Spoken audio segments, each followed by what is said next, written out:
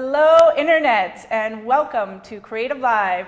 This is Pose It, Light It, and Love It with Mr. Clay Blackmore. We are so excited for all of you joining us today. My name is Kenna Klosterman, and I am going to be your host, along with the lovely Lorraine Lobdell. Lorraine, how are you this morning? I am doing absolutely fantastic. We have a beautiful set. The energy is like just awesome here today, and we're going to have a really fantastic workshop the next 3 days. Yeah, talk about energy. We did a full day of pre-production yesterday, and let me tell you, Clay Blackmore, full of energy, and he is just offset and so excited to teach all of you out there.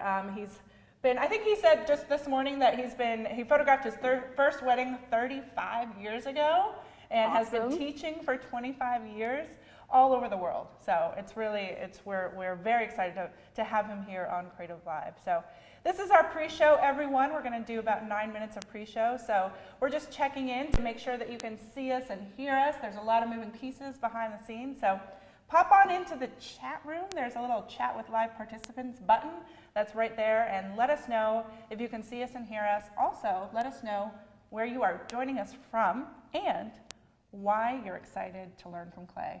All right, and in addition to all of you around the globe joining us for the next 3 days, we have a wonderful in-studio audience that are here also representing all of you around the world. So we're going to take a couple of minutes to get to know them, and they're going to introduce themselves and let you know a little bit about them. And we're going to start with Jerry right here. Hi, my name is Jerry Hughes, and I'm a Seattle area photographer. You can see my stuff at www.fjhughes.com or on Twitter, JerryHughes67. Just really honored to be here. I'm really looking forward to learning a whole bunch of new stuff, some new techniques. Fantastic. Happy to have you. Christina. Hi, my name is Christina. You can find me on Behance, www.behance.net/crupley. I'm super excited to be here. I've taken a lot of beginning photography classes. Here's how to use your camera. Now I'm figuring out how to use it, or now what to do with it. So learning how to pose in light is going to be super exciting. Great. And I'm Monica, Family Affair Photography, www.familyaffairphotography.com and family photo. Oh gosh, I don't know my Twitter. I'm sorry. That's all right. I'm excited to be here because my husband does all the lighting and I really need to do it myself. Fantastic. Well, you're here with the right teacher. Thank you, guys. Hi, I'm Don, www.donaldfam.com. I'm from Seattle. I'm excited to be here to learn how to give people instruction and to pose them correctly. All right, so once again, folks, this is where we learn. Make sure that you can see us and hear us. And so we're going to reintroduce because his mic wasn't on. All right, get a chance to do this all over again. Jerry Hughes, I'm a Seattle area photographer. You can see my work at fjhughes.com or follow me on Twitter at JerryHughes67. There you go. Well, thank you again, Jerry. What type of photography do you do? You know, I'll shoot anything that anyone will pay me $1 to do, but a All right. lot of portrait work, some real estate photography, some event photography. Okay, fantastic. Yeah. Well, we still have a few minutes.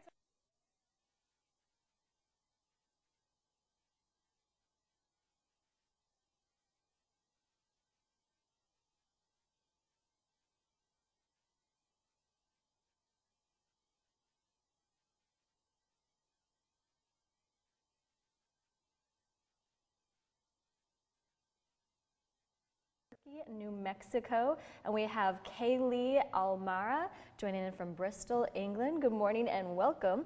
Rita is joining in from Northern Ireland, and let's see, Gail is joining in from Florida, Jody right here in Utah, a few states down, and we have Siska Diana from Indonesia, hopping over to the Creative Live chat room. We have Nikon Nurse joining in from Illinois, and Camera Guy says howdy from Dallas, Texas. Howdy back at ya.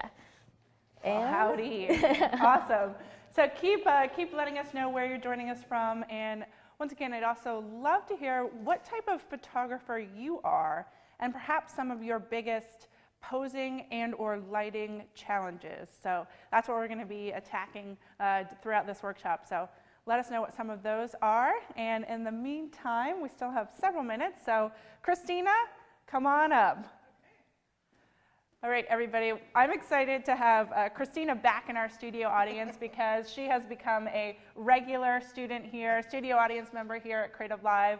So once again, Christina, tell me about your business or your photography and how long you've been into it, how long you've been doing what you're doing. Okay.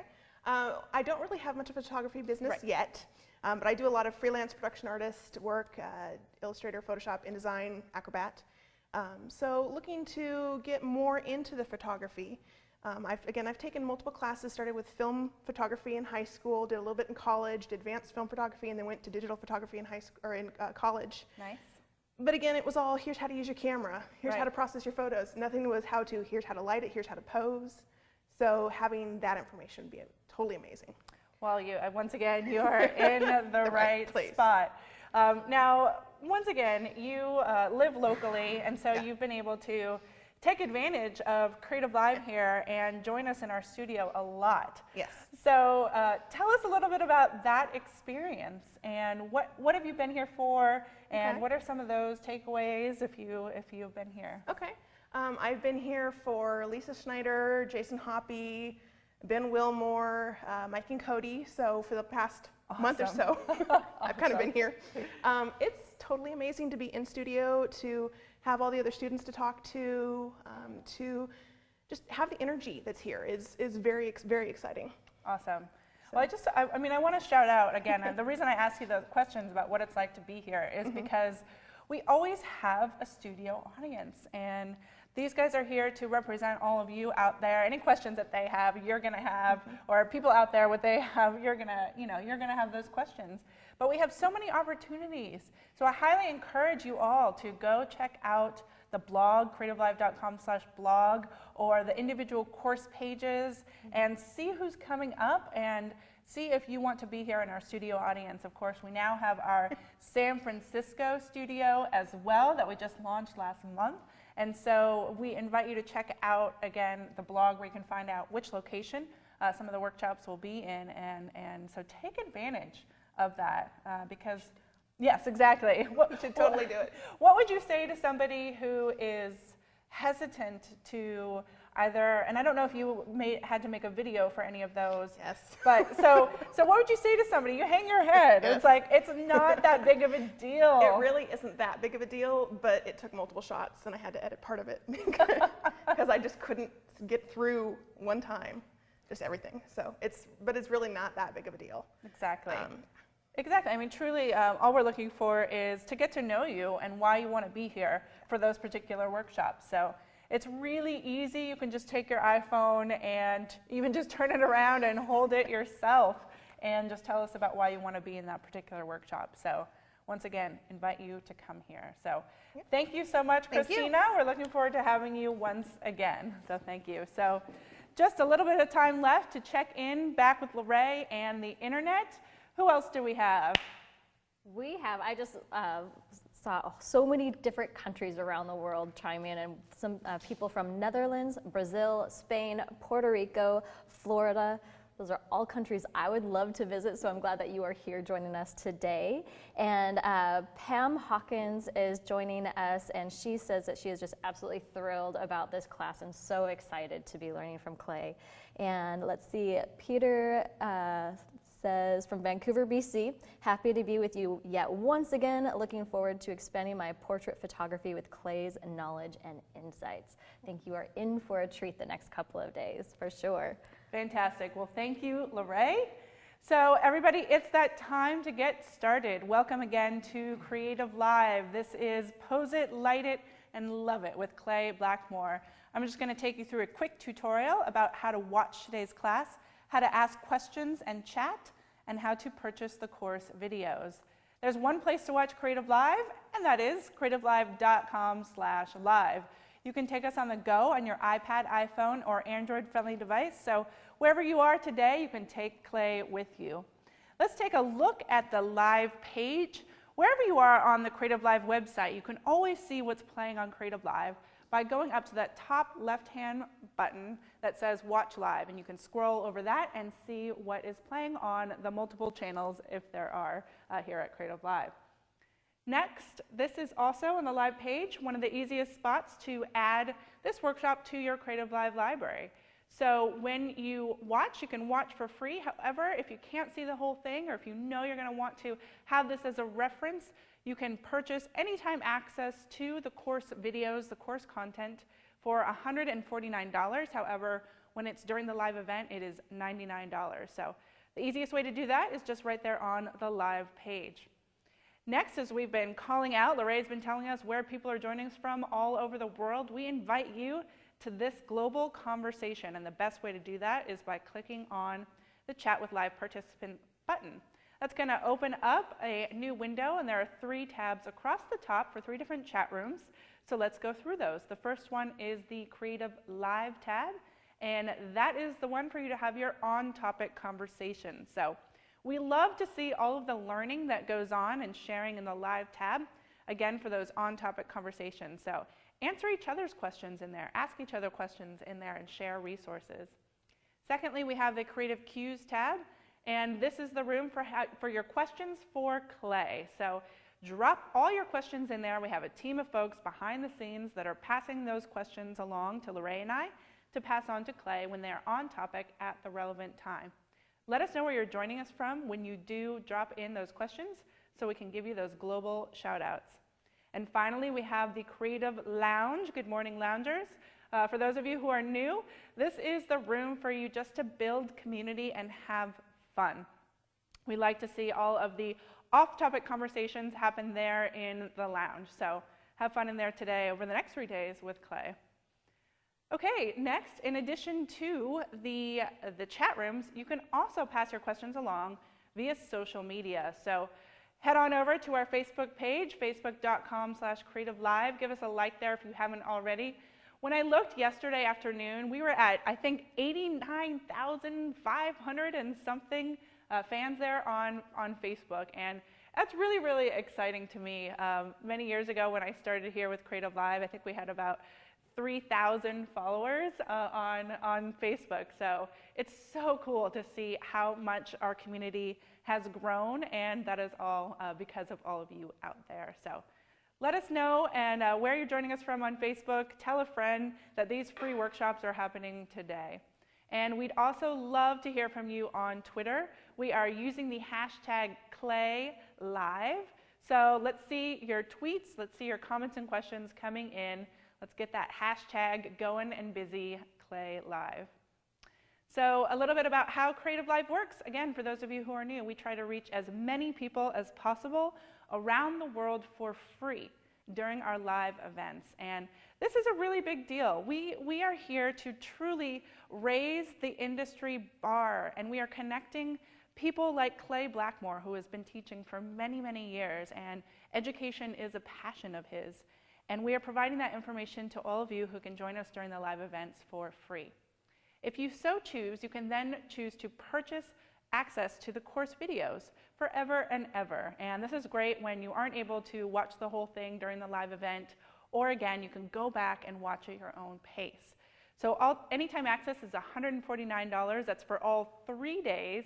However, during the live event, you can go ahead and purchase that for only $99. So that is the live event special price. Let's take a look then at the course page. This is where you'll find all of the content for this particular course. Now, first of all, we invite you to enroll for the course. If you have not already, you'll get the reminder emails and any important information over the next couple of days while this event is live. We also do free rebroadcasts during the 3 days. So if you're in another part of the world, you can watch this course for free, again, after we end today and through the next morning. You can also purchase the course there directly on the course page. This is also where you'll find the bonus materials. When you do purchase this course, Clay has created a beautiful booklet that is his top 10 favorite portraits of all time, plus 2, because he couldn't fit them all into just 10, with a beautiful explanation of how he created each of those dynamic images. So it's a beautiful piece that is available when you do purchase the course. Scroll down the page, and this is where you will find all of the course content videos. So you can access the videos by downloading either the high-res or the low-res versions of those videos, or you can always stream those videos at any point directly from the CreativeLive website when you have purchased access to them.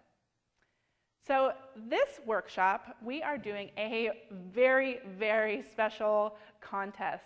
We are doing a photo contest here. Now, this is one of the most exciting contests that I've seen here on CreativeLive because Clay has truly brought all of his sponsors together for all of you to win some amazing prizes. And we'll talk about this throughout the workshop. There are over $5,000 worth of prizes that we are giving away on the third day. So what we're doing is a photography contest. Go to CreativeLive's Facebook page and look for the little green icon there that explains all the details about how you're going to enter. But we are looking for your best portrait of all time. And this contest is going to be a little bit different than what we've done before. I think for the very first time here at CreativeLive, the winner is going to be chosen by all of you out there. So there is going to be the ability to vote, and the community can decide who has the best portrait of all time. So once again, go to the Facebook page and check out all the details on the photo contest. But please note, you have to get in your entries by 2 p.m. Pacific tomorrow. So by 2 p.m. Pacific, and we can't wait to see your best shots. And with that, everybody, it is time to meet the man himself, Mr. Clay Blackmore. Come on out, Clay. Okay. How you doing? Give me a hug. All right, yes, great. we are both huggers, Good. everyone. Welcome to Clay. Clay, like we said, has been educating people for 25 years. He's one of the most sought-after photographers based in DC, beautiful studio. And what I truly love also is that with your education, you're an apprentice to one of the most amazing educators out there, Mr. Monty Zucker. Yes, I give a lot to Monty, and the road I'm going to give you today is really a road he gave to me, and I'm going to help all you. Christina, you're in a perfect position to go from here to there in 3 days. If you just sit right there, and I'm going to put you to work as well. That's right. So I think it's very important that we have a road, and we practice. And CreativeLive, what a great way to refresh these notes over and over to put it in your library. That's right. That's great. Well, with that, I know you have a lot of shooting to do. We have models, we have families coming up, we have so much coming up over the next few days. Right. So let's get started. Let's get busy. Let's go. All right, over to you. Yes. You know, I've been thinking about what I'm going to say right now for 6 weeks. So, my mind is just full of ideas here, but the idea is simple. There's a well, and the well is portraiture. People like pictures of faces, but the whole industry is leaving the well. They are going to snapshots. So I'm going to take you back to portraits. I see so many people with their arms up next to the well praying for rain, but the rain is right there. The water's here, and I'm going to show you how to go to the well and pull the water up. And to me, that's a financial statement because I've been in business 20 years, and I want to keep the money coming in. So if I'm just doing snapshots, I look like everybody else. If I'm doing thought-out portraits, it's going to be great. But the key is to know what you're doing and really have the equipment to do it. So in my heart, I'm thinking so many different things, but if it's in my head, it's never going to happen. So if I teach you how to pose, light, and refine, and it's all technical, you're going to be with your subject saying, okay, the light goes here, the camera goes here, the ISO's here, and you're thinking these things out. You might be saying them to your subject, and they don't care about those things. So we have to get all that so well learned way down in here that we don't think about it. When I make a portrait, I don't think. I feel, and I can establish a rapport with the people instantly because I'm not thinking about where does the light go, because I know where it goes. I have one lighting pattern, 2 poses, and 3 camera positions. So that's our road. We're going to go right down that road, and we're going to stay into the portrait study this morning. Let's go through a little PowerPoint. Let me show you a few things here about my new camera I just got from Canon. I love it. It takes really big pictures. I love this image. We were in Montreal. This is a plastic camera that goes on top of a little Mini Cooper, but it's really good. I'm just going to have a seat here and show you about 20 slides. But the first slide is my man, Monty. Monty's my man. I know so many of you out there in the community have been touched by Monty. In many ways, his portraiture is legendary. And why reinvent the wheel, right? It's been done before. Why don't we just learn these studies that can make our lives much easier? And you look in here, he's probably the most decorated photographer ever. If you look at the awards, the travel, the accolades, the first picture for Canon's new EOS D30 was Monty. I was right there in New York making this image. That's the first digital camera ad ever for Canon. And here's the close-up by Window Light. And this studio is so awesome.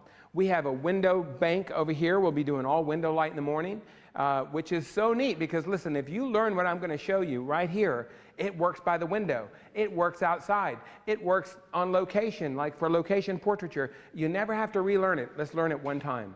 I was so lucky to travel around the world with Monty. This is the way we rolled. We went to Europe, Asia, many countries. Monty took me to this wedding, the actual original Kardashian wedding. This is an image I made for People magazine in 1991.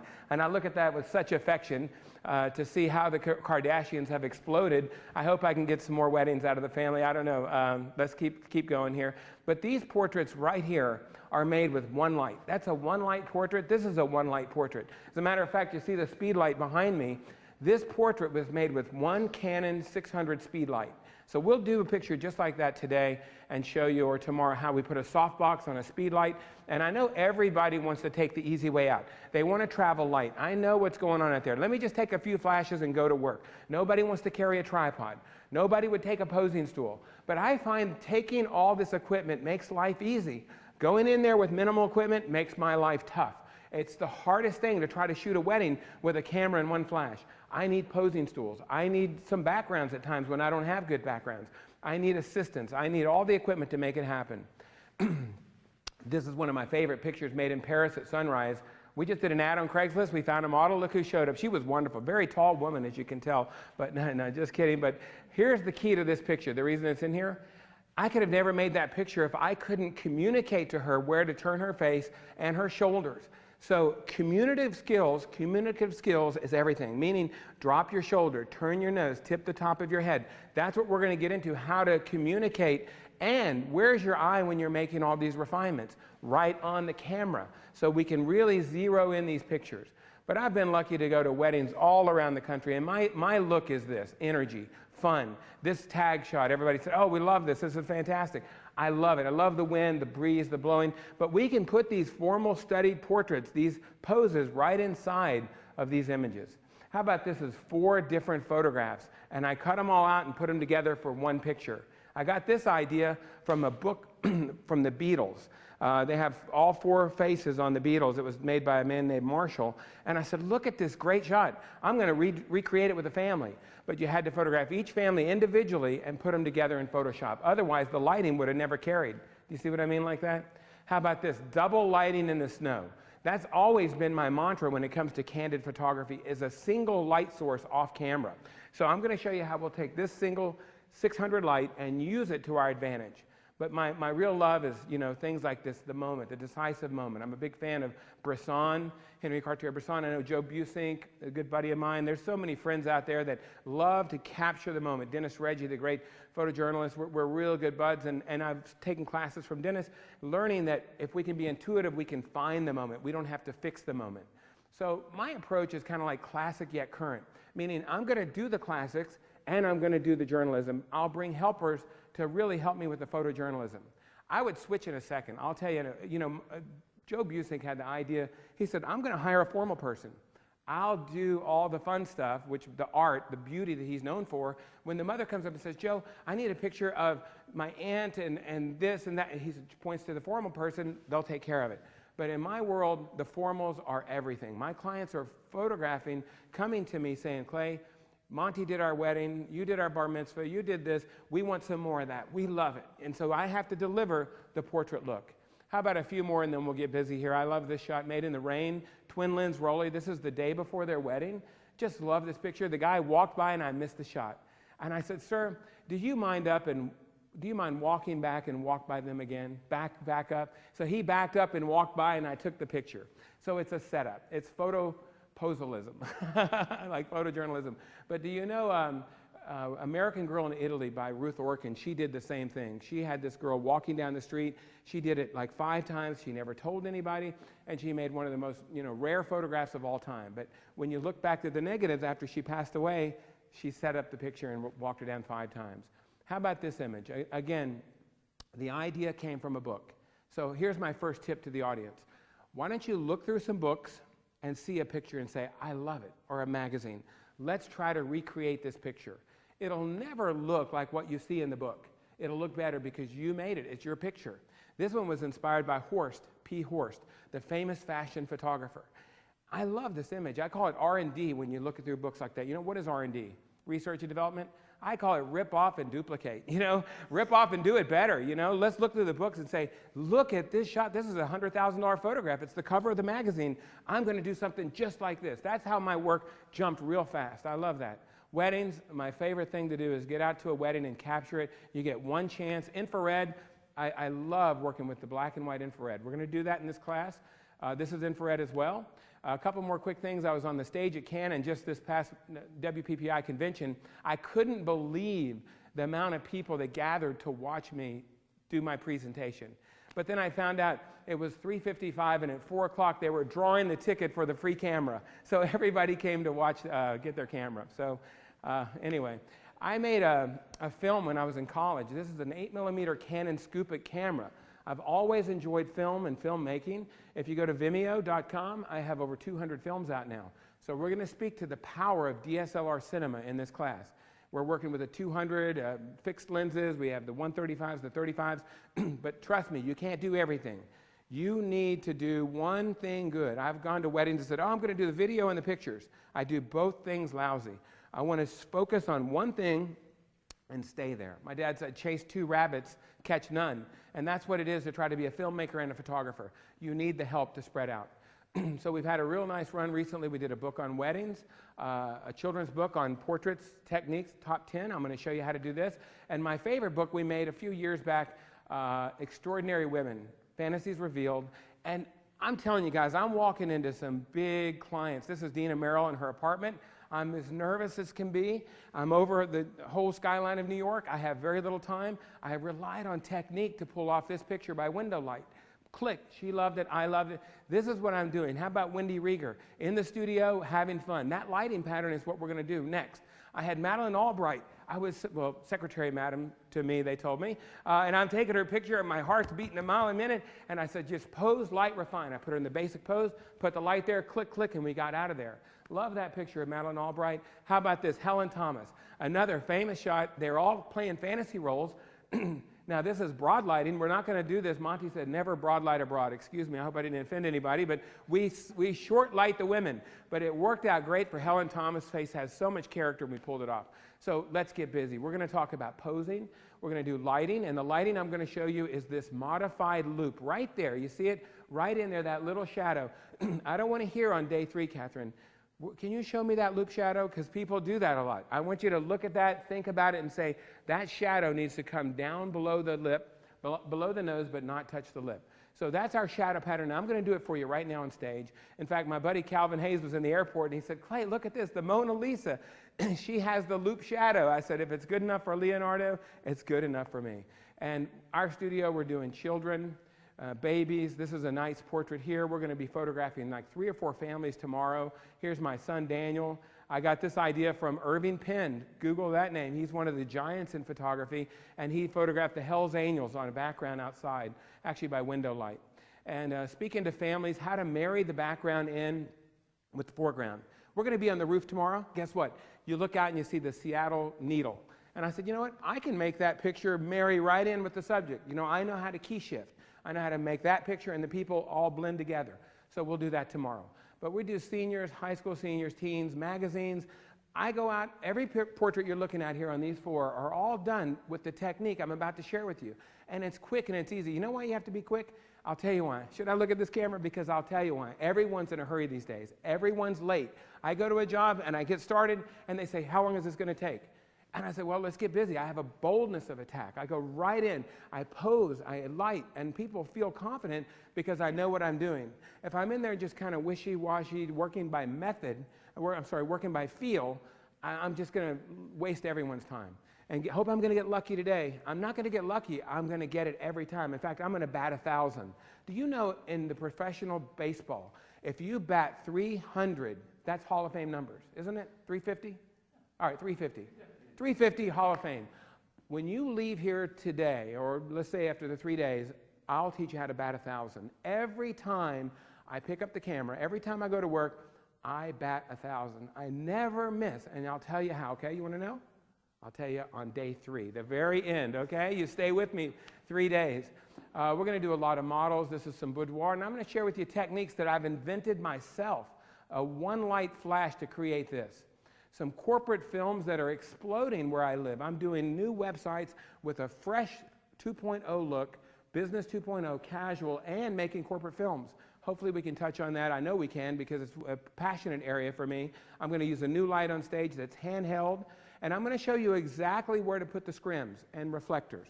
Because a lot of people just aren't sure, and we get outside, and I've even seen my buddies that are explorers of light and Canon, and we're out there working, trying to find the light, and I said, look, the sun's over here. Point the reflector there first, get the sun, and bring it in. So we're going to practice that technique. But this is the technique I want you to learn. And this card I'm going to refer to in this first hour over and over, and these are the poses. This is your sheet music, and this is photographed by Monty Zucker. I'm going to bounce over here and tell you you can download this for free at howtophotographEveryone.com. I'm going to jump back and show it to you because I'm going to go to work here in just any moment with Amanda. And I've never photographed Amanda, so what I'm going to do first is set up my camera, show you how to white balance, get the ISO set, and then we're going to analyze the face. And then we're going to go to work. Let's move to this last little bit. Portraits, 1, 2, 3. What does that mean? One lighting pattern for everything. So if you can just think, all I need to know is one lighting pattern, I got it made. 2 poses. What are they? One is head and body to the light, basic. One is the body away from the light, feminine. So there's 2 poses, and there's 3 camera positions. You can see them right on the bottom of the screen. Here's my lighting setup, penciled in, and how about let's go to work. So let's bring Amanda out, and let's take some portraits. Yes, question? Went too fast? That's me. Sped through that. I would love to. I want to shoot. This is going to be I know Clay's you are. clinic. I want to go. You know, that's my best thing. Go ahead. Are you going to take us through that diagram at some point? Well, we're going to actually set up these lights right on stage. Here's the deal. You know, what happens, people see this and they're afraid. I would never take that to a wedding. But this is really only one light on the face, and then we start to say, how would it look with a hair light? Really nice. In fact, Paul Giddings, the great photographer, he said every woman, whether or not she's 7 or 77, deserves a light on her crown. So we light the hair. And then we have a separation light, some stools, a reflector. So we'll just set it up here on stage, just like you see it there. Fantastic. But here's my point there, Kenna, is that so many people want to take the easy way out. I see people today doing weddings. I'm just going to carry one bag on my shoulder. I'm going to be creative. I'm going to get what I can get. I'm going to let it come from here. But that really is an excuse for not doing it correctly. Do you know most people don't even take out tripods anymore? I could never work without a tripod because I'm going to be doing refinements. When I get back to my camera, I want it to be just the way I left it. Does that make sense? And this camera pops off the Bogan tripod, I mean, right off the Manfrotto, I'm sorry. This right here is the way to go. I mean, people are always looking for an easy way out, but let's say if I want a running gun, I'm handheld, okay? But this is an item that I see more and more photographers leaving in the bag, leaving in their studio, and how could we not work with a carbon, fiber Manfrotto tripod like that? So, you want to take some pictures? I want to take some pictures. You guys have any questions? How about the guys? 4 of you? Tell me anything I can, answer to you. You guys ready to go? All right, so here's what's going through my thought process. I'm going to analyze the face. But how about we set up the camera first? Everybody says, do you shoot autofocus, manual focus? I like AF, autofocus, because just crossing 50 years old, I've got these little guys, which a lot of you know about. But autofocus pops right into focus, doesn't it? Except if you have the skin real close, it doesn't know where to focus. So you have to be able to do some manual focus adjusting. I use a 70-200 lens for just about everything I do in portraiture. I own a lot of these Canon lenses. This is the new Mark III camera. It is awesome. This camera has built-in HDR. It has ISO capability, 12,000 ISO, no problem. But you know what this camera doesn't have? It doesn't have posing and lighting. So that's what I'm going to give you. No matter what the equipment is, we still have to create the picture, right? We have to still make the photograph. I see people shooting weddings with cell phones, the iPhones and stuff like that. But, so it doesn't really matter what you're capturing the image with. It matters how we're capturing it. All right, so I can do this a number of ways. I think what would be fun is to take one light and make 3 portraits. And then we'll add a second and a third and a fourth light. So why don't we do that? I'm going to bring out a couple of posing stools. I've got a great assistant here. Bart, let's just start with one stool over here.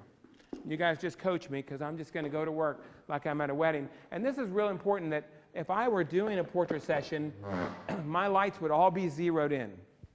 I would have already made a couple of portraits so that I know it's perfect before I bring my subject into the session. Because the worst thing you could do is waste time for the subject and for yourself trying to figure this out while they're sitting here. So we're going to kind of zero it in first, okay? So one stool to seat the subject. Now, how about a posing table? You know, who would carry a table around? You know, these stools are even getting to be like obsolete. Nobody even knows where to get a posing stool like this, you know? How can I work without an adjustable stool? I do families and couples, and I need to put the heads exactly where I want them. And look at this. These stools, I could even put one on top of the other, and I could cover this like this, and that could be a table. And this is another great thing. Just a little Hansen Fong posing block. They come in a little bag. They're so lightweight, and you can adjust things exactly where you want it. So here you go. You've got a man standing right here. Real easy. So what we'll do is let's bring out one light now, Bart. And we'll just start with the light over on the left side. I think it's going to be a good starting point. Hey, Clay. Yes. People in the chat rooms are wondering a little bit about the gear you're using right now, and if you could let them know where you get that. Which, say it again. Slide this in a little bit. Okay, which camera? This is the 5D Mark III. Where do I look? All right. It's in the... Yeah, there you go. Oh, got it. I'm blue. I'm blocking these two beautiful ladies. Okay. I want to set the camera up, okay? So what I was going to do is do a little white balance trick. And we're going to plug in our lights. And look at these lights. They're just easy to work with. Now, I noticed that the model, she's got no top on, right? Is that what we're going to photograph? I would see if we can do long... Oh, I'm sorry. You want to see this. Wait till you see what I'm looking at. No long sleeves. So do we have ability to cover her shoulders? And that's very important. Matter of fact, maybe we should start like this and then cover her shoulders right here on set, because I want you to see the difference. A lot of photographers got into photography, you know, to get girls to take their clothes off. I'm the opposite. I keep putting the clothes on because I want to draw all the attention to the face. Does that make sense to you? Let's cover the shoulders. So let me show you the light. This is a really easy to work with. These are FJ Westcott spider lights. And all they are is daylight fluorescent bulbs. They run about 5,500 Kelvin, maybe 58. And it's really so easy to travel with. All this equipment came out from my studio from DC to Seattle in about 4 bags. Lights in one bag, stands in another, and then we have the stools in a third bag. So there's our one light, and let's get a reflector on stage. So Bart, let's bring that reflector. And why don't we just go ahead and bring Amanda up? Are we doing all right? I'm on track here. Sit right here on the edge here. Doing great. And I think, Clay, just to appease the audience out there online, Oh, I'm sorry. that's all right. We know that everybody wants to know what you're using and where you get stuff. So if you could continue to shout those things out, that's awesome. Okay, you've and got we do it. have a gear list as far as what we know that you're using, everybody. So they're dropping that into the chat room. So if you want to know, you got to go in the chat room and find out. You know what? Yeah, and also I'll tell you what I did. I forgot all about this. Thank you. On photographeveryone.com, you can click on my gear, and you can see exactly what I'm using, model numbers, everything that I'm using on stage. That takes the pressure off you. Photographeveryone.com. Now, this is a great little guy here, little white balance. So what are we going to do? They tell me to white balance the camera, that I should jump over here and put the camera here and take a picture. So that means I'm kind of doing a reflective reading.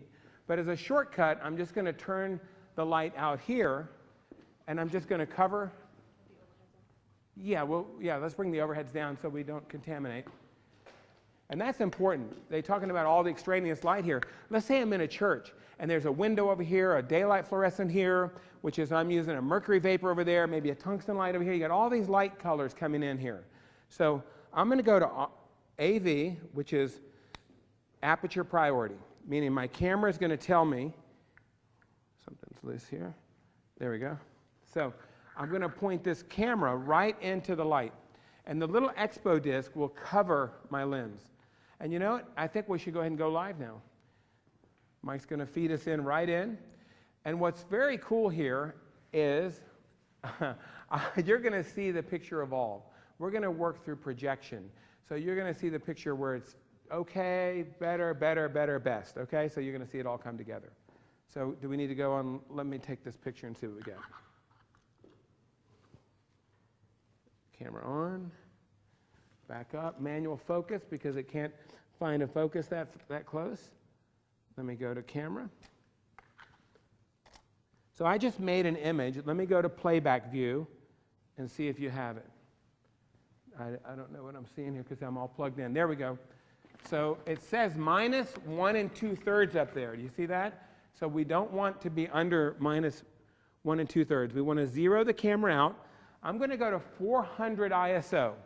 This camera can shoot on 10,000, but we don't need to because I'm using a tripod. I'm going to be using a 60-4. So again, I'm going to take another picture here. And there's our white balance. It should be kind of a little gray color right there. Come on back up. All right, good. That's the first picture. From there, I'm going to go ahead and zero that in using the menu on custom white balance. I just got this camera about a month ago. I love it so much. I've got 4 or 5 other cameras at home that have just been so good. So that's what I want. I want to set OK to the white balance. And now our skin tones should just be perfect. What I want to remember to do is take it back off of autofocus, go back to auto, and now go to manual, because I was on AV to get the proper exposure. All right, here we go. Let's take some pictures. Let's put the lens shade back on too, Bart. I think it's right there. How you doing? You doing good? Scoot up here just a little to the table and turn your knees this way to the back a little bit. The table is going to be here. I'm going to lower you a little bit and just put your right elbow right there on the table. And then tip your head here to the right. Good. Now let's cover your ear a little bit. Turn your nose to the right a little bit more. Good. Let's go live feed here. And stand up just for 1 second. Now sit again. The stools I can put the people just exactly where I want. Now tip the top of your head to the right. Good. Chin down just a dash. Good, right there. That exposure looks good to me. Now, let me just talk about it. The first thing I want to tell you is, where would I look to make a statement? I never photograph somebody with the shoulders level when I'm doing portraits, okay? So the first thing I see here are level shoulders. So I also want the body to be 45 degrees. So turn your body this way to the left a little bit. Yes. Now I've got the shoulders in good position. I like that. I need to lower my table or simply raise this stool a little more. Just stand up again. Now sit again. There's a couple ways to do it. My regular table's not with me on set. That's probably a little, yep. Now turn your nose to the right. Good. Hey, Bart, just throw a few more of those blocks out here on the floor so I can use them, you know, as I need them. Because now I need to raise up the table just a dash.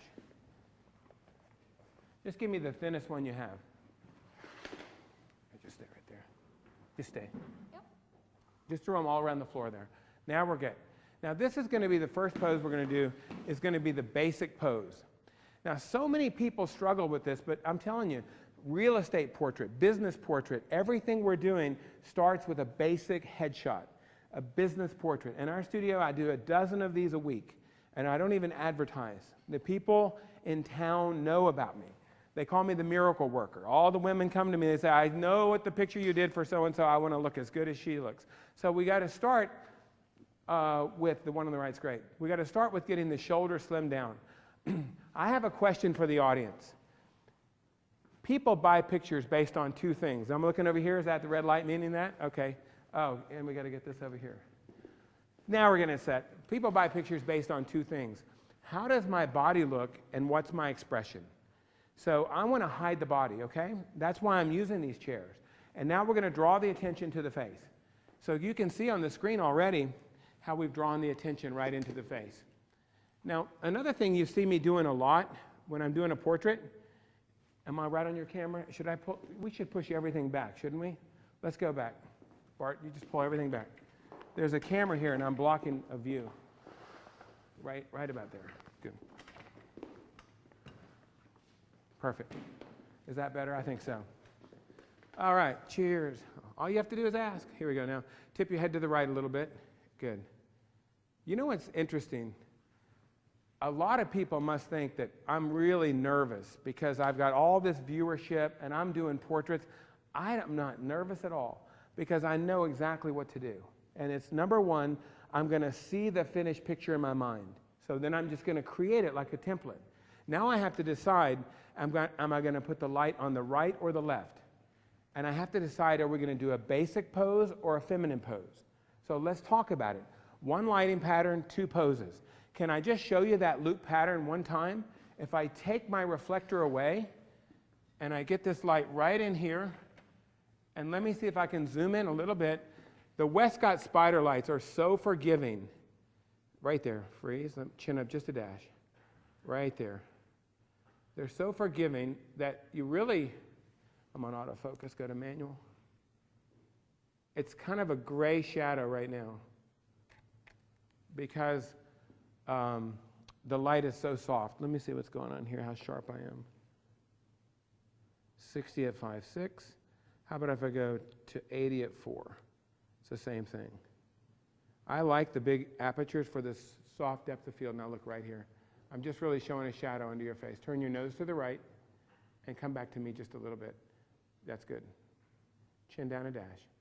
Now as she brings her chin down, the shadow's going sideways, which means the light needs to come up right there. That's what I'm looking for. Do you know, I was so excited. I used to light all of Monty's portraits. Can you believe it? A kid like me, I was lighting portraits for the master because all I had to do is look for that shadow. And then you know what Monty did? He moved the light from the camera. Watch what he did. Amanda, turn your nose to the right a little bit. Too much? Come back.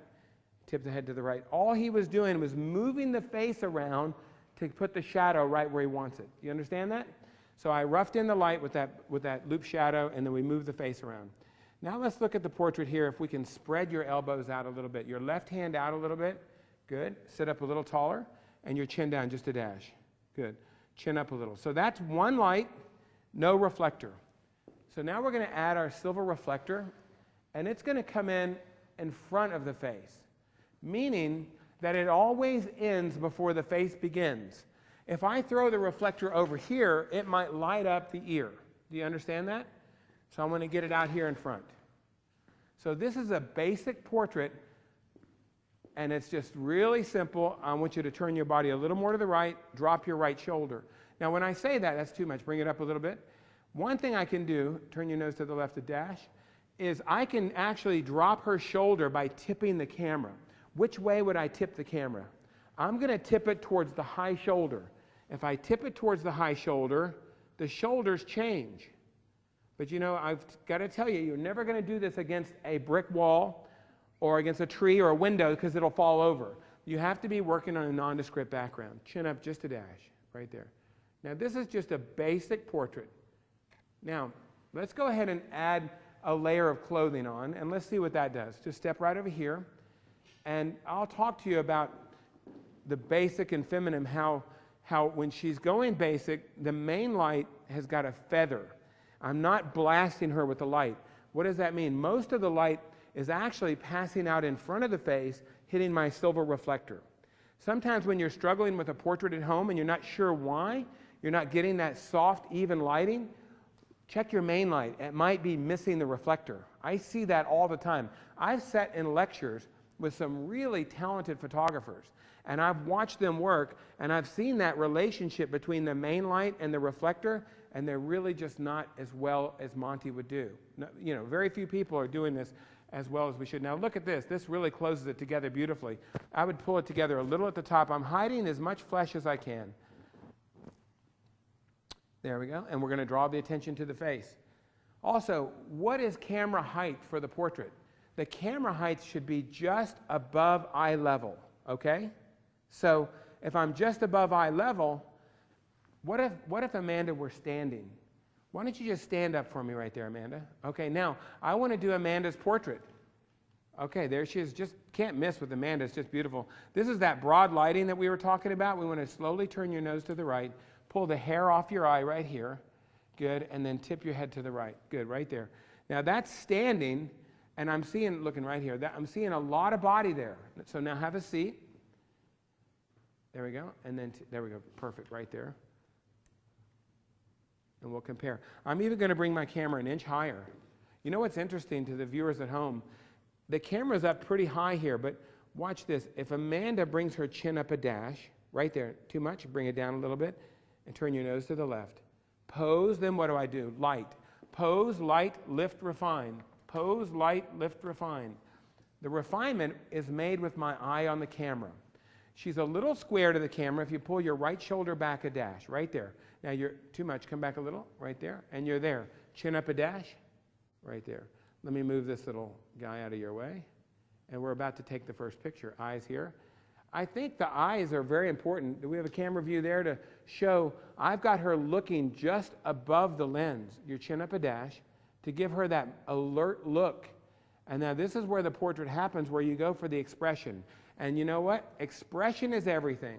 I've roughed it all in. I love what I'm doing. And hint of a smile. Easy, easy. Chin up a dash. Good. Chin down a little bit. Now, I'm going to have fun because we're going to do 5 different portraits to pick your best angle of the face. I can't imagine you even have a bad angle, but what I'm thinking here is facial analysis is everything. So what am I talking about? Picking which side the light goes on, okay? What's going to determine that? Which side her face looks the best on. So this is our simple, basic portrait. Looking at her hairstyle is the first thing I look at for the facial analysis, and I like this view of the face. Her nose is very even. If she were to have a bump on a nose, like a little bump here, I would want to flatten it out. You don't want to hide all the problems. What do? You light the problem. If you light the bump, it goes away. If you put the bump over in the shadow, you see how much the bump is. You see how defined it is. Let's say someone has acne. If I light that acne, it diminishes. But if I put the acne over in the shadowed side of the camera, you see all the acne, all the detail. A scar on the face is a great example. Light the scar and it goes away. It diminishes. Now you would say, well, with Photoshop these days, it doesn't matter. We can retouch anything. Who has the time? I'm in Photoshop way too much. I'd rather get it in the camera and get it out to the client. So we can do a lot of this in the camera. So now she's just sitting there relaxed and put herself into a feminine pose. Do you understand where that's basic? Now tip your head back this way. That's feminine. That's great. This is what the viewers are looking at home right here? That's great. So I've got to come in here and take these, the hair and just kind of set it right up on top of the shoulders. You know what I ask myself right before I push the button every time? I ask myself, if this were me in the picture, would I buy it? You know, and you will save yourself a lot of time for the expressions. Now the problem with this picture, my class is kind of new to all this, and I'm just going to light it a little bit better, but I'm just going to ask you one question after I take this picture, just like this, your right elbow out just a little bit. Yep, there we go. Eyes right here. We're going to have you smiling in just a second. This right here is our feminine pose, but there's something very wrong with it. Can anybody tell me? It's a feminine pose, but the light is on the wrong side. So let me talk about that. Tipping your head this way is basic. Head and body to the light. For the feminine pose, we're going to turn your body this way, Amanda. And cross your right knee over your left. Perfect. Stand up and let me just center you up a little bit. Now sit again right here. Put your back elbow right there. So let's zoom back, since the audience is kind of looking at this right here, and kind of show you what we're looking at here. You know, this is the tools you need. You need the stool, you need the posing elements, the table. I mean, I can't do it without these things. Plus, it's comfortable over there, isn't it, Amanda? And you're loving your pictures, right? They look great. I love what I'm getting. Don't you love them?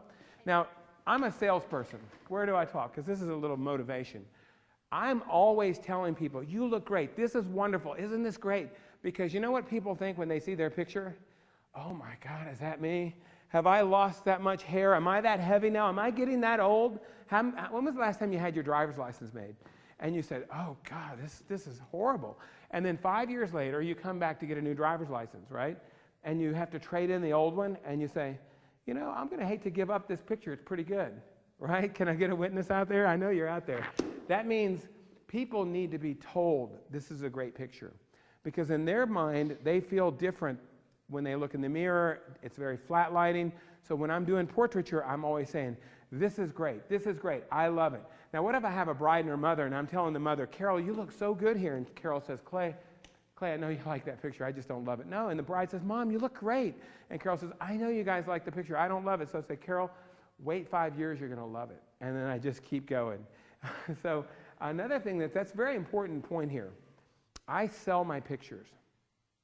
I project them, and I talk them through. I've learned more about photography by listening to what my clients don't like.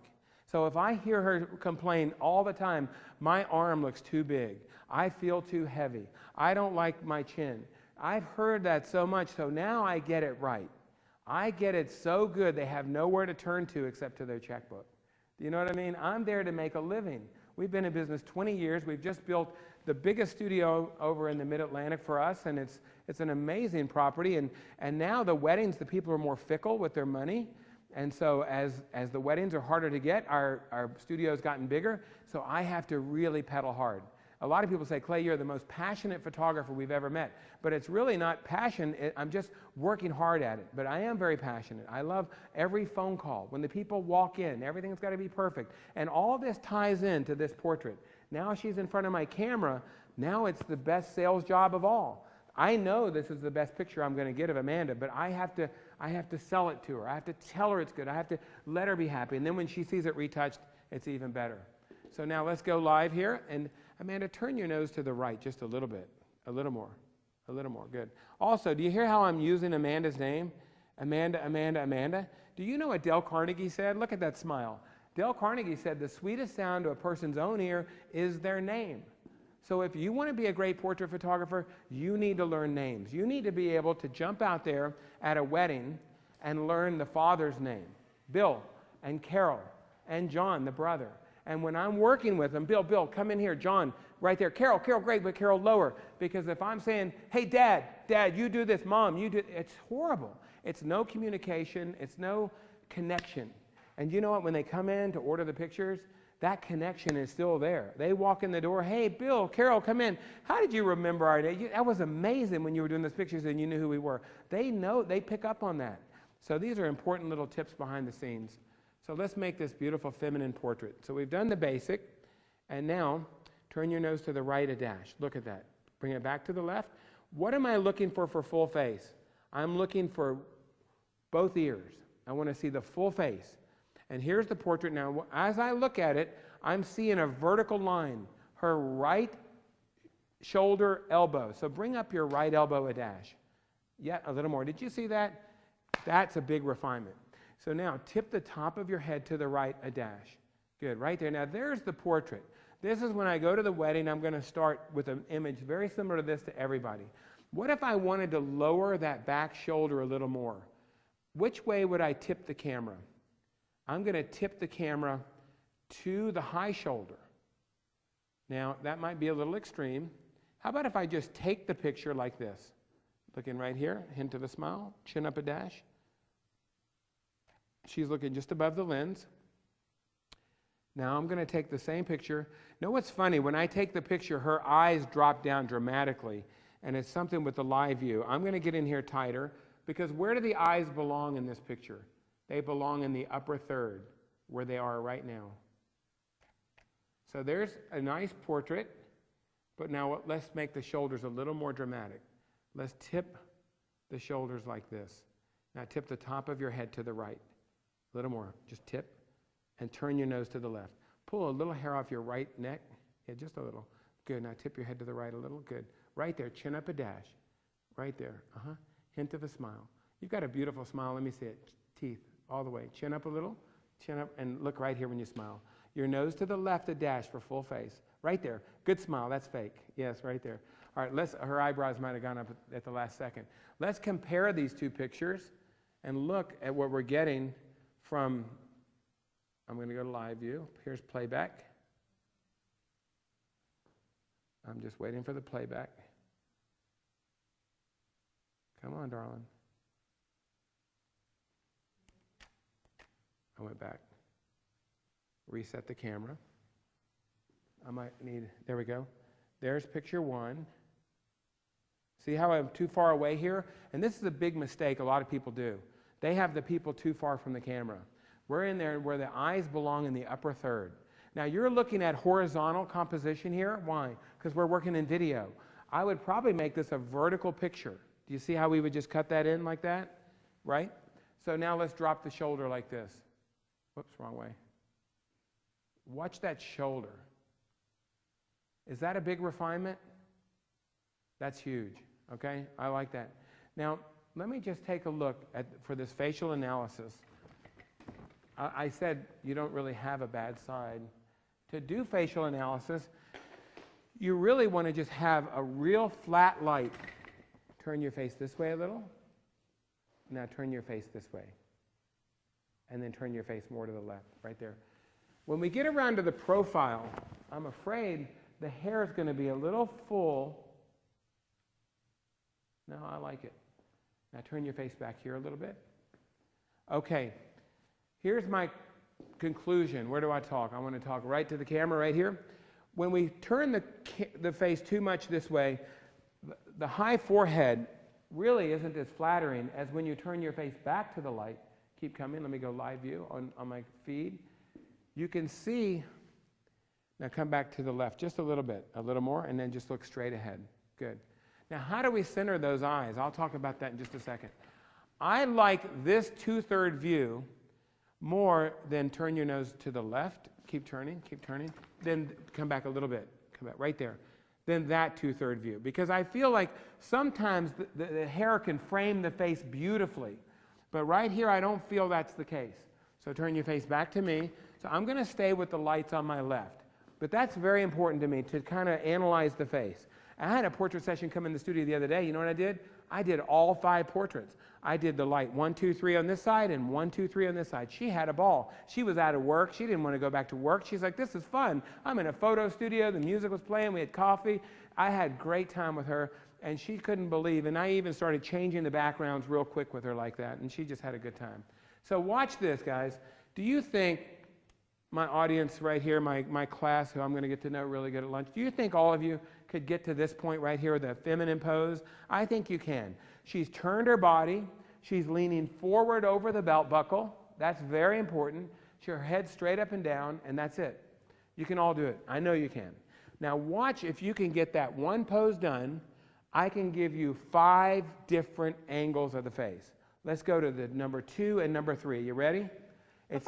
Yeah. Go ahead. Before we do that, can we ask you some questions, Clay? Yeah, sure. Questions are flying in from the internet.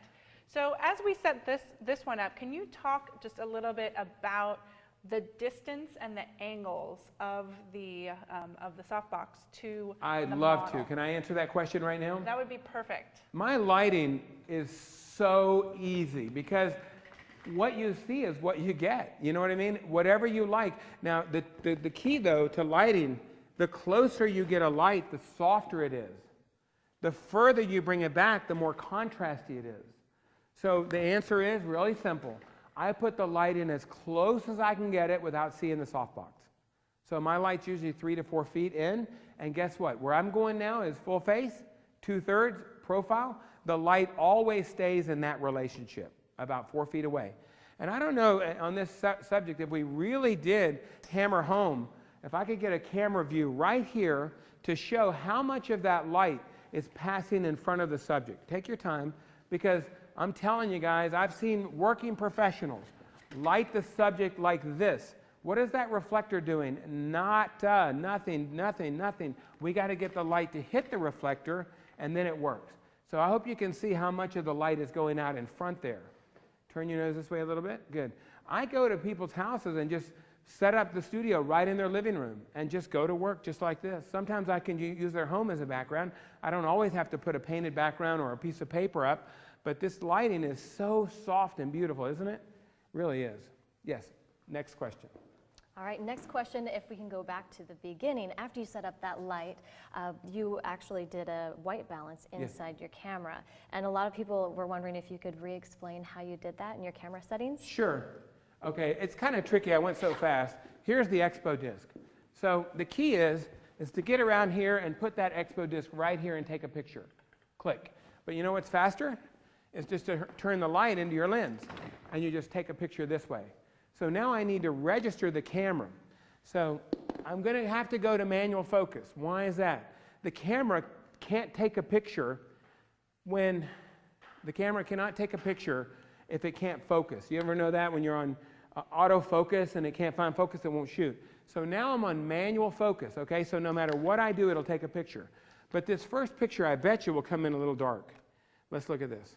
It's going to look a little dark because I'm covering all the light with this. So I'm going to knock the camera over to AV. So now, no matter what light hits the sensor, it's going to be accurate exposure. There it is. Well, I'm on ISO 2500. How'd that happen? Oh, because I just went to automatic. So that picture right there is my reference. And guess what I could do? I could go into a wedding early, and I could white balance the church, white balance outside, and I could save those two white balances. So when I'm running, I can quickly go back to either white balance. But let me tell you, with these cameras on RAW, the 4-lane highway, you can certainly do it in post-production.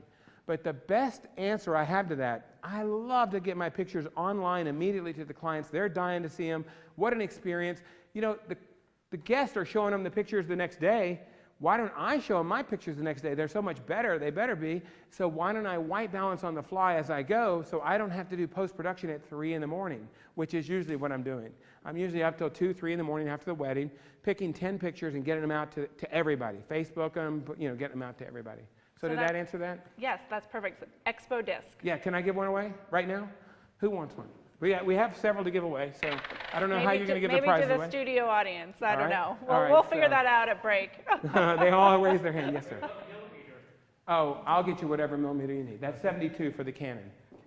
So one more question just about that getting started, to review when we got started. This question came from Gail. And do we need to use a light meter when we're setting up our lighting? If we don't have one, how will we figure it out? Thank you. And you know what? I have a meter right here. And I use the Sekonic Digital L398. And I've used the meter so many times, and guess what? It always tells me the same thing. 60 at 4 at 400 ISO every time. I don't work on automatic under these lights because if I put a bride in here, she's in a white dress, and the exposure tries to make it gray. And if I put a guy in here, he's in dark, it tries to make the dark gray. Let's have both these meters. So tomorrow, we're going on the roof. Okay. And when I get on the roof, I'll be shooting with these 2 meters. I really just go with this one because I cannot work outdoors without a meter because I'm really trying to key shift the lights and I need to be accurate. But that's a great question. I've used these meters inside so much. It's always 60 at 4 at 400 ISO. And is that just because they are studio lights and so you always have them at the same power, or why is it that they're always the same? Well, you know, there's 3 switches back here and I can adjust them. I can go a little, more, a lot. I always just flood them out a lot, you know what I mean? And Westcott has come up, I'm using the old TD5s because they travel well. They go in a case and they just come right out ready to go. I also have a TD6 that has 6 bulbs with more energy. And so when I use the TD6, I might be turning them down a little, but I usually just give them full flood. Can I make a statement about this process as well? We used to work with this camera. What was it called? Hasselblad. And we did all these beautiful portraits, and the background melted out of focus. Never noticed the background. But when we jumped into the digital camera, what happened? We were shooting f11, f16 in the studio. Do you have any studio lights, guys? And poof, poof, you go to f16, what happens now? The background is so sharp, it's like glued to their ear, and it looked so digital. But when I went back to these, what's my f-stop now? 4. At f4, what happens to the background? It melts out of focus. So when these lights came out, it was like I felt like Christopher Columbus. I found a whole new world, and I stayed there. And I'm the spider light guy. I can't go anywhere without them. I have a set of Pro Photos with me for a little more spark. People say, Clay, you use Pro Photo, you use continuous. I use continuous for portraiture, for what we're doing right now, headshots, beauty, weddings, anything. But when I want some high key, some fashion, some spark, when we're going to do this tomorrow, I'll set up a set of Pro Photos, and we'll be shooting f11, f16, every time. So, anything else? All right, people are wondering about when you are focusing on your camera in the very beginning. Phil Birdie too is wondering where do you focus when your camera is on the tripod? Great question. I want to focus on the front eye. That's a great question. Let's bring in the backlight, Bart, while I'm answering this question. I just don't have time to do post-production in my 3 days. I begged. I said, you know, I'm so good in Photoshop because I've been doing it for so long. But I love some techniques that I have in Photoshop. One of them is sometimes my shallow depth of field is so shallow, the front eye is perfectly in focus. Maybe the second a little bit. But let's say if there's a child right behind here and the child's slightly soft. Oh, it would have been such a good picture, but half the picture's a little soft. All I do is make a layer, sharpen the heck out of the picture till the baby looks great, and then I put a layer mask on there and just sharpen up the baby.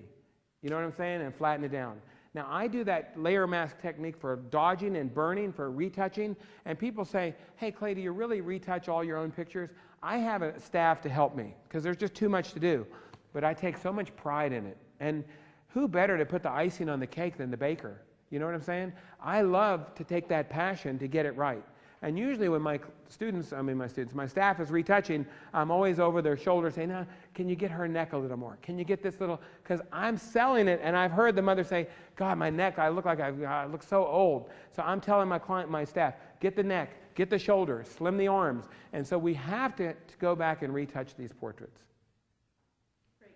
All right, I got a great question for you, for all of you. I've got one light, and it's looking pretty good. Let's turn it off for a second, Bart. He already gave it away. The answer's there. If you could add another light, where would you put it? Some people say the hair. Some people say a kicker. Or how about a fill light, a light behind the camera? What do you think? Anybody? Hair light. Okay, hair light's a good answer. Anybody else? Let's go live. Hang on. Whoops, I don't want to block you. Are we good there with the cameras? There we go. And we're live. So this is just one light and a reflector, isn't it? So Bart, go ahead and give me light number 2. See if you can see what's going to happen here. It's just a little TD3 light, and this is a situation where we might just click on one switch, Bart, instead of 2, because it does look a little bright to me. What's the key to the background? And move it to my right a little bit, and push it in a little closer to the paper. See, what you see is what you get. Did you see how I did that? And I also want the whole portrait to move light to dark, meaning I wouldn't want it to be real bright on the background back here, because then it would go light, dark, light. So I'm kind of bringing the whole portrait from one side to the other. Now we've established 2 lights. Turn your nose to me a little bit more. I'm thinking about a couple more lights, Bart, so you better get them on the edge of the stage here. And my next light, let me ask you, what would be the next light? I think Catherine said it, the hair light. So let's bring in a hair light, and let's just softly bring that in. And the key to a nice hair light is that it's going to come from behind. If the hair light just bounces down on top of the head here, it's going to be like a billiards table where the ball goes da-da, da-da. The light's not going to do it as much as if the light comes from back here and it feathers in like this. Are you in there nice and tight? You plug it in, I'll fix this. Here you go. All right?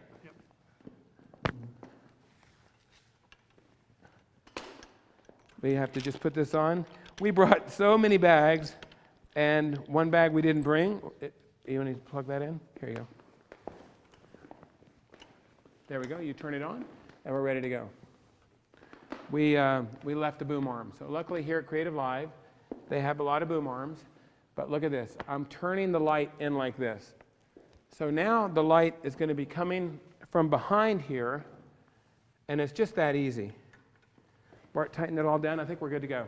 Clay, can you tell us again what light you just set up?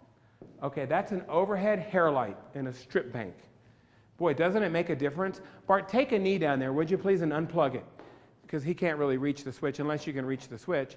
Turn it off for a second. Now look right here at me, Amanda. Turn your face to the right. Tip your head to the right. Okay, that's 2 lights. Now let's give it that hair light.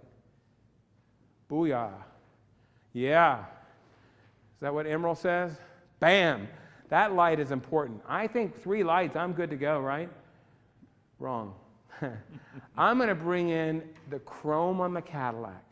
I'm going to bring in the master's light. They say that amateurs worry about equipment. Pros worry about money. Masters worry about the light. And I'm going to worry about it because I'm going to bring it right in for you. And what I'm going to do is take this light across here, and it's going to be a beauty light. And Bart's going to bring this around as a main light. So we'll just drop that in there.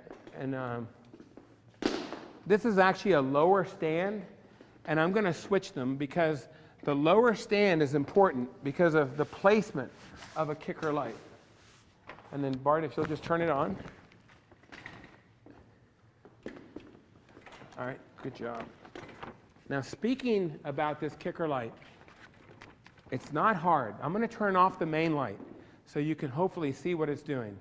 I love it. I love it. That light on the bridge of the nose, you see it right there? Tip the top of your head to the right a little bit. That is the beauty light. Now, the closer the light comes over to the background, the more mirror-like it looks. Do you see how mirrored it looks there? But if I bring it over here in side light, you don't really notice it as much. Do you know what I mean? But do you notice how it comes from behind? It looks a little more mirrored. I hope you can see that at home. What that is the angle of incidence is equal to the angle of reflection. And the evening when you drive down the highway and you see cattle out in the field and the sun is setting, you ever see the rim light on them? The sheep? That's what we're trying to create, that highlight, that backlight. And it's there. I feel like the exposure might be a little bright here to really enjoy it. Let's see if I can bring my exposure down. There it is, right there. So now we've really got every light in place. Let's take some pictures. Clay, when you were saying that your exposure looked a little bit bright, what aspect of her were you looking at? What part of her face or her hair? What were you Good looking question. I was looking at her face, her skin tone. Now, she's in dark, the background's dark, and my exposure is, did it go on AV or we're in manual? Yeah, see, we're on AV from when we did that re-white balance. So the camera was saying, hey, I want this to be gray. So being gray, it is gray. Let's go where the camera wants. Here's what the camera wants to see. The camera wants that sweater to be gray, wants the background to be gray. So everything is getting a little washed out. So I can shift it down real quick. I work on AV all the time, but usually I'll lock down on manual. And there we go, 80th at 400 ISO. I don't have to touch it. It's a great question. So there's the exposure. All right, here we go. Full face 2/3 profile. This is it. Pull the hair off your eye, and I see we've got Hannah over here, and we photographed her yesterday. She's great with the facial angles. We might do Hannah. I might do you going in the other direction. So here's what we're going to do. We've got the full face. Bring the elbow up just a little bit, and we're going to go from full face to 2/3. Now, let me tell you real quick, everybody, I just want to try to relate to the audience at home and say, you know, is this really something that, you know, we need to know? I have a bride getting married this weekend. She just ordered 10 pictures from me. She needs them for the wedding, and they're all portraits done with this technique. They can be done indoors or out or window. She loves them. It's just well thought out portraiture. And the more you do it, your hands start to form unbreakable patterns. So you just do it over and over and over, and then guess what happens? You quit thinking about it. And then you know what you start doing? You start working from the heart. You start thinking from here. And then your work just starts to blossom. It takes time. 10,000 hours of practice. I'm not going to lie to you. 100,000 hours if you want to be Tiger Woods or Phil Mickelson. Way to go, Phil. What I'm saying, these guys practice and they work, work, work. And guess what? The British Open just finished. They said the top 3 players all were using the same coach. Isn't it amazing? All these multimillionaire guys that have all this money, they still have a coach. Why? Because they understand how important it is to continually practice and learn. So the CreativeLive platform is great for you to continue your studying. So that's portrait 1. Let me just take it again. I got to get reset here. I got to quit talking. Got to start shooting here. Now watch this, guys. I want you to get here at home. I'm going to zoom in on the face and make sure we're super sharp. When I do video, this is how we focus our video cameras. Critical focus right there. See that? Now I know I can sell that picture. Now we're going to go back there. That's 10 times. And we'll go back here. So now we're nice and focused. Let's take picture 1. You're probably bored over there. Bring your chin up a little bit. Chin up right there. And your nose to the left to dash. Good, right there. Oops, I got to take it off manual focus, off auto to manual. Tip your head to the right a little bit. Good, and I want to see a smile on this next one. Hang on, don't waste it. 1, 2, and come on, camera. Monty said, don't count, don't count. It's just been a habit of mine, but I think my soft tone and demeanor doesn't sound like, okay, here we go, 1, 2, 3, ready? 1, 2, 3. Then the people get like nervous, like, oh no, he's going to take my picture. I'm just trying to kind of create this rapport, soft talk, you know, chin up just a dash. Great, right there, and your eyes right here when you're smiling. Good. Chin up a little bit. Good. That's a fake smile. Come on, teeth. Come on, yes. You see, that's a fake smile, and I got the real smile. You know, if you see me at a wedding, her chin's down a little bit too much on that because I'm dominating the top of the head. So chin up a little bit, right there. Eyes here, now your chin down a little bit, right there, and a real smile. Come on, there you go, right there. That's the portrait. Now, the thing is, chin up, chin down. What am I doing here? The plane of the camera, the film, and the plane of the face need to match up. So I'm already set here. I don't want to change mine. So what I'm asking Amanda to do is chin up, chin down to match the plane of the camera. Larry King used to always go like this. We did one of his weddings, one of his several. And Monty was like, chin up, and he was like, no. And he was just chin down. And if you know Larry King, you know, from CNN, you always see him posing like this. That's his brand. And Monty was trying to get his chin up, but he wouldn't do it. But Monty wanted those planes to be parallel. All right, let's go to the 2/3 view. Notice the full face. The face is beautiful, but it's a little round. It's kind of an oval face, but you've kind of got a little distance between the eye and the temple. You see those distances? I'm going to make that go away. So I'm going to be your best friend. Now what's going to happen here, like a statue, I just want you to rotate to me a little bit. Perfect. She did it. Now look right over here to this plant. I'm going to give her a place to look.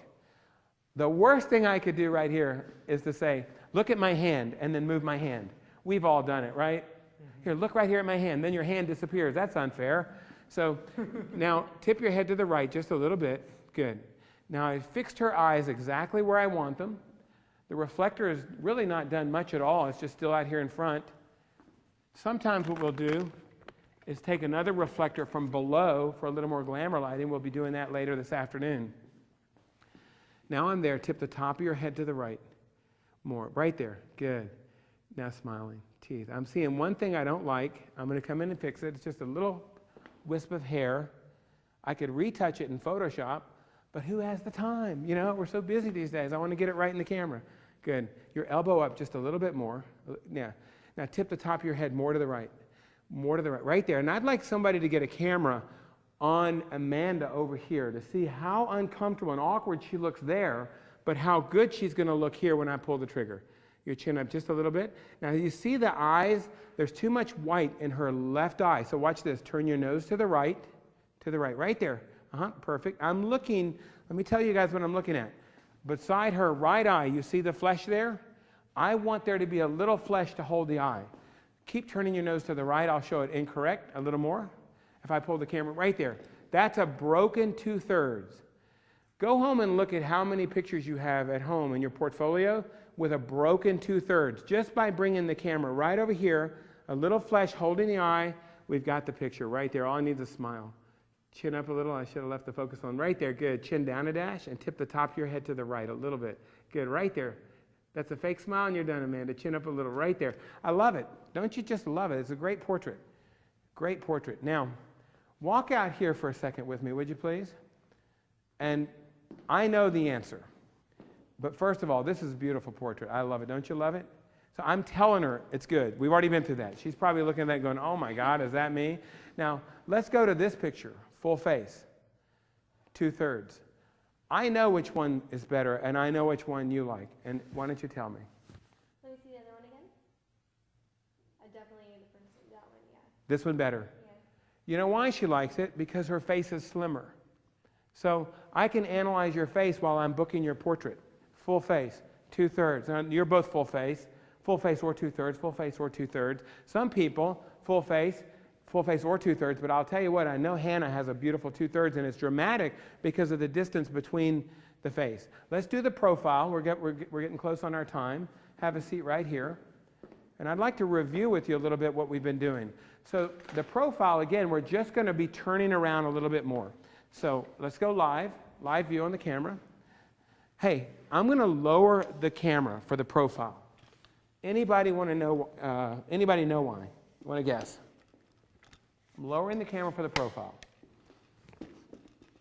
I'll tell you what, for my audience, if anyone can tell me why we just lowered the tripod, you're going to win a prize, okay? Think about it.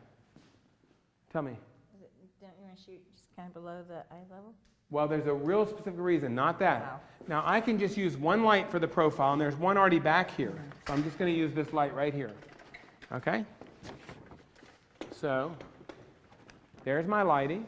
Turn your shoulders to 45, and your elbow out just here a little bit, and then turn your face just like this. So I pose it one time. One thing that's kind of interesting, did you see how I got in there and posed Amanda with, pretty firm, with her? Because watch this. Amanda, tip the top of your head to me a little bit. The top of your head to the right, and then turn your nose right there. She doesn't want me to touch her again. So she's doing exactly what I'm telling her from back here.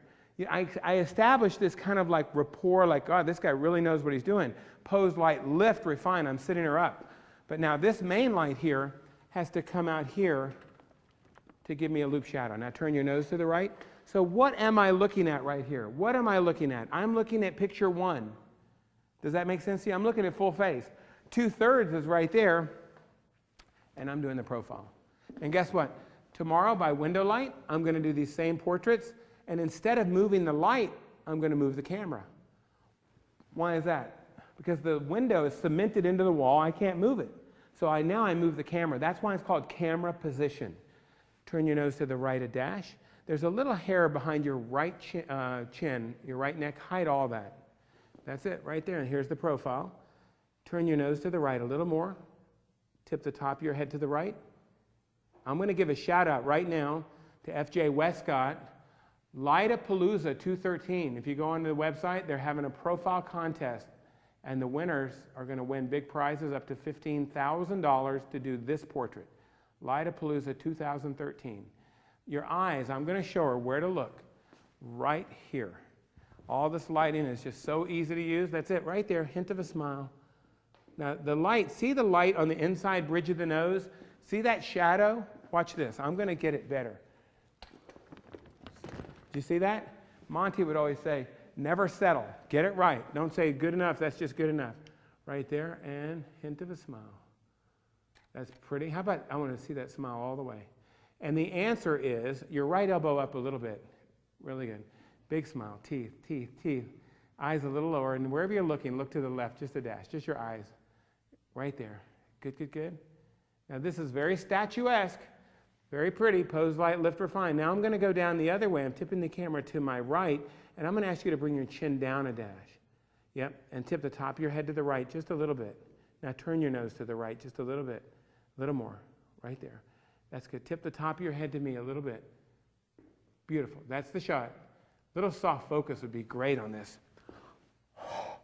Breathe on the lens. There we go. And no smile. Lips together and beautiful. I love that portrait and profile. Now something like this, you could easily add the man in the background like that.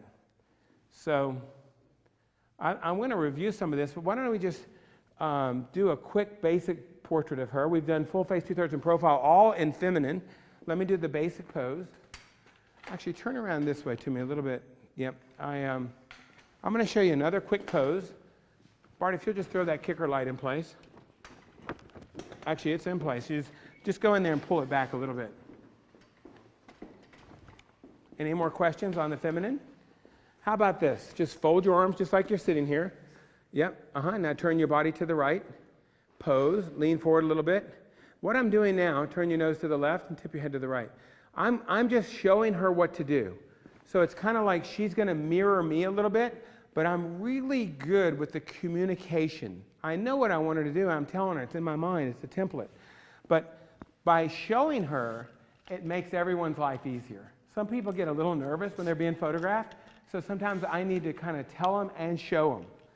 I studied with Jerry Johannes in Japan. We went there together for WPPI Japan, and I loved watching Jerry. I took his class, and he would just say to the model, you do what I do. And then he would go like this, she would do that. You go like this, chin down, chin.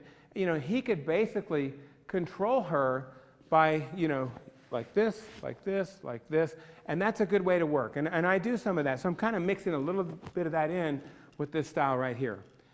But I want you all to say one thing with me, the four of you. Pose, light, lift, refine. Let's say it together. Pose, light, lift, refine. So what that means is I cannot light this picture until it's posed, right? Because I got to pose it to put the light on. So I get it all posed, then I light it. After I light it, then what do? I lift, sit up. How many times do I see portraits where the people are slouching? And that's bad, because then nobody likes it. And then the refinement is what? What you're looking at right now is me refining a picture. Where's my eye? It's on the ground glass. The eye is right on the ground glass. So you're wasting her time and your time if you're over here refining the picture. I have classes all the time, and I have contests all the time about who can create these portraits. I know that Mike's on call in the back. Mike, can you bring up the posing card for a second for the group at home? This is true. I did 30 master classes last year. 30 master classes. And the contest was if you can do any one of those pictures in 2 minutes, I would give you $1,000 worth of my product. DVDs, whatever. It started with 100. But after 20 cities and nobody could get it, and it was usually the refinement. Sitting up, it was usually those little tiny things at the end. Yes, Kenna? Yes, people would love to know. You mentioned where they could find this. That card is at photographeveryone.com. Great. Thank you. Thank you. Turn your nose to the right a little bit. Chin up just a dash. All right, we're there. I love it.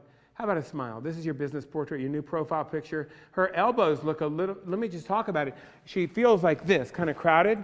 Let's bring your hands out, well, or just keep them folded and just try to concentrate on bringing your elbows out a little. Now tip your head to the right a little bit. Good. Now, she's in a basic pose. Look at me, turn to full face. That's full face, but see, we talked about how Amanda's gonna like her face a little bit more when it's slimmed down. Exactly. So she's turning her face a little to 2/3 with her eyes cut back to me. This is not easy to do with men or older people, but for young, slim women, this is great. Chin up a dash. Smiling, teeth. This is great. Right there. I love it. Well, your eyebrows went up a little bit. Tip your head to the right. See, those little things like the eyebrows, I see that, but a lot of people wouldn't see it at home. Your chin up just a little bit. Chin up a little more. Good, and a good smile like that. We're going to be putting together couples pretty soon where I put 2 girls together, or a guy and a girl, and it works really well. I think we're getting close. Can I go back to PowerPoint and review a few of these things? I mean, I could just keep shooting until it's lunchtime, but portraits 1, 2, 3. Here's the things that are going on in my mind. I'm thinking about, am I going to basic or feminine? You know, those are the 2 things. We did them both here. I'm thinking about to have that finished picture in my mind before I start. So I'm going to rough all the lights in before I sit her down. And then I'm going to decide which side the light's going to go on and what's going to determine that. It's going to be the hairstyle, a bump on the nose, or the eyes. Lighting from the proper side is very, very important. I'm going to work with the lens just above eye level. That's going to minimize the body, and it's going to draw your attention to the face. I've sold enough business portraits to know this is the way to do it. And you know what? I didn't make all this up. I'm sharing it with you. It was given to me. Joe Zeltzman, the master, gave it to Monty. Monty gave it to me. I'm the trifecta. I'm giving it to you. I'm carrying the mantle. And you know what? I'm the only guy out there that is really doing this anymore. I mean, I'm sure there's some of you out there. I can't wait to hear some of the comments. This is really going to help you on your location shoots, when you're by the window, when you're outside. These little principles work over and over and over and over. How about this? Keep the eyes centered. Remember how I was having her look at the tree and I could center her eyes? That's very important for a finished picture. Never photograph the subject with the shoulders level. Go look right now in your portfolios. Go look at your website. Tell me how many times you have portraits with the bride square to the camera, looking like a football player. She's got these big old shoulder pads on, and she's looking right at the camera. Let's get those shoulders to 45, and let's drop one shoulder, and let's do it by tipping the camera. And I usually tip the camera to the high shoulder to drop the back shoulder. Concentrate on specific angles of the face. I just gave it to you. Full face, 2/3 profile. There it is, right there. I mean, the equipment, you've got to bring it. You know, and again, I've said this, I usually end my program with this. Trying to take the easy way out is the hardest way. To go into a shoot with one camera and say, I'm going to get this thing, forget it. You know, you need helpers. You need a tripod. You need lights, stools, tables. You need all this if you're going to really be serious about your work. In fact, I know a lot of people who say that to me, Clay, I want to go all the way. I want to do it. But they're not taking the effort. You know, they say they want to do it, but they're just not doing it. Ask yourself, if that were me in the portrait, would I buy it? And this was the best thing. I used to shoot film. And Monty said, Clay, that's $1 a shot. $1 a shot. I want you to slow down. Because I would just go, and he said, look, from now on, before you push the button, you say, if that were me, would I make the purchase? And when I started thinking that way, boy, man, my rolls of film came way down and my sales went way up. Expression is everything. So we got to pose, light, lift, refine, and the final thing is go into the expression like that. Lower the camera for the profile. Why?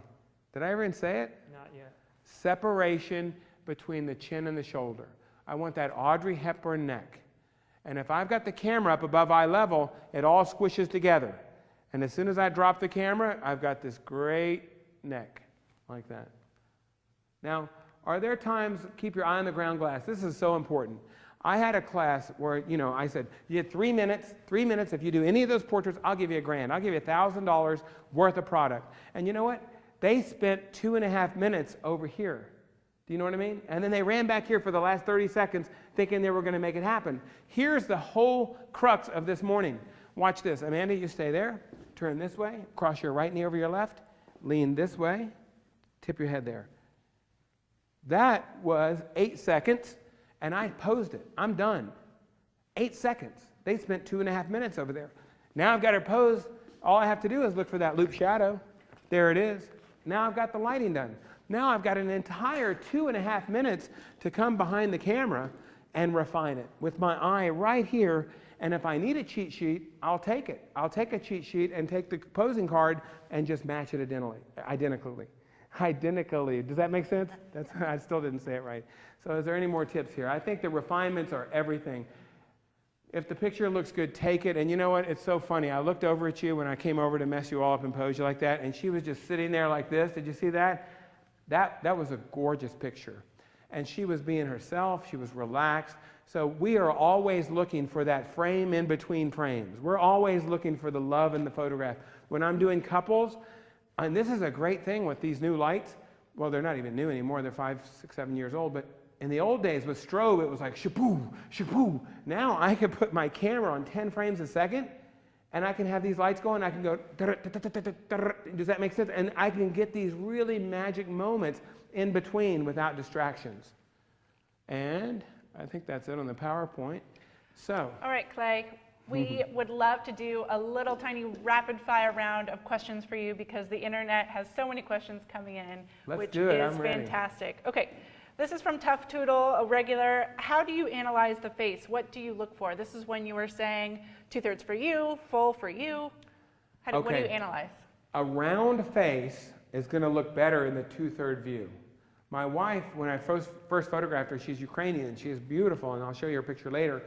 But when I did her portrait full face, she was just learning English at the time. She says, she's not watching, she'll say, "You're the worst photographer what I ever saw." And I was like, oh no, I was so crushed.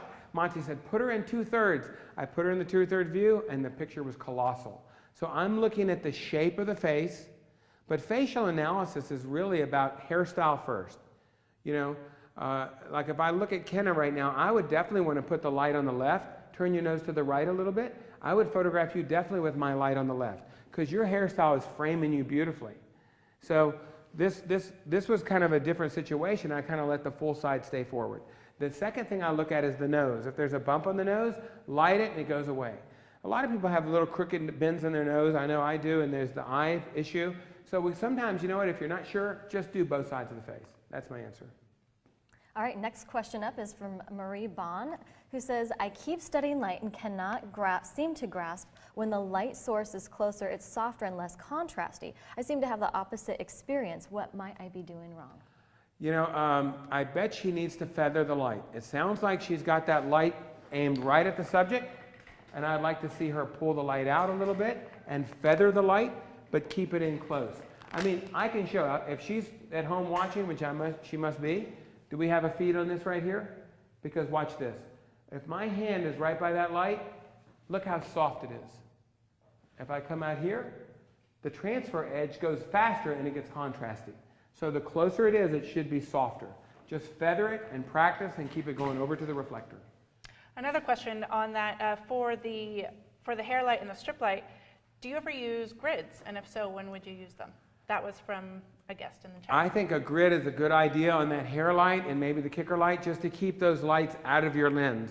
The cool thing is, with my camera, I have this gigantic lens shade, and if I pick up some flare, which is funny, I did a portrait there at the very end, had a little flare, I can fix it on the fly. So grids are awesome. I don't personally use them all the time, but if I had them, I would use them. Sometimes on my pro photo lights, I'll be gridding those, yes.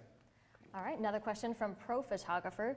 Can you please talk about reflector colors? When do you use silver? When do you use white? And when do you use gold? I love that question because I'm a silver black guy all the way. The silver reflector is going to reflect back the color that hits it. The gold is going to give you a kind of a gold tint, maybe muddy up your skin tones. The black side of this reflector is a wonderful gobo. So there'll be times where I'll have 2 or 3 of these out on a set, using them as gobos and reflectors. But the silver has always worked the best for me. Fantastic. And maybe one more quick question. Sure. What is a gobo for people who aren't familiar? Gobo is short for go between. And sometimes when the light's coming from behind and I want to keep it out of my lens, I'll use this to shade my light. Hopefully tomorrow we'll be doing pro photo lights. And if I do high key all white, I'll be wanting to hide the flare. They call it blow by, where the light hits the paper and it gets right into your lens and your pictures are all flary. So what I want to do is bring in those, sometimes I'm behind scenes on Hollywood Extra and stuff at TV at night. You'll see them photographing celebrities in Hollywood. They put up these big black flats, and it's just like this. And they put the lens right here, and they shoot through that little 2 gobos, keeping all the light over on the other side and out of their lens. All right, Clay, you are so pumped up. We just love it. It's time to give you and the folks at home a 15-minute break. But okay. Let me tell you what they are saying. Homestead Photos says, Clay, you are absolutely awesome, and this is only the beginning. Wow, very helpful. Dusty Road says, I love how quickly the lessons has started. That was when you just got right into shooting. And Bryce Manfield says, okay, we're 15 minutes into the class, and I can already tell this is going to be one to purchase. So thanks so much for your comments, everyone. Clay, what are we going to be doing when we come back? Well, I've made my living doing weddings, and so we're going to do couples. And when I do couples, my clinch these days when I'm talking to a bride and groom is, let me just take your picture. And I'd like to ask you to ask the other studios in town to take your picture, and let's just compare, because I really have a way with putting 2 people together. So I'll put the man down and work the bride around the guy, and then I can do the guy and girl. We could do 2 ladies together. It could be sisters. It could be mother and daughter. And I live in D.C. I just did a gay wedding, so 2 guys together where they don't feel awkward. You know what I mean? So I don't mind showing you how to put 2 people together, and then we're going to go to small groups. So today's lesson is individuals, couples, and groups. And then I think after lunch, I'm going to try to appeal to all you guys at home that are restless and want to see some magazine-style cover work, glamour, some beauty. But we haven't talked about feet position, shoulders from the full length. We have to get into more posing. Hey, it's Pose It, Light It, Love It. There's a lot of posing to learn. I just spent a week with David Zeiser in Italy. We had 30 photographers and their spouses. We rented an entire castle. And I noticed during the week, nobody was talking about posing, and my nickname was the poser. I don't know if that's good or bad, but I could always pose the picture, and then everybody would come in and take it. So we're going to talk about the full length, what to do with the knees, and speaking of Italy, we're going to redo that this year in Budapest. There's still room. We got a hotel, and you come in for just an immersion with David Zeiser, Clay Blackmore. Go to photographeveryone.com to see the details, and that's next month. So I'll be in Budapest for 10 days, I think. Yeah, let's all go. Come on, we got room for one of you on the floor. Maybe we should give away a class. Well, we can't do that. The airfare and the hotel. But I'm traveling solo, but we'll have a good time in Budapest. All right, well, wow. I just want to say thank you to the CreativeLive staff. It is amazing to be behind the scenes on this. It is so many moving parts here. I just want to go hide in a room right now until they tell me to come back out. But it's so much fun, and this will definitely be the highlight of my career, I think, to be with CreativeLive. So thank you at home, and thank you, CreativeLive. Awesome, Clay. You are just absolutely wonderful, and it's amazing to see you work, how fast a master can Pose, light, lift, and refine a feminine portrait in less than 2.5 minutes. We are all learning so much here. Clay has so much more to share, all his knowledge, and so stay tuned. Don't go too far because we'll be back in 15 minutes. Wow.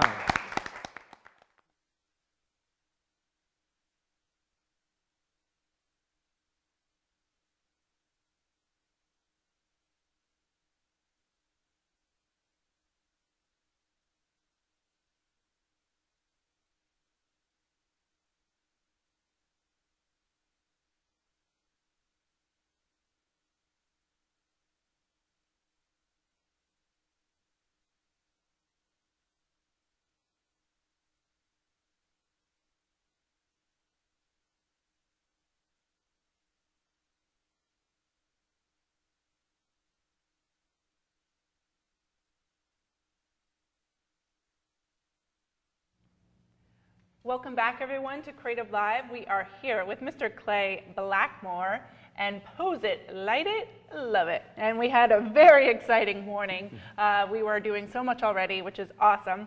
I just want to remind everybody that we have an amazing photography photo contest that is going on right now. You can go to CreativeLive's Facebook page, and it says Clay Photo Contest. Check that out. We are giving away more than $5,000 worth of prizes that Clay has put together. And I just want to ask Lorraine to talk about the grand prize. Yeah, I want to enter this photo contest because the grand prize is kind of mind-blowing. The grand prize winner will receive an Animoto Pro for 1 year, Picto Book signature book, Pilot Imaging printing and bookbinding, Pro Select Pro 6-month lease, Smug Mug 1-year business account, and Triple Scoop Music single song license, all combined value of $1,908. And that's just the grand prize. There are more to be given in addition to that. That's right. So everybody go to the Facebook page to check out how to enter. Entries must be in by 2 p.m. Pacific time tomorrow. All right, Clay, back over to you. Those prizes are amazing. You mentioned all my favorite people. You know, Pilot Imaging, they do my processing and a lot of my, heavy lifting. We call it autopilot. But the book companies, we make books for all of our customers. We're not just giving a CD away. And as I listen through that, I'm going to throw something else as an award to that competition. If you win this competition, you are allowed to come to my fall workshop. It'll be in my studio. It's a $1,200 value. So I'll be talking more at 2 o'clock tomorrow about how you can get involved with me in my studio. So enter, enter, enter. This is 4 days, the last week of October this year. I like that. So now we're up to $2,000 worth of prizes, I think, for that one entry. Let's keep moving. I'm going to talk about putting two people together. Let's jump into the PowerPoint and let's look at this picture. You know, you can see how I'm just shooting through the grass here, and I'm down low. And what I'm thinking about here is a trick that Hanson Fong shared with me. He says, the camera sees with one eye, but we see with two eyes. Learn to see with one eye. What do you think that means? One eye, see with one eye. What it means is our eye sees three-dimensionally. You know, I can see the back wall, then I see you, and the focus, it all looks very cool. But in a camera, it sees on 2 dimensions, and we don't get the layers. So what we do is, like in this picture, by seating them in the grass here, I've got an element out of focus. Then I have the couple, then I have an element out of focus behind them. So that's a good rule to start looking for elements to create this three-dimensional illusion. Does that make sense to you? So guess what? This is Mary Catherine Vignes. She's getting married this weekend. And these are the real simple poses that I do with couples. But you wouldn't think that they're sitting on 2 posing stools, would you? Well, guess what? I've got them posed right out in front of the studio. And there was only that one little red tree. You see it right there? That little bitty thing. And that's what I'm using as a background. So when I go outside, what's the first thing I do? What do you think? Tell me. Yes? Look for your background. Look for my background. Exactly. I want to go out and say, there's the background, and then I make the picture happen in front of that background. There's also times where you have this great lighting on a portrait, and you say, oh, look at the lighting on the portrait for this person, and that works as well, but I'm always conscious of the background. Always, always. So notice how she's leaning up against Robbie. She's got her back to him. But here, she's facing him. So there's 2 ways to bring 2 people together. They can either face one another, or they could be back to front like this. You see that? Really easy, isn't it? The key is when they go towards each other, their chairs are far apart so that their bodies can stay out of the way of their heads. I'm going to do it right now. So if their chairs are far apart, their heads touch before their bodies get in the way. But when I do this pose, the chairs are almost right on top of each other, one another. So here's a portrait. I mean, this is a fall day last year, and this true story. I did a baby in the morning, a family of 6 at about 11. Then I did another portrait at 2, something else at 3, and we were finishing at about 4 o'clock, and sure enough, and the other family was 5. It was a Saturday. I just booked them all in, and I thought, she never confirmed. I was so tired from the day. I said, maybe they won't come. You ever felt that way? Maybe they just won't show up. I kind of feel like I just don't really need to do anything else today. And of course, she drives up the car and she's got 9 outfits. And I'm thinking, okay, I want to finish Saturday strong. But the key to that story is I'm doing things without thinking about them. I'm just trying to hold on. I've just photographed 10 kids, 3 families, and I'm just saying, okay, I'm just going to do what works. And I wasn't even thinking, and the pictures came out beautiful. But what am I looking at here? I'm looking at the sky. And I'm saying, I love the sky. Let me expose for it. What's that exposure? Probably about, 125 at 11. So I put the camera at 125 at 11, and how much flash did I put on? You can see Catherine holding the flash there. The flash is f11. So now we've married those 2 elements together. That's called key shifting. I can make the sky white, or I could make it darker blue. And I was going for the darker blue. Look how low I am right here. Why am I down so low like that? I'm trying to isolate them up against the sky. There were construction and houses everywhere, and I wanted to shoot through the weeds like that. Then the piggyback. I mean, everyone loves the piggyback and looks good in it. And I'll do a piggyback today, and I'll show you what a lot of people miss on that. I see a lot of people piggybacking, and they're too far away. When you piggyback, get right in on the faces. That's the key. I hate to see the legs, you know what I mean? Like the girl's legs all hanging out like that. So this is a profile with his face behind her, and this is something like we could do in the studio, and the way we did this is we took cover. I'm in the shadows. You see me under the carport? So I'm in the carport shooting from the dark out to the light. Look where the reflector's placed. This is identical to what we just did, isn't it? I mean, seriously, look where the light source is. It's to the left of Paul where those green trees are, and they're coming in and he's opening the light up. So the cool thing is, once you start practicing this, learning this, putting it in your camera bag, it's in your wheelhouse, you can do it at any time. There's the piggyback, having some fun like that. Here's the same pose, same position, but now we've got them laying on the floor, down in the grass. They're in the leaves. And I love this picture. What pose is she in? Feminine. What pose is he in? Basic. Now we're going to start putting those 2 poses together. We're going to put the basic and the feminine together. This is where it gets fun. Look how nice she's posed here. She's actually looking at me, and Catherine, my second photographer, clipped this picture off from the side, and she loved it. She said something about this picture, they're both looking in different directions. Is he looking? No, they're both looking at me. But it just feels less posed when they're not looking into the camera. So what's a great rule? Sometimes Bart and I will go out to an event, we get it all set up, I hand a second camera to Bart. I get busy with my formal studies, my faces, the ones I know that are going to sell, but off to the side, we're clicking away all the time. Bart loves the infrared, like we did the other day, 2 days ago, where we do black and white infrared. It's a different look, it's an artistic look. But going back to this, look how she's got one knee in front of the other to slim the figure. I'm going to show you how easy that is to do today. Bodies are at 45, and if you just zoom into the top of that in your mind's eye, you'll see the portrait of the 2 heads together, that same portrait of the faces. She's in a feminine, he's in a basic. Now they're just walking towards me. And we do this all the time. I remember in Italy on that trip, we put the couple in the vineyard, and I had them get about 20 steps down. They didn't even know each other. One of the students and one of these models from Milan, and he thanked me profusely after I did these pictures. They held hands and they walked to the camera. And listen what Monty told me, and I never forget this, and it works. He says, tell them to walk like they're walking on a tight wire, because it keeps their knees together. Do you know what I mean? See how their knees are kind of tucked? So when you're doing full length and they're walking towards you, just tell them, walk like you're on a tight wire. Now they're walking to you and you start barking orders to them, like, look at each other, head to head, foreheads cut, you know, and they come just walking up the hill there and having a good time. And I'm looking for the frame in between frames. You know, my clients are craving those unposed looks, okay? So what am I telling you? Why do you need to learn all this? Well, you need to start formal and end fun and always look for the frame in between frames. That builds out the variety. More variety means what? More sales. Thank you. I'm in it for the sales. I have to tell you, I'm a passionate photographer, but I love making pretty photographs, but I love making pretty sales. I really do. I mean, that's, you know, we're in business to be commercial artists. It makes you feel good. So let's keep going. I'm jumping up and jumping down. I'm ready to shoot. We'll start with this picture today, too, and that's just two people brought together, heads facing one another. But what's the key here? Their chairs are so far apart, maybe 4 feet, so their bodies are not interfering with the picture. So many people try to put two people together, but they've got their bodies too close together. Now, if they're heavy, if you've got heavy subjects, the chairs get even further apart. And that's what we do.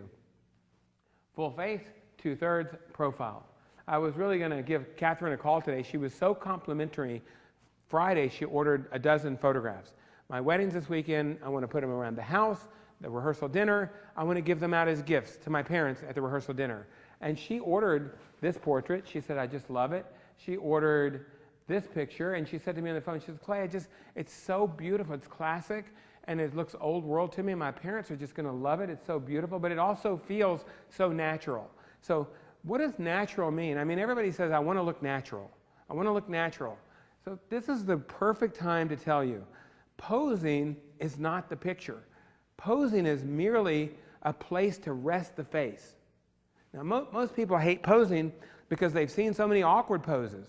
They've seen poses that look so bad, poses that just make people look silly. So that's not what we're all about. We're creating a platform to rest these beautiful faces. And what is the platform? It's nondescript, it's minimal, it's something that goes away, it recedes, it's all about the expression. I just made this portrait, I love that, over at Congressional Country Club. Their wedding was the following weekend, and just an amazing couple. And again, I got up high on a golf cart, and I'm up on the roof of the golf cart, and I am like just so quick. I had to do this like in 3 or 4 minutes. So what did that do? That put that field of sunflowers right behind them. I'm always looking for the background first. Piggyback, having fun. If you get a chance to go to Vimeo, V-I-M-E-O, Vimeo.com, and you just go to my site, Clay Blackmore, I have 200 films, at least 150. Many of these are engagement films. Now, I took this picture, and the couple, they were looking at me. And I thought, you know, the lighting's just not good there, is it? It's like split lighting. So I just simply turned their faces to the light. And I created a little bit of a Rembrandt on her. You see the little triangle of light? See, I love the Rembrandt light, but, you know, usually what I'm teaching is that one lighting pattern. But Rembrandt, you know, the only problem with Rembrandt is he never took a class from Monty, because Monty would have set him straight. Monty would have said, keep that one lighting pattern. But we have to know that all these lighting patterns are viable, because during this class, we're going to do some crazy light. We're going to do clamshell lighting, glamour lighting, split lighting. We're going to mix it up. And we're going to do a lot of things that are a little more editorial, more fun. That's what people want to see these days. This picture is upside down. I'm shooting in the water, the reflection, and I flipped it 180. Can you visualize that? I'm just standing by the lake. They're standing over here. And I said, look at the reflection. Click right into the reflection. And here's their silhouette. Here's the infrared, which is one of my favorite things to do is IR. And this is the scene that's pretty much a very signature scene for the Caves Valley Golf Club. And her husband, her father, and the husband, they're all involved in the country club. It's a very, very exclusive place. And to get the barn and the couple and to kind of walk down is really, really beautiful. And at the same time I'm making these pictures, guess what? I've got a young guy next to me named Justin French. And French is filming. And he's filming. And Bart, let's get the camera nearby me, just the video camera. I just want to show you how easy it would be to do. Actually, the one-man army is a monopod with a fluid head on top. But let's take a look at this right now. Something this simple right here has changed my entire life, and that's DSLR cinema. And I just love it. I'm so intoxicated by making films. Now, the first 5D Mark II that ever came out came to me in a white box. And they made me sign a thing that said, if I tell anybody what's in the white box, you know I'm in trouble. There were 2 cameras. I can't believe I got one. Guess who got the other one? A young man named Vincent Laforet. Vincent Laforet begged them for 3 hours to give him the second camera. They kept saying, no, no, it's already spoken for, we can't, no, and he begged them. I didn't really get it, you know. I thought, big deal, it's a video camera. I've got video cameras. I've got a little, you know, it's a video camera. Well, so Vincent went up in a helicopter and made a little movie called Reverie. And you know what? Vinny's now in Hollywood. He's a big producer. He's big, you know. And I took my DSLR, 5D Mark II, to the beach and filmed my son running on the beach with no stability, no sound, no light. So I have all this shaky video of my son on the beach, and Vinny's in Hollywood. And there, you know, he's famous. Nobody knows who the heck I am. So I laugh, and Vincent and I talk about that all the time. I really respect what he's doing. And to watch his reel, it's just like, ah. Oh, man, he just takes these 600mm lenses and runs them across these nature scenes, and he's making movies and video, and now we are too. We're doing corporate films, and if I can show you a little bit of our work, our little video work, I'm talking to you as a bride and groom, and I'm saying, oh, I'd love to do your wedding. I'd love to, let me just, you know, maybe show you a little save the date film. They see this, and I think this is driving more business to my photography. So I'm kind of like the double package, where I can do your photography and I can do your video. There's so many tricks to it, and again, if you go onto that, oh, by the way, I'm supposed to say this, I forgot, photographeveryone.com, the little download button was taken off this morning for the little posing guide, because there were some other things on there that we didn't really want you to have, so now it's back up. I believe any minute, maybe by lunchtime, the posing guide will be live, and on that site you'll see a lot of other things for the DSLR cinema side of what we're doing. But here's the key, real quick, you need stability, you need sound, you need lighting, and you need a story. And my problem is I'm kind of this ready, fire, aim guy when it comes to video. Let's just get it. Oh, look how beautiful. Oh, I love this shot. And all the video guys around me, they can't stand it because I'm always telling them, no, no, over here. And they're all zeroed in on a shot. And I'm saying, no, it's done this much better. But you know what? My portrait techniques have paid off big time in the video world because it's the same thing. I want nondescript backgrounds. And get this. I had a wedding where the couple live in New York City. One of the biggest weddings of my year last year. We made this Save the Date film. It was actually a film we were going to show at the Friday night dinner. My guy went home and edited it. I watched it. We were going to show it on Friday. And we have this picture of the bride and groom getting into a horse-drawn carriage down at the plaza by the park. And he clipped in the shot of her where she looked so heavy. And I'm like, oh man, how could he do that? And sure enough, when I showed it to her online, she goes, you know what? We'll skip that video tonight. We'll just show the little montage. She didn't want to show it. I knew why. Because people have feelings. We have to think like photographers with our video camera. Hide the body, show the faces, go for expressions. So some of the pictures like this is a Save the Date as well. We're at the Cherry Blossoms. That turned into a sign-in book, which I love. And these are signed at the party. And what I do is put the pages around, let the people sign them, and then I fold them into the book for many reasons. I've had books get grease on them, wine on them, fall and break. So now I just get the signatures at the wedding and fold them into the book. And this is a picture I really love. Infrared, underneath, an off-camera Q flash, which we're going to do tomorrow. And let's go into the little short film. I think it's about right here. And what you're seeing here is my portrait session being captured over my shoulder. And these people have just loved them. I can see the traction that we're getting. I'm in New York actually doing this one all by myself, and my pictures were terrible because I was so into the video. Here's Kiki and Chris having a good time, and the shoes were just perfect. Here's an engagement ring. We just set it up on the street. And you know, we walked around Seattle yesterday, and we saw some kids making a movie. 3 kids with a DSLR cinema and a microphone. And this is really where it's heading, I think, in a big way. Our industry, but we need to have the complete package. I think we need to offer video. I found my people on Craigslist, and they came in and they formed up this little group, and I had this little side business doing video. They went off and made their own studio. I started another, I germinated another film business. Now I'm on my 3rd company, and I'm sure they're going to fly the nest. Maybe I can't pay them enough. They think that, you know, we get this one deal, and we're going to go off and get it and leave clay behind. And you know what? This is a shot I did through the weeds. I'm just running all over the set. Oh, look at this. Oh, black and white. You know what I did here? I put the camera on black and white. The guy said, no, shoot it in color. We can always go to black and white and post. I said, no, this footage will never be seen in color. And sure enough, it's one of our favorite save the dates, all black and white. Because for some reason, they never flip it back to color. I mean, from color to black and white. Here's the cherry blossoms. But do you see the feeling of this? Do you see they just finished golfing. They're walking back to the club, little champagne. They just have a good time and a little move in. So how do you learn to do all this? You need to get people to help you. You can't do it by yourself, but it's a great offering to put into your couple's repertoire. This is the couple in New York. Their film never got shown because the edit wasn't tight enough. So there's the date. So we'll be speaking to video a lot more this week. And what I want to speak to now is photographing two people together. So let's just do it. I'll give you the one-man army. And how about we bring up Hannah? Well, it's going to be sisters. So, but Hannah, you have a seat right here on the front here. Any questions? We doing okay? I'm just going to keep moving as fast as I can. I feel like I've got so much to show you in such a short time. I'm just going to put on a clinic right here. You guys hold on. Anything you want to know about putting two people together, I can help you. You're going to sit right back here. And we don't need a table for this. And we'll just turn on all the lights, Bart. So you've got the hair light right here. I'll get the kicker light. So what do you think the first thing I want to do when I'm putting two people together? What do you think? Analyze the face again and decide I'm going to light from the right or the left.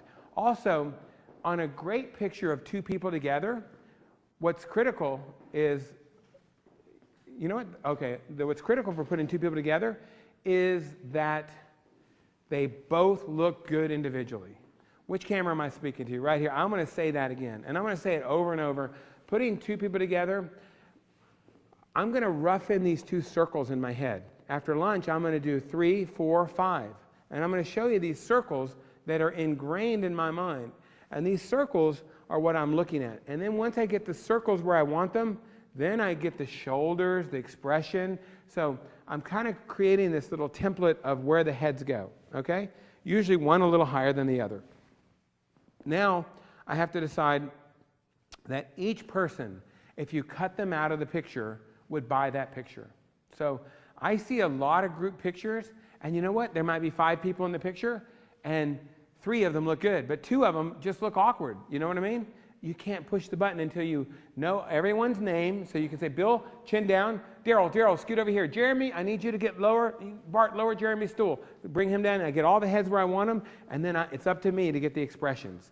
But you know what? Using that technique of names is so incredible, because you can't say, you, oh, no, not you, yeah, you. And then before you know it, you're like lost in this little you and you. It's like, Daryl, I need your chin down and I need your nose to the right. Samantha, I want you to turn your face to the left, and you show them and you help them with your hands. So the hairstyle here is the first thing I'm looking at. Look how pretty she is. Back up just a little bit more. See how she smiled when I said that? That's what we're totally into here, is we're selling. And you're a model, so I can talk about that. But when I'm at a wedding, I'm always selling. Oh, you look great. Oh, that's fantastic. Only Monty could get away with some of the things he used to tell the brides, and that was something like this. The bride would come out looking so beautiful, and the bride would say, oh, Monty, you know, what do you think? And the mother goes, isn't the dress beautiful? And Monty looked over and said, you've seen one, you've seen them all. But then he would laugh real loud, and they would all laugh. So he used to tease the people. Do you know what I mean? He was a joker. But he had a gray beard, and he could laugh real loud, and the delivery was so good, it always worked.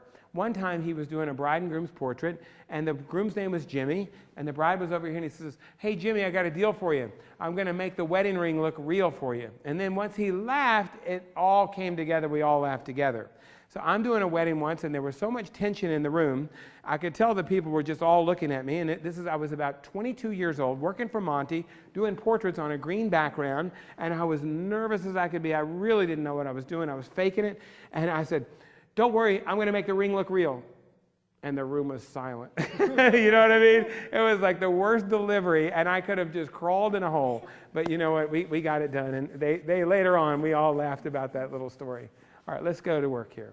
So what can I do? For two females, you know what would be beautiful is just working with the basic and feminine pose and show you how we put those two things together. So come on over for me right here as well, Amanda, because I want to work strictly with two. And there's another chair around here, posing chair. There we go. So how about turn this way a little bit and cross your right knee over your left. Good. All right, let's set it right there. Not yet, just stay right there. Stand up for 1 second. I'm going to raise you a little bit. There's a trick to these stools. I put a piece of tape here. So have a seat here. Now the tape always goes to the back, or I can spin it and find it. There should be tape right there. So now if she's in a wedding dress, I don't really have to have her get off of the stool to adjust it. All I do, I know when I seated her, the handle's at the back. So now I've got complete control. I can say, this looks great. I'm going to lower you a little. Just stay right there. Don't go away. You see how I brought her down an inch? I could bring her up an inch just like that. So those are the little shortcuts. So let's go live on CreativeLive. Elbows out a little bit and lean this way a little bit and turn your nose to me. Tip the top of your head to the right. She is in our beautiful feminine pose, right? Let's focus. And I'm going to tip the camera to my left a little bit. Yeah, raise the hair light a little bit, Bart. Now I'm going to bring her sister in. I could do this so many ways. So let me show you a couple ways. Usually when I'm at a wedding and I'm in a hurry, I anchor the bride and just bring people over to her. Her mother, her sister, the grandmother, and try to get through that series and make it fun. So let's bring you right in here, Amanda, and kick off one of your shoes. Are they hard? Are they buckled? Okay. If you could take one off. I thought usually a lot of the women wear heels today, really tall heels, and sometimes they kind of overpower the scene. And they're too tall is all. Now just 1 foot. Now just stand next to Amanda. My camera turned off. And turn this way a little bit. Yep. Now come behind her. Put one hand on each shoulder. Do you see how I got the head size a little bit better? Let me straighten my camera. Bring your left foot to me, Amanda. Keep coming. Keep coming. And let me come in and lower Hannah an inch. Stay there. So now come around this way. And just kind of put your arm around each other and kind of hug, sisters. Now see here, I've actually taken Hannah down too much, so watch this. Just stand up for just a second. Now sit again. That quickly, I brought her where I wanted. I can't do anything till I get this relationship right. So this is just a hug. This hair right here. And then sometimes, you know, I could reach in and grab you and pull you forward. But do you have a camera right there live? Watch this. Let's go live on this camera. Because lean back a little bit. Sometimes what I'll do when I'm working my groups is I might say, you know, Amanda, just put your nose right there. Come forward. Yeah, right there. That's all I had to do. Do you understand? I just, come on, reach to me. Now that's an easy composition of two people. Pose, light, I kind of rough it in. Because this is kind of an amateuristic look to two people, but it's easy and fun. And a wedding, my whole idea is fun. So I start kind of with the familiar. So let your heads lightly touch. And then now look at Amanda needs to straighten your head a little bit this way and your chin up a dash. And I always say a little hair off the eyebrow. Off the eyebrow, Amanda. Just off the brow on this side. Yep, that's good. I want to see those eyes because I've had a lot of artwork in that area. Now I think Amanda's light is good, but look what's going on with Hannah's lighting. It's broad lighting and it's split lighting. So Hannah, turn your nose to the right. Tip your head to the right. Lean into your sister. Just lean in. Relax your shoulders. Put your hand on your thigh instead, right? And your elbow up a little bit. Good. Now they're roughed in. Lean in there a little bit more, Amanda. Amanda, tip your head to the right. And Hannah, turn your nose to the right. Good. Now sometimes what I just did is I just moved my camera over. Sometimes I'll just come over to help me with these little moves at the last second. Chin down, Hannah, a little bit more, and just cheek to cheek, real soft. It's sisters at a wedding. That's beautiful right there. 1, 2, and smile. Let's see what happens when Hannah smiles. Good, right there. Hannah, your eyes right up here. Now, sometimes when people smile, their eyes particularly close down. And I see that a little bit more with Hannah. So sometimes I might do this. Smiling, and Hannah, you look at my hand, but Amanda, you look in the lens. And I'll do stuff just this accurate. And Amanda, tip your head a little more to the right, and take your hair and throw it back a little bit. Yep, right there, you got it. Lay on your sister and pull the hair off your eye, and we're done. Yes, yes, yes. Turn your nose to the right just a little, Hannah, just a little more. Right there, now squeeze. Now how about after this picture, all four arms around each other. It's a wedding. Just go ahead and just hug her. Yep, now cheek to cheek. That's good. Right there, that's the shot I'm looking for. And that's, come on camera, right there, yes. So you can see how that would cut into an album beautifully.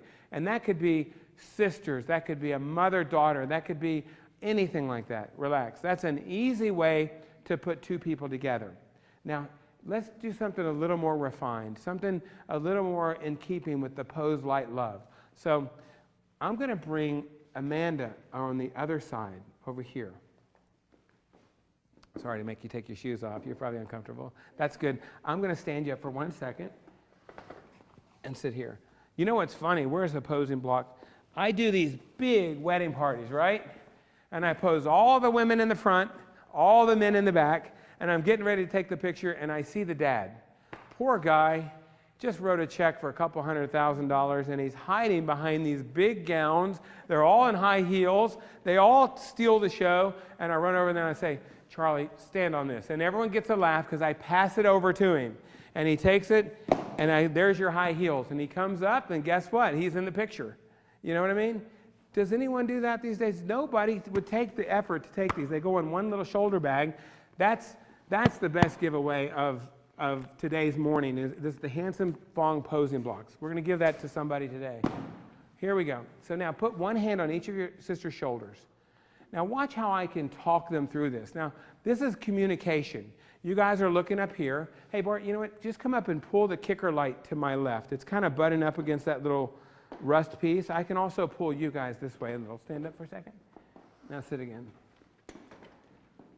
This, you know, when I took so many classes growing up, and I watched Monty do this so many times, and this is where everybody had the trouble, and that was the communicative skills. That's to tell the people what you want.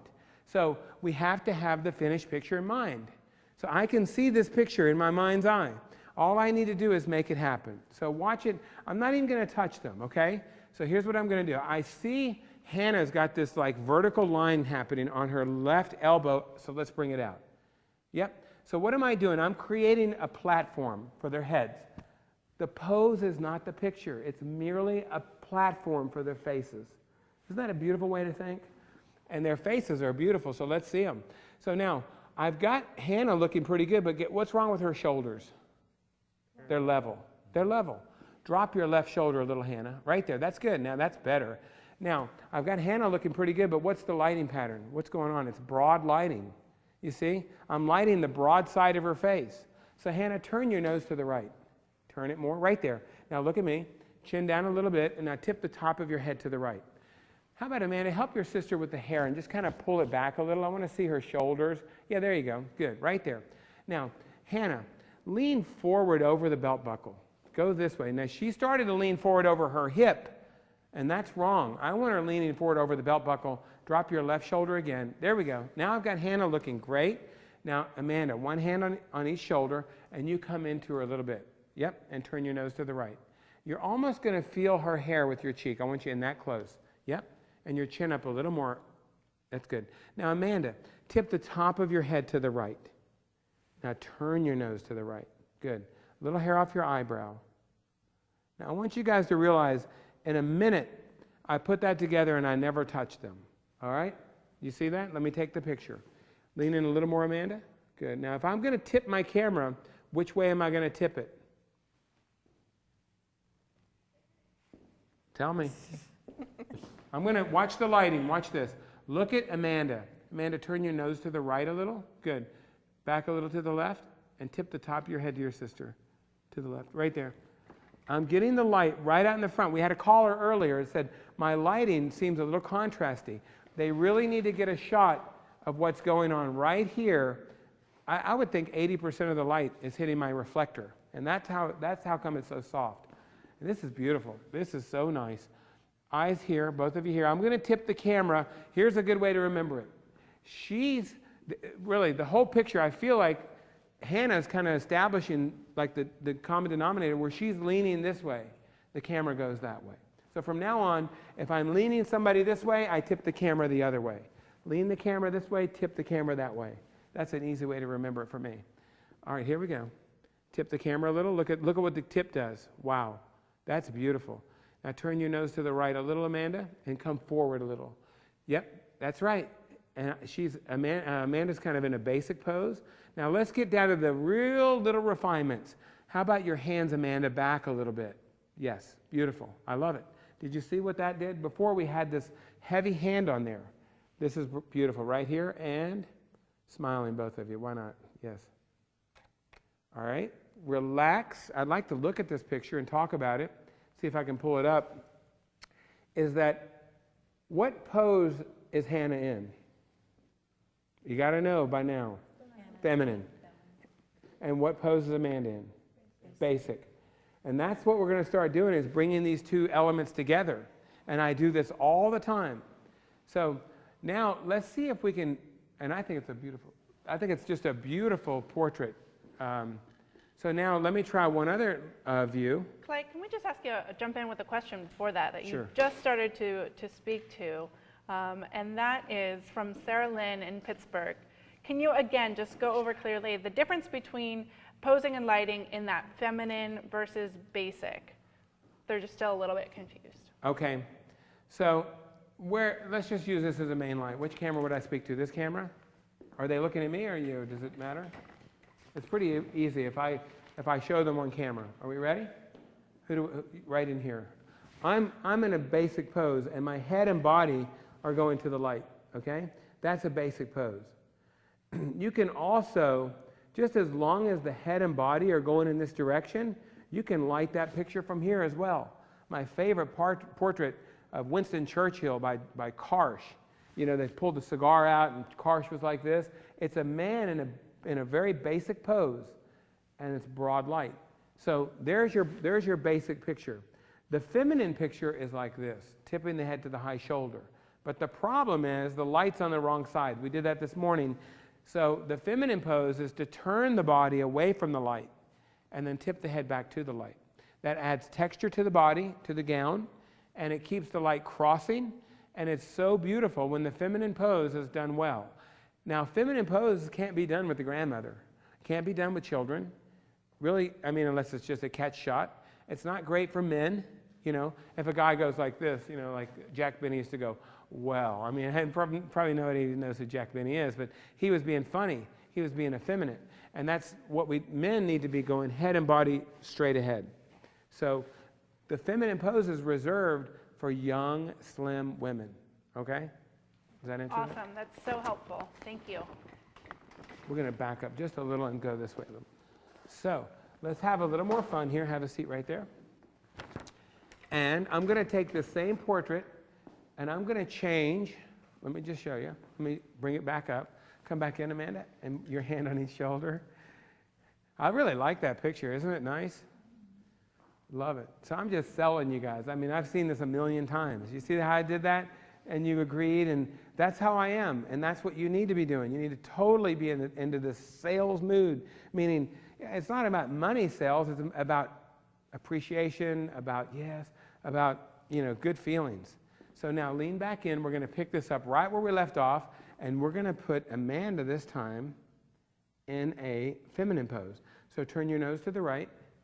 Good. Now put your shoulder behind your sister, your left shoulder. Hannah, you turn your nose to the right. Good. Good. Right there. You notice that they're both now in the feminine pose. We never even held the statue up. It's kind of funny when you see how small this little statue really is. But this is what's in my mind, my head all times, is this little statue. I'm always thinking, it's just like, it's locked in for me.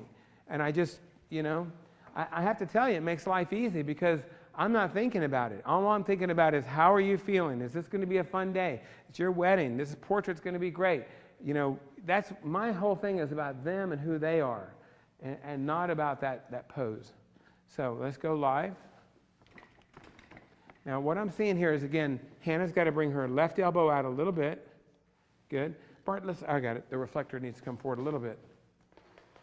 Again, this would be a vertical composition. I'm going horizontal. Come forward just a little, Amanda. Yeah, right there. Good. Now, Let's look at Hannah.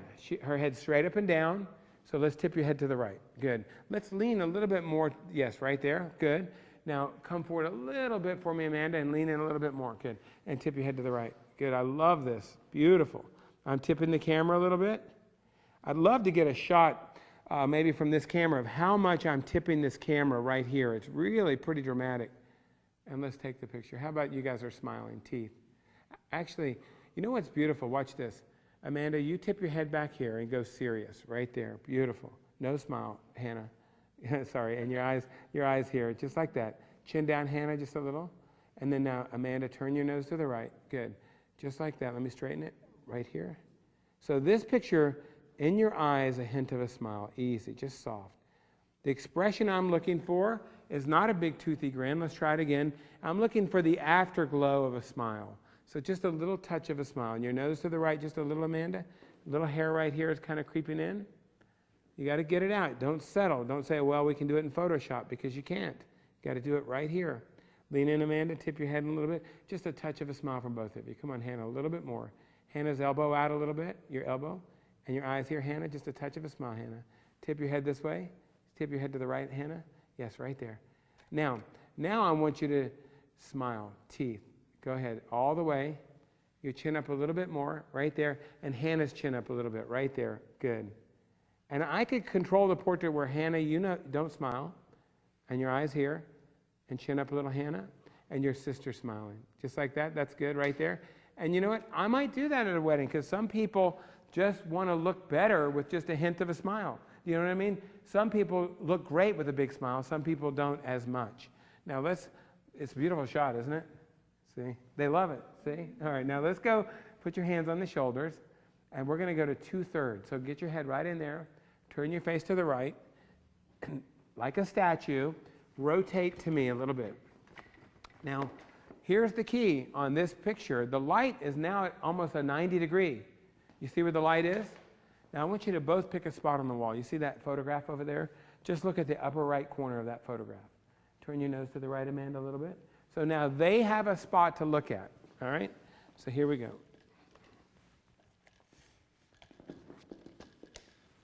Good, good. Put one hand on each of the shoulders. Good. Turn your nose to the right, Amanda, a little bit.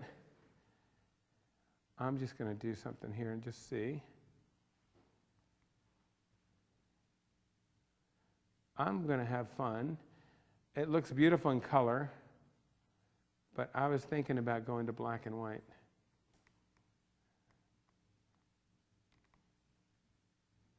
If I know how, what'd they do to my camera? We might have to do that at the break. My menu settings should be right there. It's a shortcut item now. You just hit the big button on the top. Let me try this. All right, we might do that in just a second. Someone's been playing with the camera. All right, both of you look over here. Tip the top of your head to the right, Amanda. And Amanda, pull a little more hair up on your shoulder there, on the top of your shoulder. Good, right there. Got it. I love this portrait. Amanda, you turn your nose to the right, a little more to the light. Tip the top of your head to the right, Amanda, a little bit more. Tip it more. Yep, like this. That's good, right there. I want both of you smiling for this one. Hannah, tip the top of your head to the right a little more. Good. Hannah's chin down just a dash, right there. And Hannah, wherever you're looking, your eyes to the left a little bit. And your nose to the right, Hannah. Nose to the right. Good, right there. And Amanda, slide to your right a dash, just a little, right there. And a little hair off your eye. I did one picture already because I don't want to have to hold it too long. That's beautiful, right there.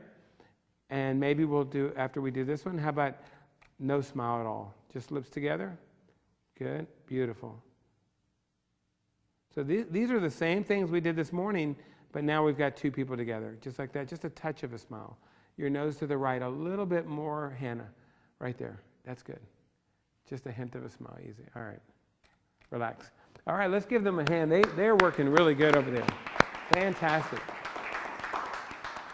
So how about we continue? I'm going to work with just Hannah. So Amanda, you come out for just a second. I want to illustrate another pose I haven't done, which I love this pose, and it's great for the heavy bride, the heavy subject.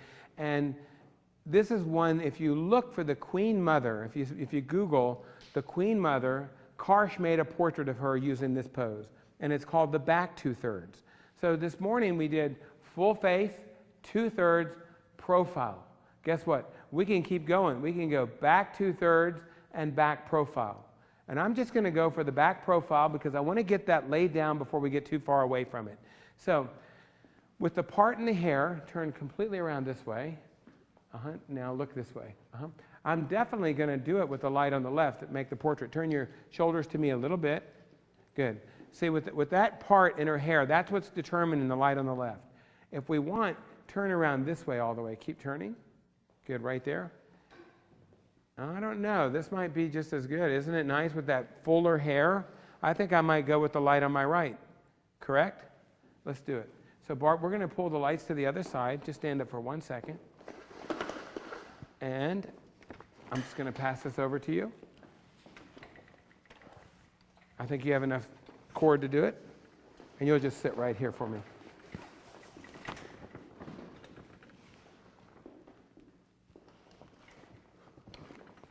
Perfect. Yeah, go home. If you're sitting at home, Google Queen Mother portraits, and you'll see this pose. And let me tell you, I use this all the time because it's so easy to do. What you want to think about is turning the body sideways.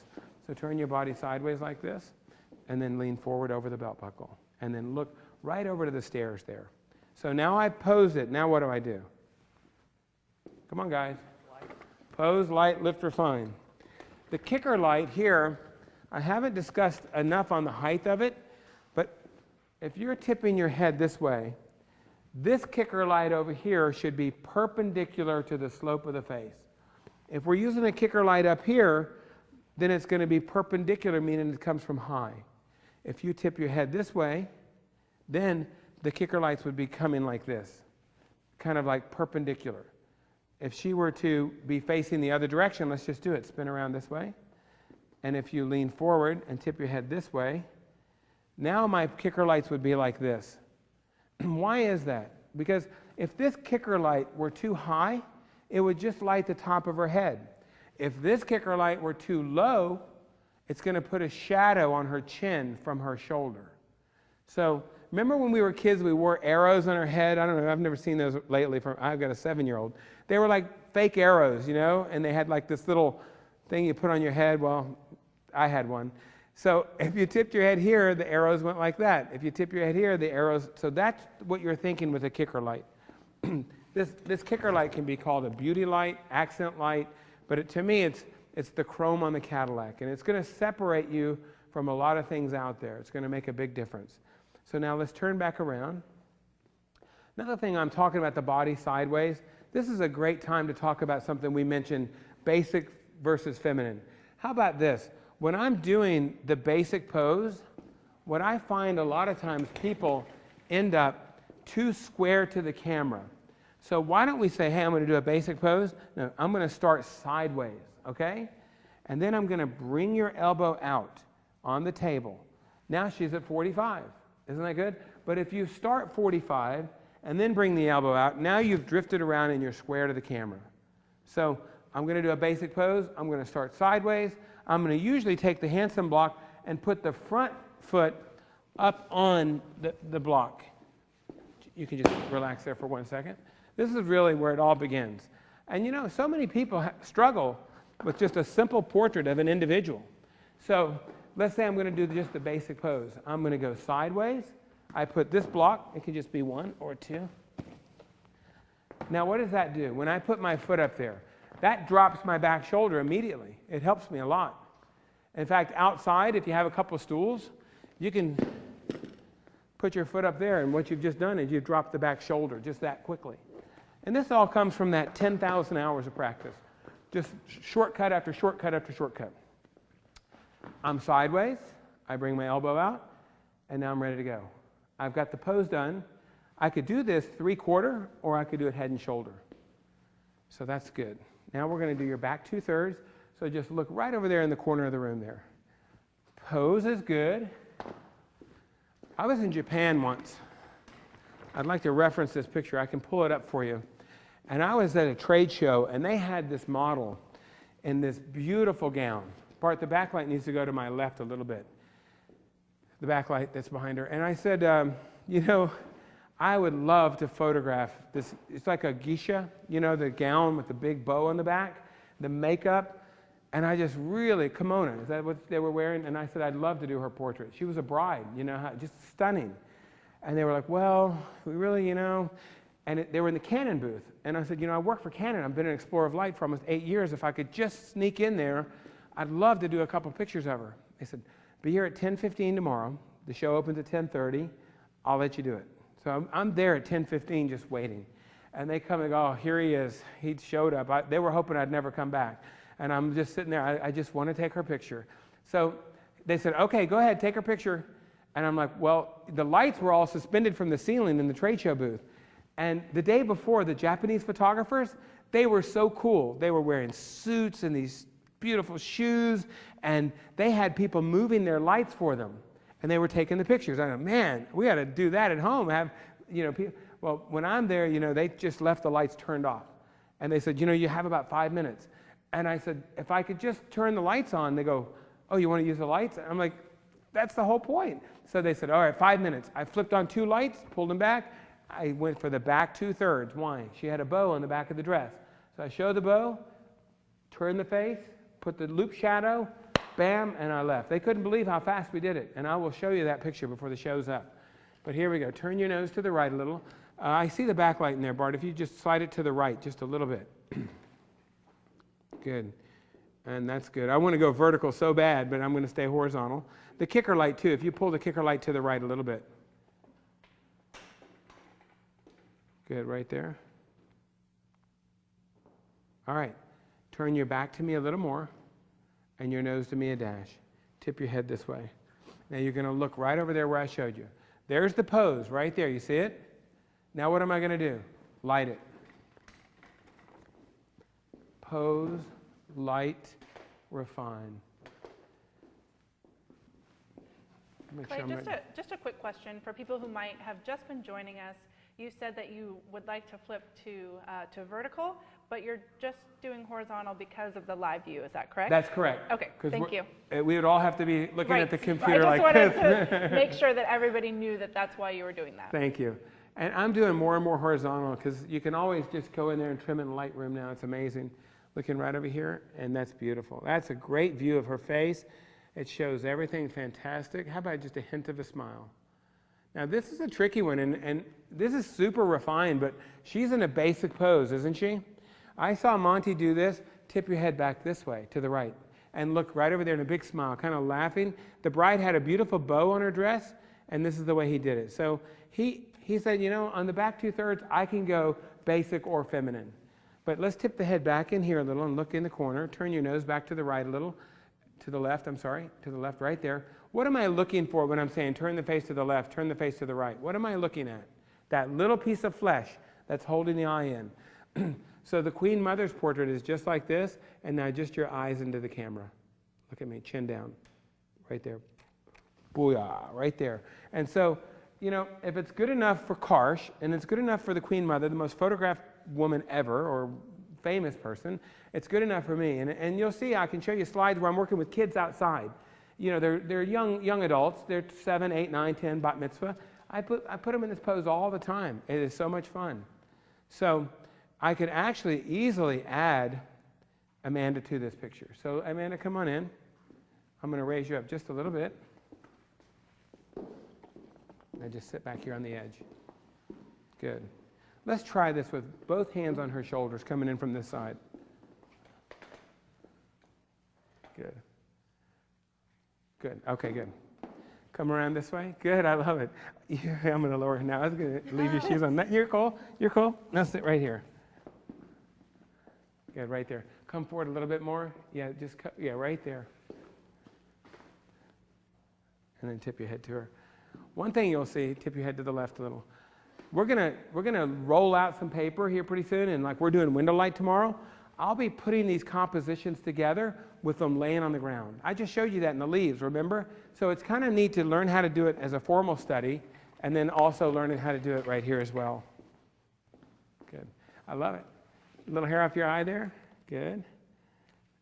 And just lean into your sister a little bit. And then, Hannah, tip your head here a little bit. and put your cheek right there together. Come in a little closer. Good, right there, I love it. A little happier. Chin down a little bit in the front row there, just like that, and your eyes right here. That's easy. Now, this is a fun way to do it. Now, how about, just for fun, wrap your arms around your sister. Yep, and then lower your elbows around her shoulders a little. Look at this, just a beautiful shot. And turn your nose to the right, just a little bit, Hannah. Right there, that's good. Now, here's what Monty always did, and I have to reference him all the time because I'm just up here channeling. You know, I carried his bags for 10 years. We were friends for 20 years. And there's nobody who did it better. I'm telling you, I'm still working every day to try to get this just the way he got it. But he got this point, he said, this is going to work nice. But the picture that always went in the album, the picture that always sold was like this: squeeze your sister, make her smile. Yes, and look at that smile. I want to shoot it. Amanda, tip your head to her a little more and look at that. That's what we're going for, is the expression. I'm kind of slowing down because of the camera. Right there, and yes. I couldn't go bam, bam, bam, bam. In my studio, I have the Mark IV, 10 frames a second if I need, and I just da-da-da-da-da-da. I could have taken 19 pictures of that couple there. How about this? Stay with it, hold it right there, and now just kind of look at each other. Yep, and press your face right on her. Right there, look at that. Let me get in. I love it. Whoops, you were a little out of focus in the front, Amanda. Let me see if I can get you in focus.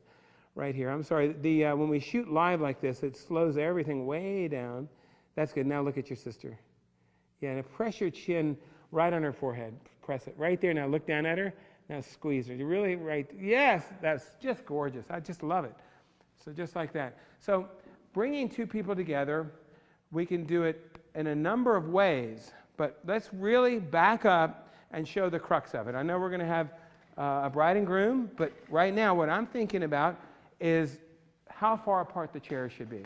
So stand up for me for 1 second. The lights are all on the right now. I'm not afraid to move them. Come forward a little bit. Turn around to me a little bit like this.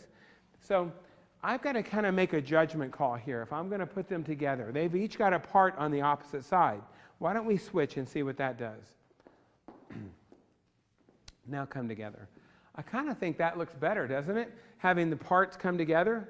Sometimes I'll be making a portrait and the mother's part in the hair would mean like you need to be on this side, because if you're over here, the full side of your hair, this side, would be hitting your husband.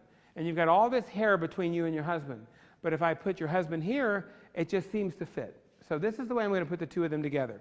Now, I'm going to start with two stools. Here's one, here's two. Now, guys, have you ever been to a charity event where the people line up to get their picture taken like couples? You know what I mean?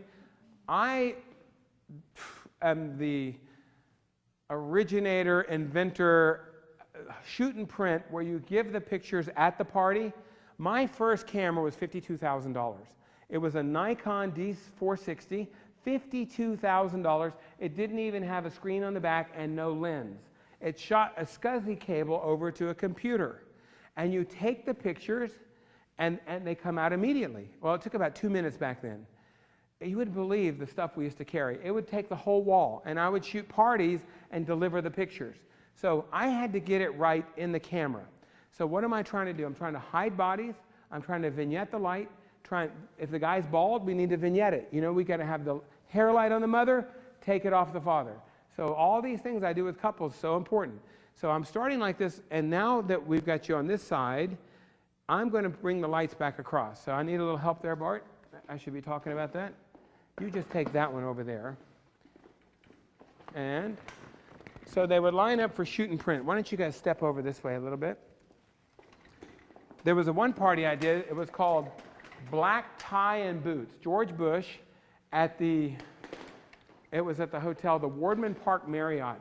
There were 14,000 guests. I had 40 people in the hotel, 20 photographers, 20 helpers. And we were doing shoot and print. So I could critique everyone's work. Of course, my work was I doubled the amount of output than anybody else, and the pictures were always solid. But I had to sell to everybody, and if the photographers just stood the people over there, half of them had been drinking so much, they were so inebriated, they'd come over, they'd have to put the beer down, and they would stand there with their stomach sticking out and click. Well, we were trying to take the money on site. They wouldn't buy the picture, they hated it. Look at me, I don't like the picture. Of course, we were selling mine because I was saying, you know, hide the body, get the heads together. But that's the key, is get it right in the camera. Do you know what I'm saying? So we've done probably about 100 of these parties. So we're going to go to work here, and I'm just going to show you. The chair is over here for the lady. So we're working 2 ladies, but you're going to sit right here, Hannah. But when I'm doing a man and a woman, the lady always sits closest to the light. Okay, remember that. Now you'll sit right here with your left leg behind. Good. Now open your knee up a little and take your left hand and put it on the wrist here. Now look how far apart they are. Now just come together. Bring your head in. Good, right there. When I do this at the parties, they always pull their chair in. I say, no, pull the chair back, because they always want to get too close together. I'd like you guys to slide back about 14 inches. Help them, Bart, because I don't want to block this camera. There we go. All right, good. Now your left hand on your sister's wrist. Now your shoulder behind her a little bit, your right shoulder, and bring your heads together. Good. Oh, I should go live. I hate to take this picture off the screen. Isn't it just great? You've seen one, you've seen them all. Right there. So there's the pose. Now what do? Light. Pose, light, lift, or fine. Nice, soft lighting. So you're going to tip your head to your sister this time. Good.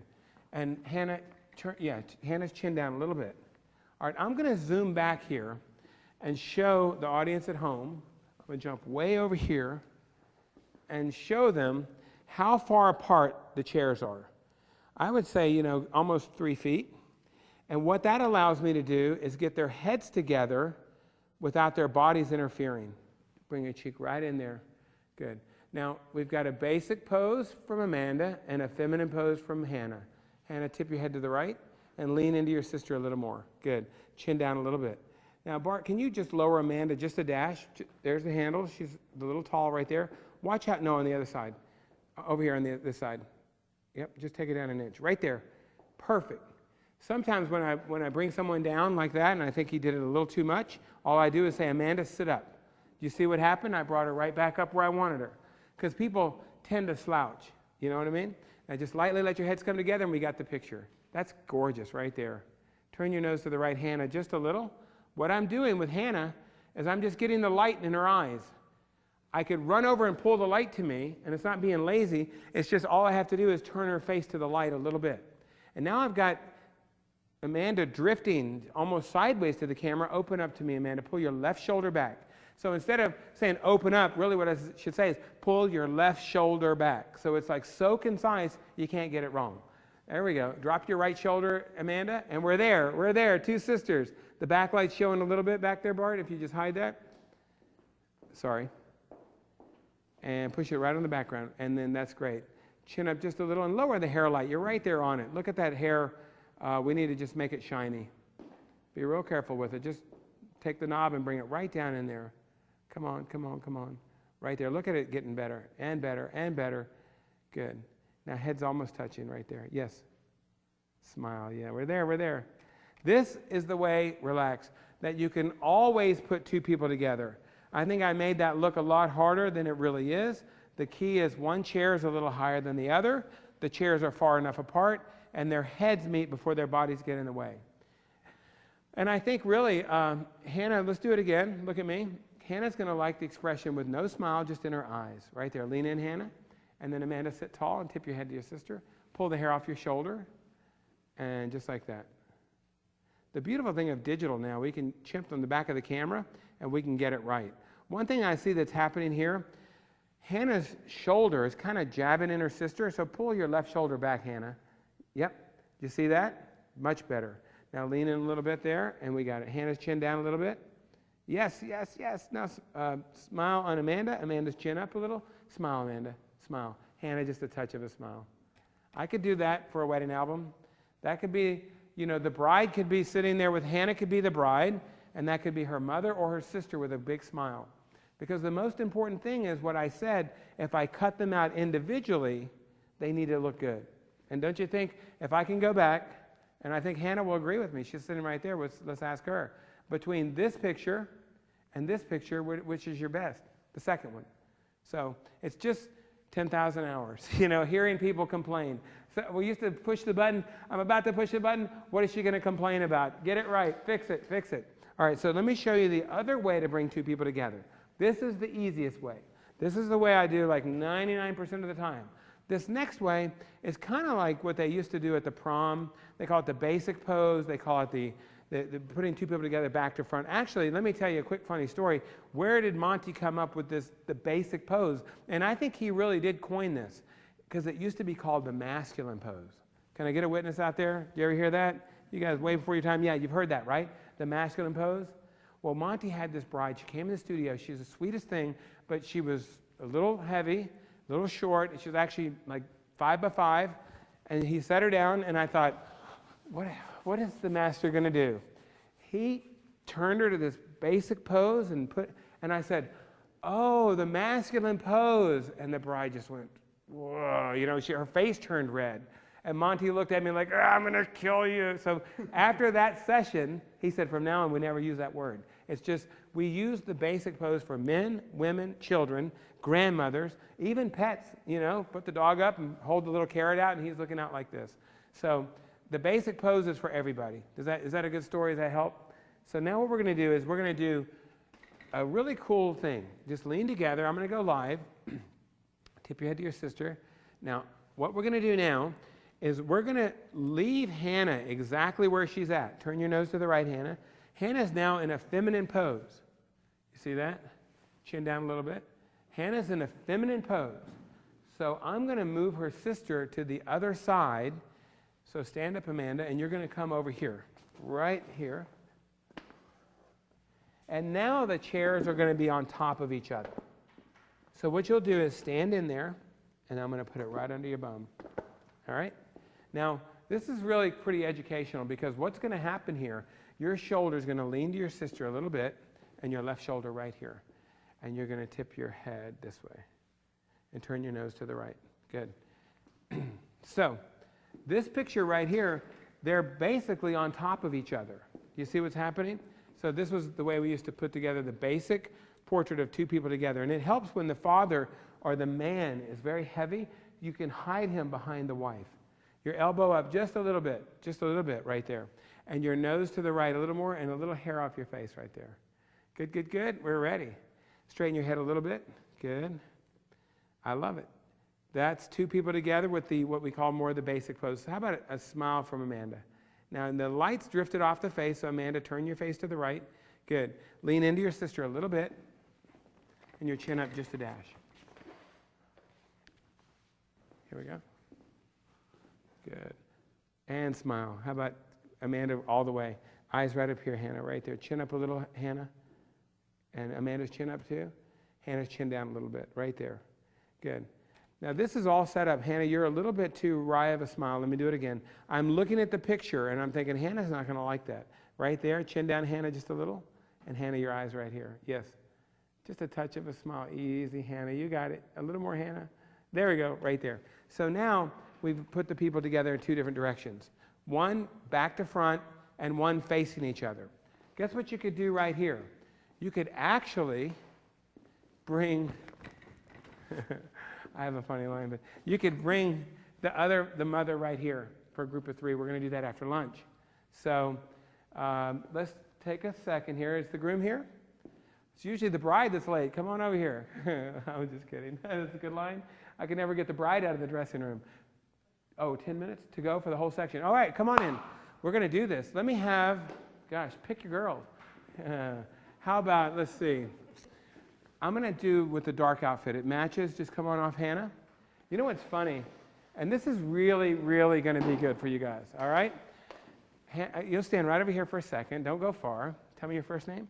Sean. Sean, sit right here. All right? They just held up a cue card. Where's my camera? 10 minutes. Let's see what I can do in 10 minutes, okay? Let's light it up. So my first picture is going to be a 3/4 view, okay? Because I can start here with the man, and it's really nice. And for a 3/4 view, the camera's got to come to chest height. Because I always want to keep the plane of the camera on the plane of the body, of the subject. Turn your body to the right, Sean, and cross your left knee up over your right and hold your ankle. Good. You're there. Perfect. Your back up a little taller. Chin down a dash, and tip your head to the right. Good. Now, pose light. What I need to do, Sean, is bring you down just a little bit. So he's a little more comfortable now. Pose, light, lift, refine. So there you go, buddy. I want to see a little fist out of your hand. We used to say hide a golf tee. You're hiding a golf tee. Bring your hands back and soften them a little bit. Good, right there. Now the backlight's showing, Bart, if you can just hide that a little bit to my right. These might be a little soft. I'm going to shoot fast. Straighten your head a little bit, Sean. Keep going, Bart. A little more. All right, right there. And your chin down a little bit. Good, right there. Your right elbow, soften it. Right elbow, all right? Now, I'm just going to do this. This is definitely a vertical shot. You guys know that. Just tip your head to the right. Good. There's picture one. All right, that's how easy it is. I could add Amanda to this 3/4 view like that, but I'm going to keep going closer because I've got 10 minutes and I'm going to get 10 portraits, okay? So that's one.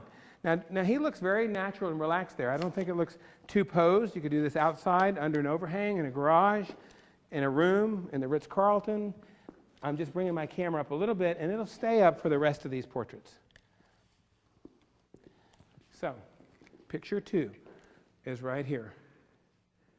Chin up a dash. I'm blocking your camera. Let me come forward a little. Is that better? Here we go.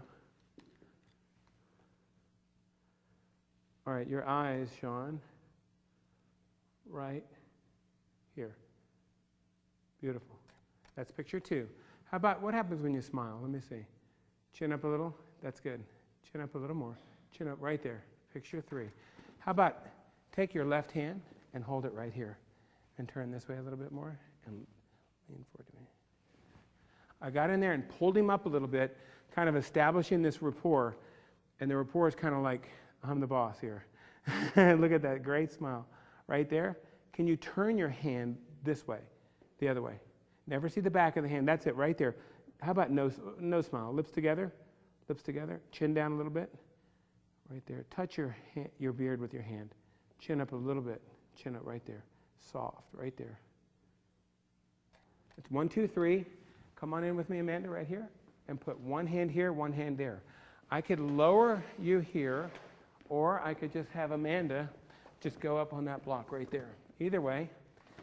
And my idea here is put your chin in front of his ear. It's posed. Hey, is this fair? He hasn't even moved. The light hasn't even moved, and I'm knocking out all these pictures. I don't think this is fair to anybody. Amanda, your hand back. Look at that right hand. It looks like it's too, here we go, look at me, distracting. Hair right here. Let's go fast.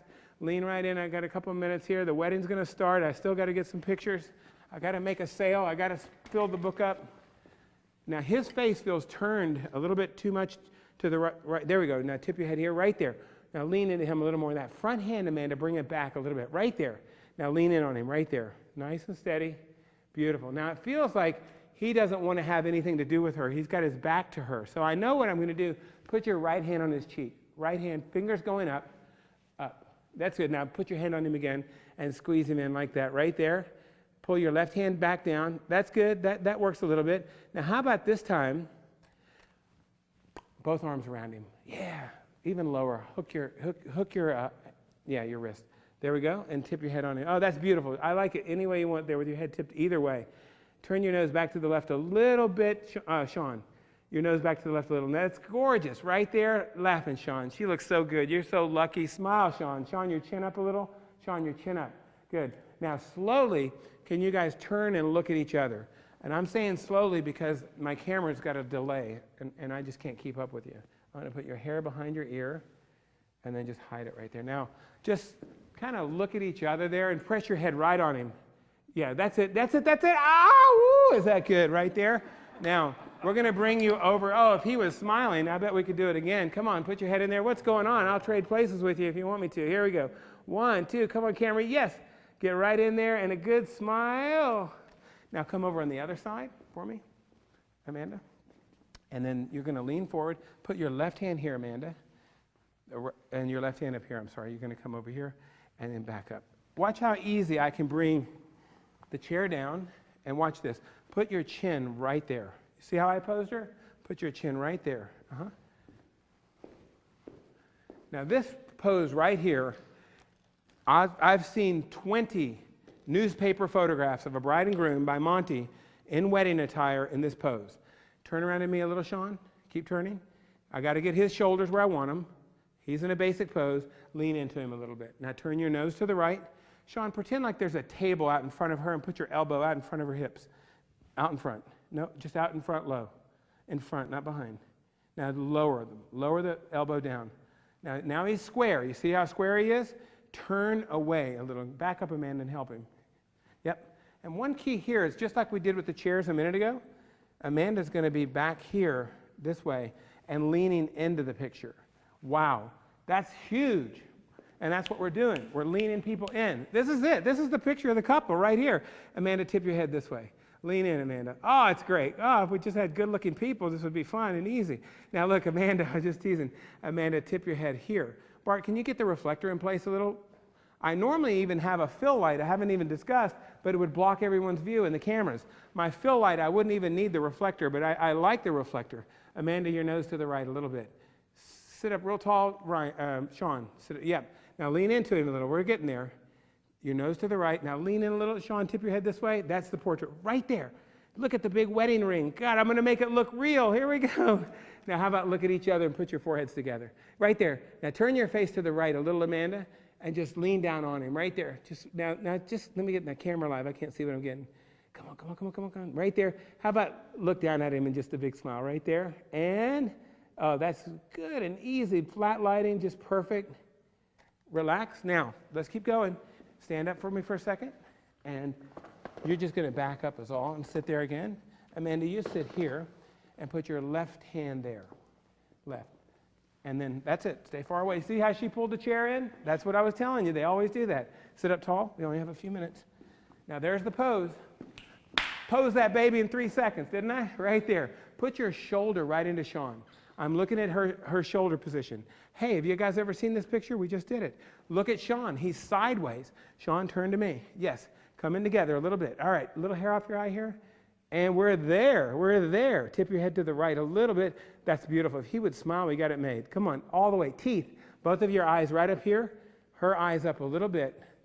Just chin up a little bit more. Right there.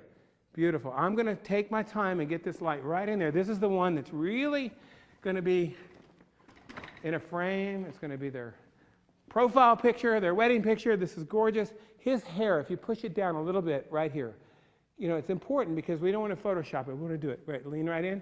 Sean's nose to the left a little bit. Good. Sean, you could still push out this way, just your chair. Just slide. Now lean in. Yep, now tip your head a little to the right. Turn your nose to the right. Good. Chin down. Now, I love the picture. I'm going to take it real quick because he didn't smile. Let me do it again. But I think what I want to do is the blonde hair that's hanging between you, pull it out this side. Just pull it all out. Yep. Now come back together again. Sean, close that in with your shoulder. Now lean into there together. That's the picture right here. Sean, she's upstaging you. Come forward a little bit. Come forward. Come out of her hair. There we go. There's the picture. If she brings her elbow up a little, that's it right there. That's nothing like working under pressure. We did it. Now both arms around his neck. My buddy Calvin Hayes says, Clay, this is the town and country pose right here. All day long at the wedding, this one always works. Town and country hug. Tip your head to the right and lean into him more. Yep, right there. Tip your head to the right more, Amanda. Yeah, put your cheek right up on him. That's the shot right there. Now I can follow this up real quick. You're actors, so pull it off. Sean, I want you to look down and just bite her on the cheek softly. Go ahead. Real bite, real soft. You got to smile. You got to smile. Now, how about let's switch it around. You look at me, Sean, and you nibble on his cheek just a little. Come on, Sean. Fake it. The camera's reloading. Come on, camera. Come on, camera. There we go. Sean asked me to take my time on this one. Amanda, turn your nose to me a little bit. Amanda, right there. Now, squeeze him tight right there. You could see if I could go 10 frames a second, I could do a dozen of those shots. Now, here we go. Amanda, stand up and push your chair under his. And then you're going to lean back on him. You lean back on him. And you go around her like this, right here. Boy, they're going to buy this DVD. All these good tips right here. 1, 2. Now, here's what's happening here. They're sitting straight up and down. I took the picture to show you, and Amanda's just slouching. Look at that. Pose, light, lift. So sit up, guys, and lean forward over the belt buckle. I love it, love it. Now, the lighting is great. Just pull the hair back a little bit. Now, they're leaning this way. Which way am I going to tip the camera? That way. So I'm going to tip the camera back here.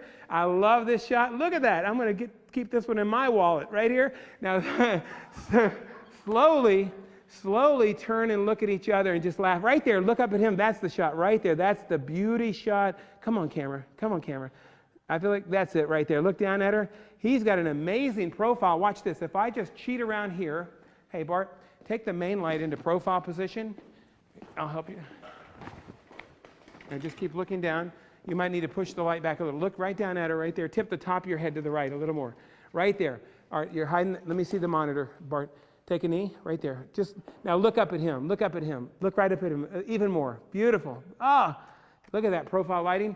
What if she had her big ring on? Where's your left hand? And let's just put that in here. And you hold her hand. And then how about just bring that ring into the picture somehow. And you look down and just bring the hand onto the wrist. I don't know. Just like that. Beautiful. Oh, I love it. I love it. Hey, Monty's in the room. This looks like one of his portraits. Tip your head to the right, Sean, a little more. That's the profile right there. Make your fingers long and long. Yeah, that's good. Right there. Oh, I love it. Right there. Woo! Now, we're not done. We're not done. Let's do one more. How about we'll do this very famous Monty shot, what I still do today. Stand up, both of you. And you'll sit right here, Amanda, and turn your knees to me. And Sean, you'll sit here and you'll straddle her chair, one leg on each side. I want to save enough time to review these. So if we can go to the top to the bottom.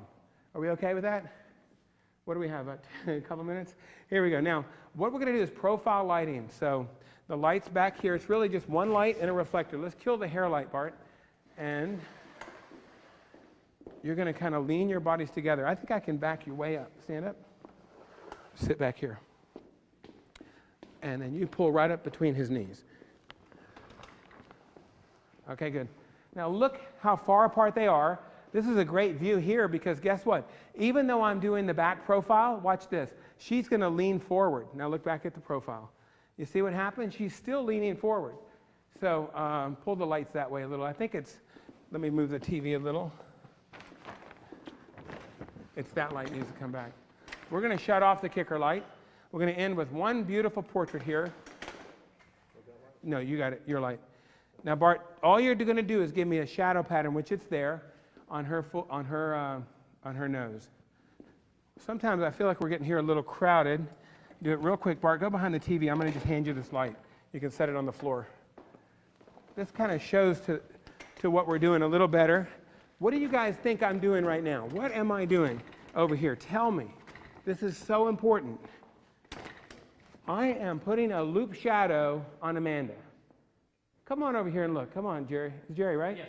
Just look over here. What am I doing here? I got to light it. Right. So there's that loop shadow, and then the reflector opens up the shadow. There's the pose. There's the light. Now I get behind the camera, and I'm going to lower the camera. Why? Elongate. Separation between the chin and the shoulder. Now, he's got to lean out to the right a little bit. Turn your nose to the right, Sean. There's a little hair under your profile. Can you hide it a little bit? Amanda, behind your profile. Yep. This is going to be gorgeous. It's there. Look, all I have to do is pull the trigger. I got to make sure we're sharp. So there's sharp right there. Shooting through projection is always a little tough for me because it's just critical. And I'm shooting at what, at f4, 5, 6? Now turn your nose to the left a little bit, Amanda. Good. Now, Sean's chin down. Sean, tip your head to the right and look at her lips. Look down at her lips, right there. Now she's going to turn her nose to me a little bit. Right there. Beautiful. And she's going to tip the top of her head to the right. Now when I turned her to me, I really need to pull the light over just a little more. I mean, that's how critical it was, 2 inches. And we got the picture. She's got to turn her face to me a dash, and we got it. Wherever you're looking, Amanda, look a little higher. Sean, just a hint of a smile. Here's the final refinement. Look at his right ear. I want you to turn your nose to the right, Sean. Turn your nose to the right. A little more. Sean, straighten your back a little bit. Not too much. Chin down a little. Her chin up a little. Right here. That's it. Real slow. Lips together. Amanda, turn your nose to me.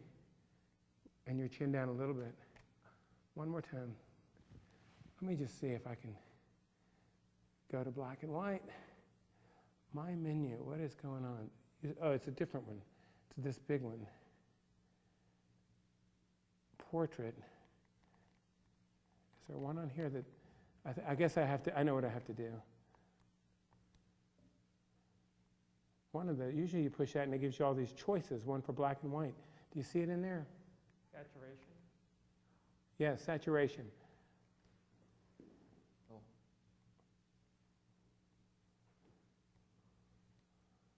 Portrait, portrait. It's stuck there, default. All right, don't worry about it. It looks gorgeous in color, doesn't it?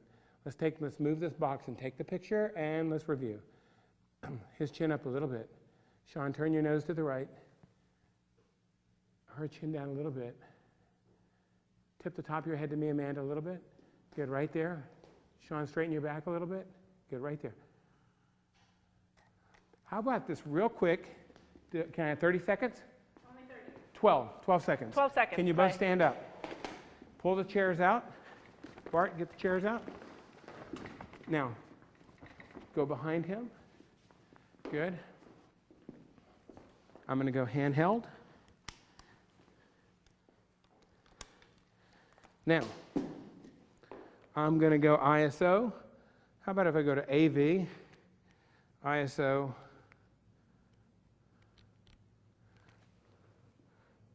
well, pick her up, piggyback. Just pick her up. Ready? 1, 2, 3. Yep, now put your cheeks together. Move that way a little bit. Back up a little. Lean forward a little bit. Good.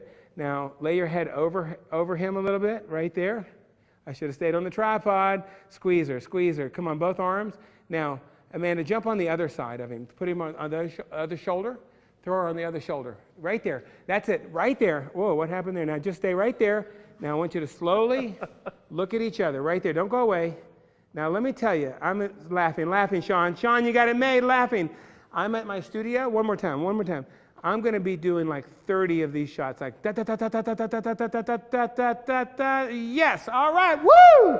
We did it. All right, let's count them up. All right, thank you guys. That was good. Give me some skin. You were great. Good. Have a seat. I'm going to review them. Can I go from the top? Right, here we go, real quick. Now listen, when I go out on the beach with a couple, I can pick this series up at 6, 7, 8. I can go 8, 7, 6. I can go 10, 9, 8, 7. I know these pictures that good. So here's one. I could add her to this, but I didn't. There's 2, 3, 4, 5, 6. No, 6. Yeah, that was the hand up. 6, 7, 8, 9, 10, 11, 12, 13, 14, love, 15, 16, 17, 18, 19, 20, 21, 22. I think we did 22. We get on some piggyback, and we could call it, how about we call it 25 in 10 minutes? All right, I'm done. I can't do any more. Thank you. That was fun. That is awesome. And Amanda, Hannah, and Sean, thank you so much for standing in. You guys looked like you were having fun. Good. Thank you so much. And Monty, that was just awesome to watch. Thank you so much. Oh, sorry, not Monty. I'll take it. Sweet, dude. That was fun. I really enjoyed that. Clay, that was just awesome. But it is time for a 45-minute lunch break. All right, good. And everybody in the chat rooms, by the way, is loving this. They are just Good. like, they were just eating it up. They couldn't get enough of this. So they want to know if you have a quick teaser for us of what you're going to teach us when we get back. Okay, what we've been doing is laying foundation. We're going to really loosen things up later, but today after lunch, I've got the money shots, and that's putting families together. 2, 3, 4, 5, and this is critical. Learning how to put small groups together. These small groups turn into big groups, so that's what I'm planning after lunch. I also want to talk about feet position. I have a rule for 5 feet position. I want to talk about the full body, and then we're going to kind of back up, and I'm going to do some glamour lighting. You know, that's what everybody loves, are these beauty shots. We're going to do those today, and we've really laid the foundation. We've got a road for tomorrow. And what I just did for you with the couple, that's pretty much every weekend. You know, they're always late. The reception's about to happen. They give me 10 minutes. Give me 10 minutes. I'll take care of you. All right. Thank you. All right, and I told you that the internet loves you right now, and just want to give you a couple shout outs of what they're actually saying. Carlos Bryant says, laugh out loud, Clay has been going and going like the Energizer Bunny. He's going to pack in a ton of information over the next few days. And Michelle Nosey says, thank you, Clay, for affirming my strongest desire to shoot with a small team. I want to be technically excellent, and I see a lot more opportunities when shooting with someone, especially weddings. So thank you. Great. That's fantastic. And all right, so 10 minutes, 25 poses with a couple, and that's just with a couple. We have so many more things we're going to be doing with this workshop, whether it's single models, couples, and sisters, and families. Tomorrow we have like 5 families. We're going to talk about weddings, so much to come. This has been an amazing half day, everybody. This workshop is $149, but when you purchase it now during the live event, it is only $99. There's a button right beneath the video that you're watching right now. And what I love is, we've had probably everybody has heard of Sue Bryce, who we've had here on CreativeLive, and everybody knows the chin out and down. Well, I think everybody now is going to know the pose, light, lift, refine. Pose, light, lift, refine, and we're going to be saying that throughout the time. So if you want to truly know how to pose, light, lift, refine, purchase this class. All right, everybody, we will see you back in 45 minutes. Thank you.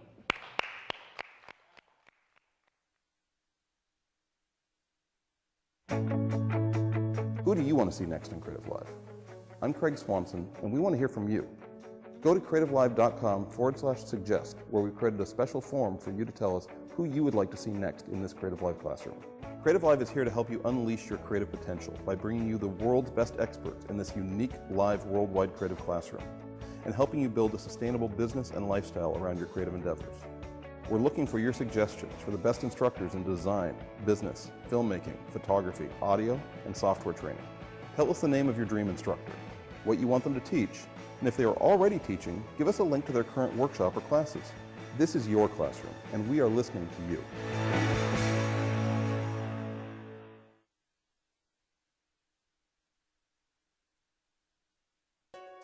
Hi, I'm Porter Gale, the author of Your Network is Your Net Worth, and I'm teaching a free class on CreativeLive on July 30th and 31st.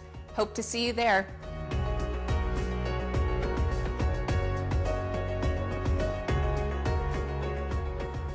Everyone has barriers that can hold them back. Whether you're stuck in a routine or you're your own worst enemy. You might be at the beginning of your career, or maybe you're even a CEO. Not everybody recognizes the power that targeted networking can have on your career, your life, and your productivity. On day 1, I'll take you through a series of exercises so that you can identify any barriers that are holding you back. We'll also do exercises to define your passions, your purpose, and to help you target your networking. After that, we'll talk about the importance of giving back and helping others and why that's the real secret to networking. We'll also have a discussion about how technology can help you move forward and achieve your goals. On day 2, I'll show you how to define your core circles. I'll also show you how to identify power pockets so that you can grow your network exponentially. After that, we'll talk about the importance of developing content and bringing value and ideas to the table, and why that's important when you're developing authentic relationships. Next, we'll talk about job search techniques. We'll also go through tools that can help you make successful asks, and we'll talk about the importance of speaking tips so that you can move forward and reach your goals with confidence. This workshop is perfect for anyone who feels stuck. It's also great for the recent college grad who's looking for a new job, or the executive that's at the top of their game that's angling for a new promotion or looking for new career opportunities. Even if you're a stay-at-home parent and you just want to expand your network, this class has information.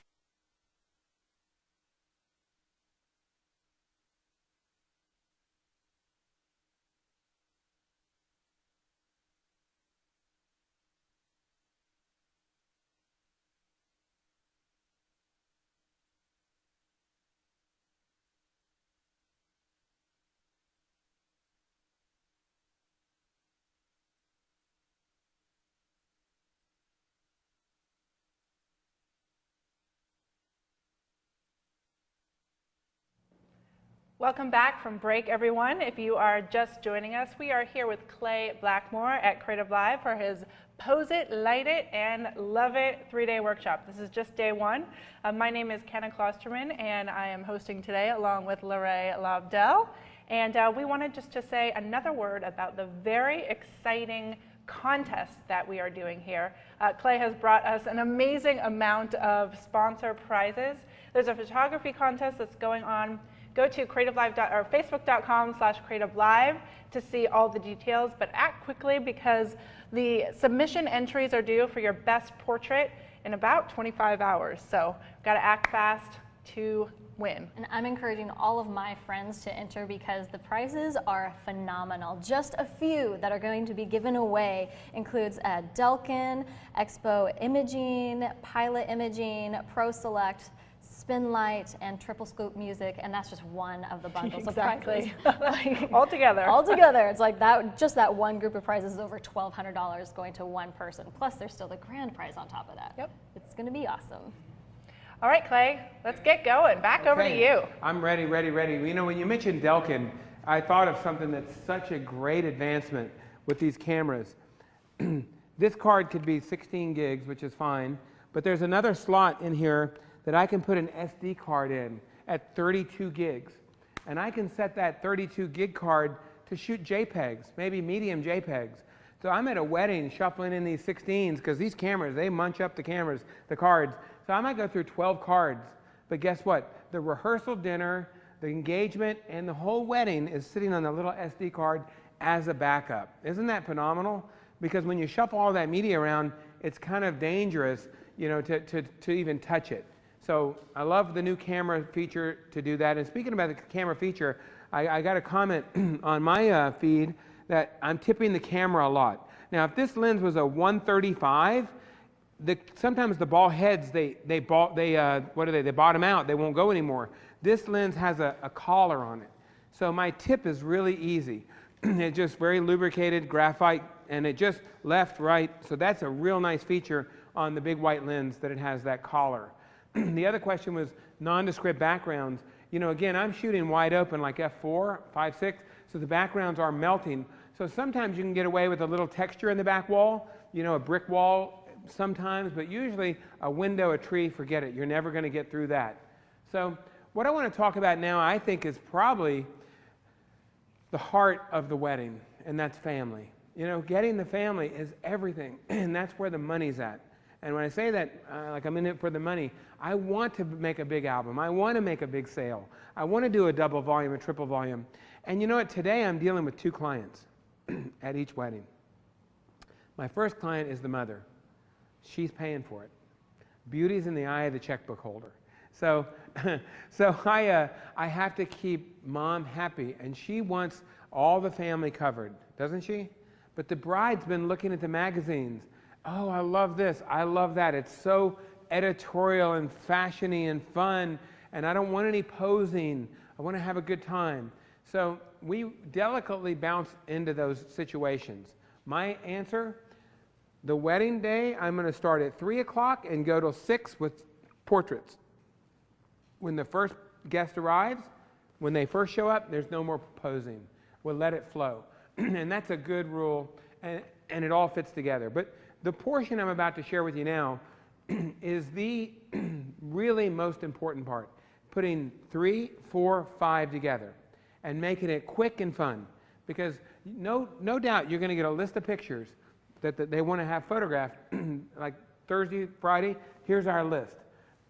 I did a wedding, that I got 19 pictures that the bride wanted done before the ceremony. 19. Actually, I got one, I'm not even kidding you this. I have the PDF document that she emailed me. It was 50 photographs, and she named out everybody in each picture. So I had to have a spotter to tell me who the people were. And I had to coach her because some of those groups appeared inside other groups. Like she would want this group and that group and this group and that group. Some of these little groups were inside the bigger groups. And I tried to tell her, you know, I think we're going to have to really focus on my list first, and then we'll do whatever we can do after. She didn't want to hear that. She wanted her list done the way she wanted it done, and I did that. But the only way I could do that is technique, quick technique. I didn't think of any journalism. I didn't do the bride's dressing room, the groom's dressing room. I was focused on family. I'm waiting there, and I said, everybody needs to be on time. And I have a schedule, and I just check them off as I go. So let me show you a few of these pictures and a few of these compositions and how they might come together. This is your roadmap. A group of 2, a group of 3. Now look at that group of 3. It's an inverted triangle, inverted pyramid. That's the easiest way to put 3 people together. You can also flip that upside down and do a triangle. We do triangles all the time, especially on the bigger groups. The group of 4 is really special. I go to city to city to city traveling, and I always see the news team. You know, they always have 4 people on the news team, you know what I mean? They have their billboard, and they're always a group of 4 on the bus, on the billboard, on the television, and I'm always saying, oh man, they need me to pose that group of 4, because they never get it right. You know, it's 4 people, but here's how we do it. We start with 2 people, their bodies a little further apart. We bring the 3rd one in the middle and the 4th one up a little higher. The group of 5, there it is for you. Then 6, we seat 3, we stand 3. A group of 7, 4 seated, 3 standing. Now, I might be doing a wedding, and I've got this group of 6 put together beautifully, and the bride's mother runs over to me and says, Clay, I need this picture, but I want you to add my sister, her husband, and their 3 kids. And I'm right here doing my thing with my lights. We're about to do it. And I say to her, Carol, I'll do that for you in the next room when we do the big family groups. Don't let me forget. I won't forget. I'm going to do everything I need to do here first. You have to politely and firmly dictate how this is going to unfold. If you let the bride and groom and the parents tell you how to do all this, it's going to be a disaster. Let's face it, you know, the typical bride of today gets married once or twice in a lifetime. And we get married every weekend. So we understand the flow and the pace and where we need to be. And this is a conversation that needs to be done way before the wedding day. That, look, we're going to have a schedule. We're going to be here, and then we're going to move there, and then we're going to go there. I definitely am going to have a journalist with me, if not 2, and a filmmaker, and they're not going to say a word to anybody. They're just going to do the journalism and have a ball. So we're going to plan our work and work our plan. All right? So let's look at a couple of slides and just see what I'm thinking about.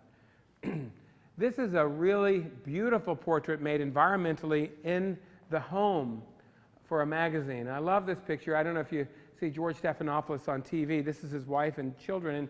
And how do you think I lit this photograph? What do you think I did? What do you tell me?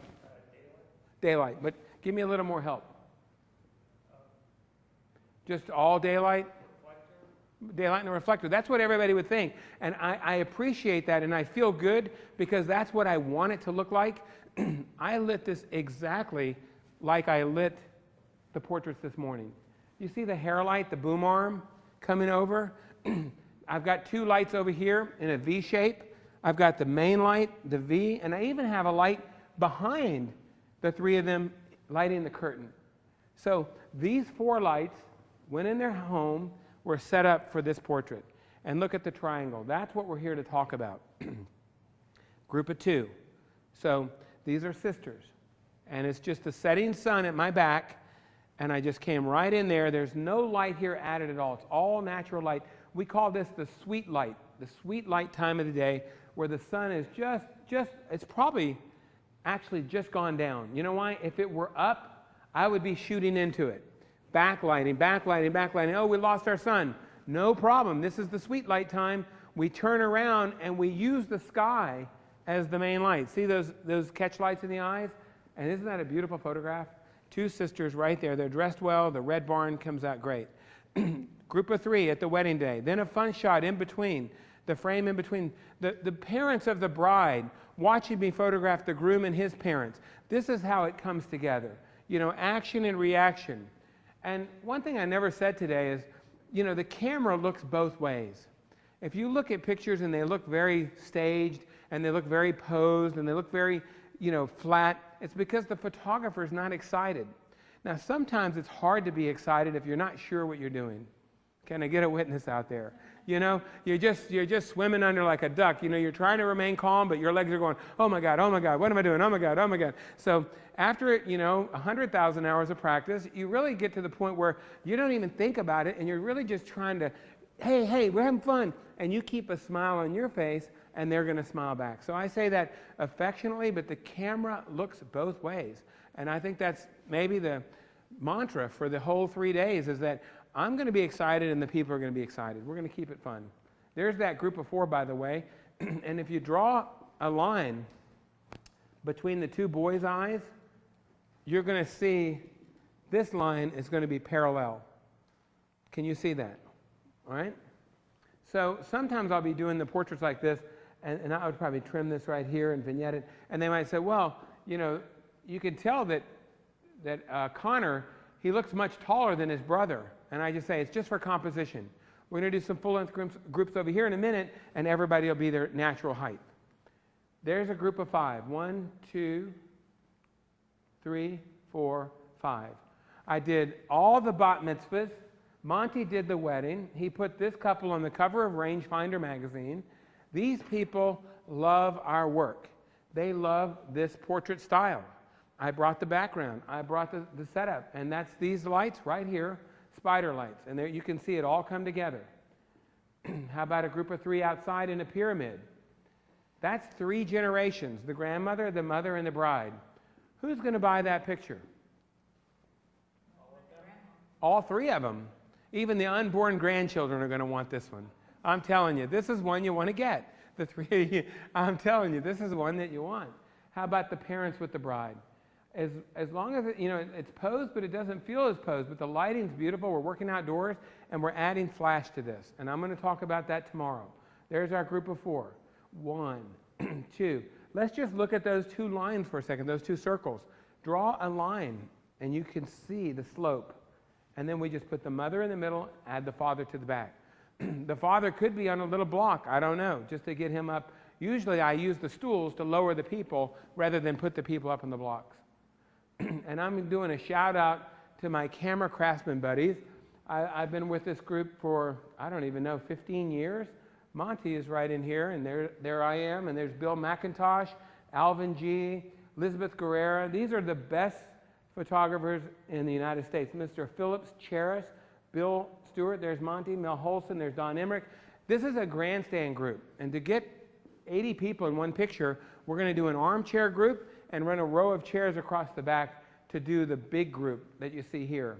What's the first thing I looked for when I made this picture? The background. A background with a lot of depth.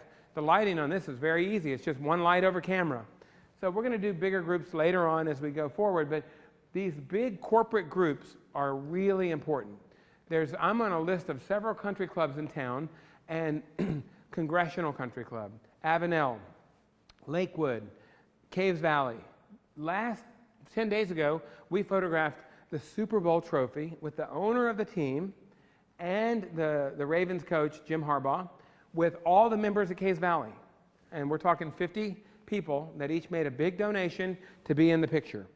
And you know what? They are all busy. They're all having a party. They don't want to go sit in front of my camera, do they?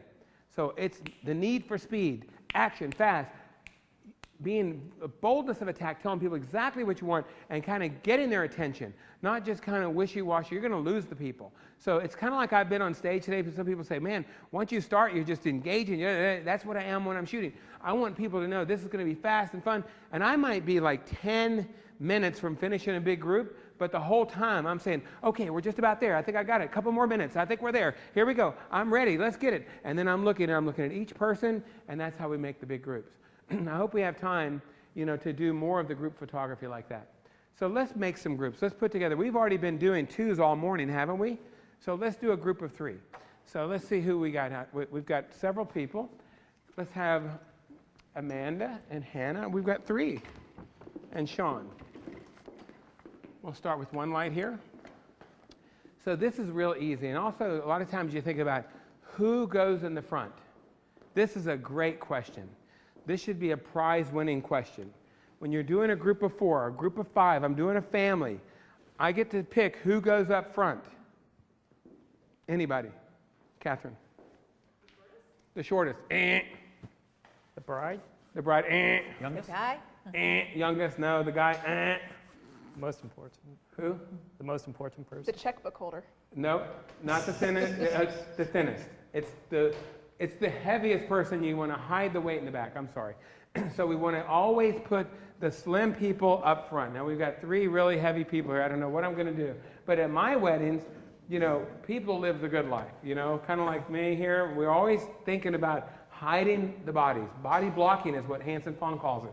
So I'm going to kind of size up the group real quick, and I'm going to put the heavier people in the back and hide the bodies. So what I could do here, since we've got, boy, girl, why don't we just seat Sean right here? Sean, you sit on the edge. And turn your knees this way a little bit, okay? Let me lower you a little bit, okay? So now let's switch the sides because we've got Hannah a little bit lower. And why don't you guys slide back a little bit because that'll give us room to get both cameras going. Just come right back here with it. Just slide back a little bit more. Here we go. So let's go live feed. Let me get my camera turned on back there. You can already see the group coming together right here, the pyramid like that, just like that. So the lights are coming down. Let's just put your left hand here, and let's put your right hand here. And I think you stay right here. I'm going to lower you a little bit. Just come forward a little bit. There we go. Now again, I want to just say to Amanda, put your chin right here. Turn your nose this way a little bit. And I still feel we could bring you down a little bit. Sorry, back up a little bit. Just keep all your weight there. Sit there. There we go. Now we've got it. Tip your head this way a little. You'll sit up a little bit. Good. Let's see if we're live yet. We're going to come off the PowerPoint and go to the camera. There we go. Beautiful. By the way, I learned how to go to black and white at the break. We're not going to do it, though. These colors all look great together. So let's look at Amanda. She's tipping her head away from the light, so let's tip your head back to the light and turn your nose to the left. Yep, and your shoulder right up behind your brother. Right shoulder, the right shoulder. Yeah, you see how I closed that in real fast? So I was showing her your shoulder right up behind. So then, Hannah, you lean right in there to the picture. That's it, we're almost there. Sean, sit up a little taller. Yep, Sean, tip your head to the right. I feel like if you look at the lighting, it feels a little hot on Hannah. Hannah, look right in the camera. Look at my camera. Good. So I'm going to take this light and just really feather it away. You see what I just did? It's still in there, just barely. And now as the groups get bigger, the light gets flatter. Does that make sense? A little flatter. And this is a time where my fill light behind camera, which is another one of the TD6s. I've been using TD5s. TD6 has 6 bulbs. We have it right over there. And we put an umbrella on it, and it just gives me that nice fill light. We're there. Hannah, lean in a little bit more. Good. I feel like Amanda needs to tip her head to the right a little bit and turn your nose to the left, and we're there. This is the brother on his wedding day, and he's going to be focused nice and sharp right there. And if he smiles, we're going to take the picture right there. Chin up a little bit right there. That's that easy. I mean, can you imagine? Let me just hold the picture for a second. If I were not telling you how I'm doing these pictures, how I could roll. Because I could just, I wouldn't have to sit here and explain every nuance. I would be doing it. And I could just, the people can line up, and I could just, who do you have? And here's the way I am at a wedding. I'm shooting away, and I said, I need the next group right here. Who's ready? I haven't photographed you yet. Do you have your family here? Just bring them over here. So while I'm working here, I'm staging the groups, which is kind of crazy. And when people see that, they're like, man, this guy, he's into this. And they line up for me. And I'm serious. I'm at a wedding, and I'm just next. And I'll do like the 3 kids together, add the parents, group of 5. Take the 3 kids away, do the parents. And if I just give people a CD, what's going to happen? And they're going to go right out to the scanners and right out to the Walmart and print them up. So now it's a time to be a good salesperson and be aggressive and make a beautiful sale. Give them a good deal, and let them get all these pictures, but they need to be retouched. Everything we do needs to be retouched, okay? So that's a group of 3. Let's make it a group of 4. So I am going to pick, this is a busy shirt, this a little bright, so come on in with me right here. We're going to add the other brother, the long-lost brother. Tell me your name again. Don. Don, okay. Here's what we're going to do, Don. First, we're going to bring Sean this way a little bit. And now, Sean, you sit. And Don, you come sit up here in the front row. And you know what? I almost think we should switch it. Let's put the ladies up front and the guys in the back. Anytime I'm doing the big groups, like I'm popping around a party, and there's just a cocktail reception going on. And I see my photographers just click. They're just trying to make sure the cocktail is just kind of covered. There's no attention to drinks or glasses or name tags or any quick posing. What did you used to call it, Bart? The 220? 224, which means You're at a wedding, you've just done the ceremony, you're sweating, and you're trying to do room pictures. You got to move the equipment from here to there, and there's a cocktail hour going on. And so the last thing you want to do is go through a cocktail hour and take pictures of people who don't want to be photographed because they're eating as fast as they can. And here comes the photographer, and they're like, oh, no, I got to finish eating. So we call it a 224, meaning in 2 minutes, we would go through the room and shoot 24 pictures, right? But what I'm doing is I'll go up to the group and say, women in the front, men in the back. So now we get a row of women, and the men fill in the gaps. And you tell the taller men to go in the middle, and you take the picture. Because you never know when one of those pictures could be super, super important. You know what I mean? I've done a lot of corporate affairs, and sometimes you do a picture at a cocktail hour, and you get an email, oh, we need this for our website, our corporate brochure, or whatever, and you look at it and you go, ah, why didn't I take my time with that picture a little bit better? So what we're going to do, guys, just step over to the side real quick for me. Come right over here. I'm going to show you my relationship of the two girls. Stay right there. Good. And I'm going to raise you just a little bit. Stand up. And now sit. Let's go live. I think I did too much. Hannah, see if you can just squeeze your handle. Stand up and just right there. You got it. See how easy? That my clients can do that too. I don't have to just manhandle everything. Scoot in just a little, Hannah. Right there. All right, guys. Here's how the picture starts. You see my imaginary circles, one here, one there. Now what am I going to do? Fill in the gaps. I'm going to fill them in. Walk over with me and put your hands where the guys are going to go. Over here. Come over here. Okay. You know one's going to go in the middle. Here and here. Yes, good. Because sometimes even my own employees that I'm training, they'll put it here and there, and it doesn't work. So here we go. Now, who's going to go in the middle? I think we'll put Don in the middle, maybe on a little block. Sorry, Don, you get the booster. That's usually fun at a wedding. When the booster comes out, everybody goes, oh, he gets a booster. Now, come on in. Actually, put your hands on your two sisters right there. Right there on the outside shoulders, and everybody lean together. Good. Right there is a group of three. Don will lean in. Good. And Don a little taller. Good. Don, chin down a little bit. Chin down. All right, you got it made, Don. I'm going to take this picture. You're going to send this home. Look what I did today, Mom. Now, one thing about eyeglasses, we haven't even talked about them, have we? Let's talk about it real quick. Don, you're not getting any reflection in your glasses, but there's 3 things you can do to eliminate the flare off these big soft boxes. The first thing I might do is raise the light. If I raise the light, you don't see it as much.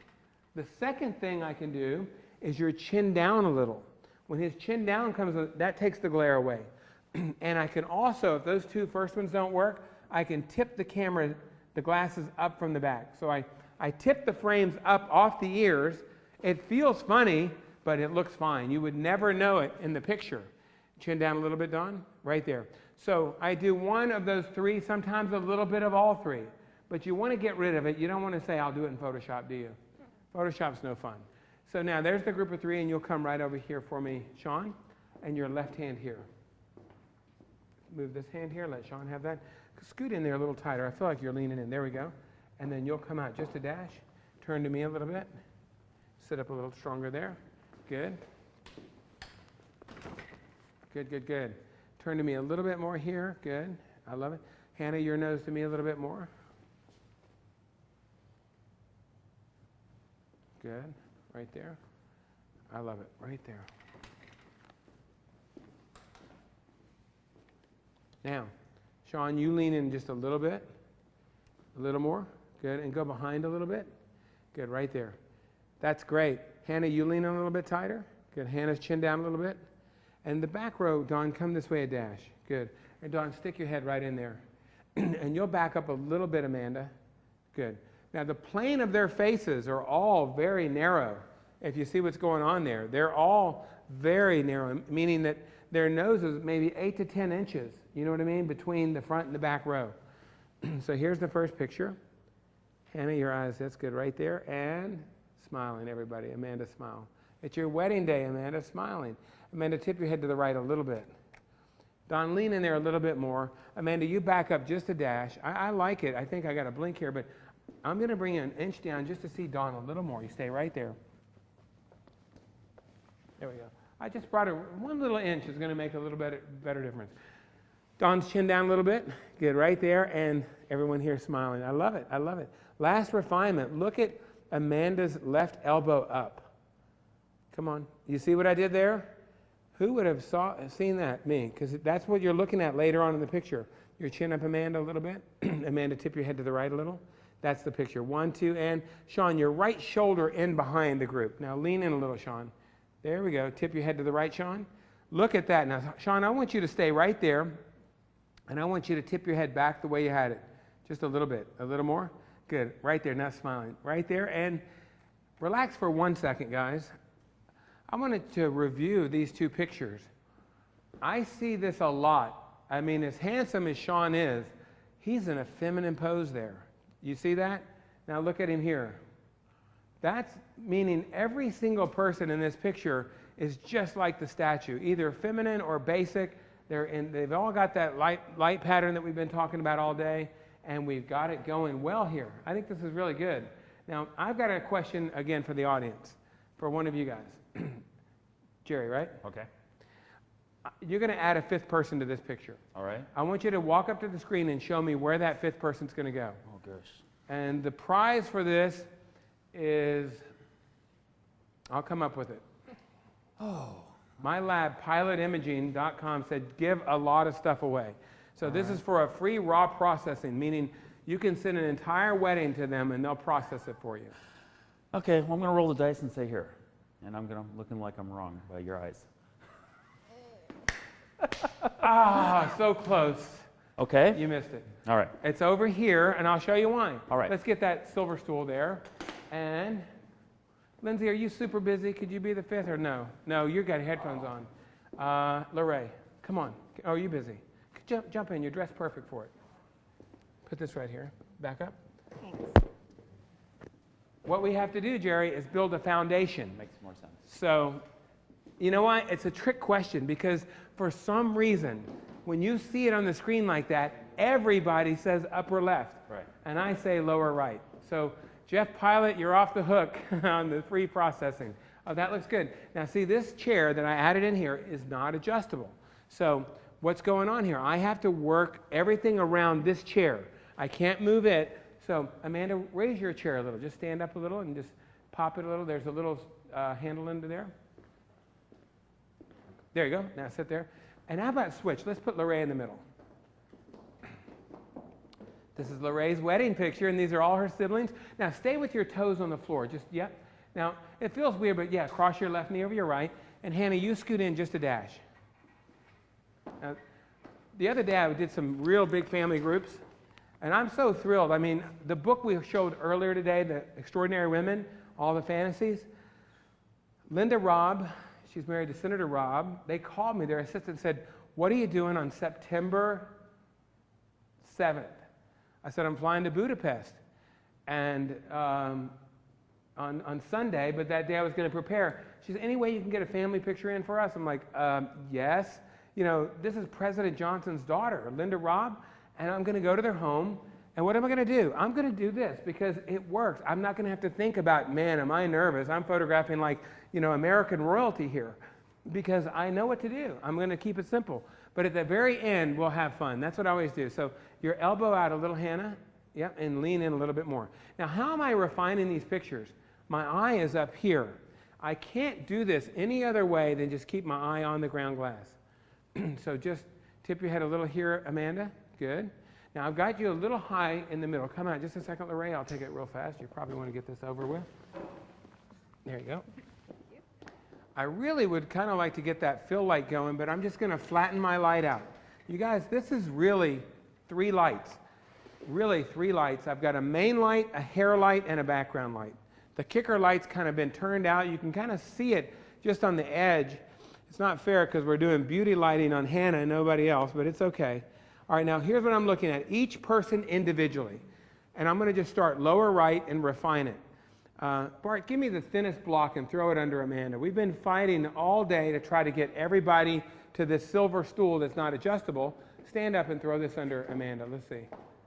And let's just use the block. I like it. Yep. See what we did there? Now, your left hand on your sister's shoulder. Yep. Oh, no, Sean. Under her hair. Hide your hand under her hair from the back. There you go. You did it. Right there. Let's take the picture. I love it. I love it. I love it. Now I'm going to refine each person. Amanda looks great. Sean, slide this way a little bit. Good. Now Lorraine's kind of turning her face away from the light. Why don't you turn your nose to the right a little and tip your head to the right a little bit. That's perfect. There we go. Dawn, you're looking good. Slide to the right though. Yep. And then your chin down an inch to get the glare out of your glasses. Push your glasses up on your nose. There you go. Tip them up by yourself. Just take them with two hands and, you know, just a little bit. There you go. There we go. We're there. Your hand on your sister's shoulder. Hannah, lean in a little bit. Hannah, pretend like you're happy to be in the family. Come on, here we go. And Lorraine, this way an inch more. Lorraine's a little square to the camera. She's very petite, but I want to do that. And then your nose back to me a little bit. Hannah, straighten your head a little bit and lean in a little more. Hannah, we got it. There's the family. Hannah, you came in too much because Dawn's back there. Dawn, straighten your back and we're there. Dawn smiling. Dawn smiling. I feel like now Sean has drifted, so Sean, come out this way an inch. A little more. Right there, we did it, yes. Now that's one picture. Once I do 2 or 3 of those, I might say, you know, it's Lorraine's wedding. Why don't you guys all just put your arms around her? Come on, get in close. Yep, hug her. Yeah, there we go. That's what I want. Come on, camera. Dawn, I don't see you. Get in there, Dawn. Taller, Dawn. Taller, Dawn. Sean, get in there. Amanda, get in there. This is the shot. This is going to be in my wallet, Facebook, everything. Yes, done. Okay.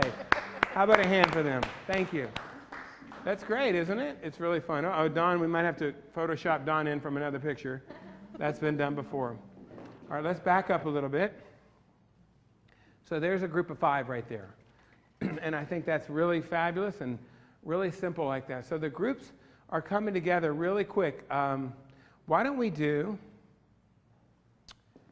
the 2 of you come out. I'm going to do 2, you know, you 2 guys stay. You're going to walk over here, the 2 ladies, and I'm going to do like a father-son. I'm at a wedding. This is real quick. And how about you're going to be the son, and you sit right here.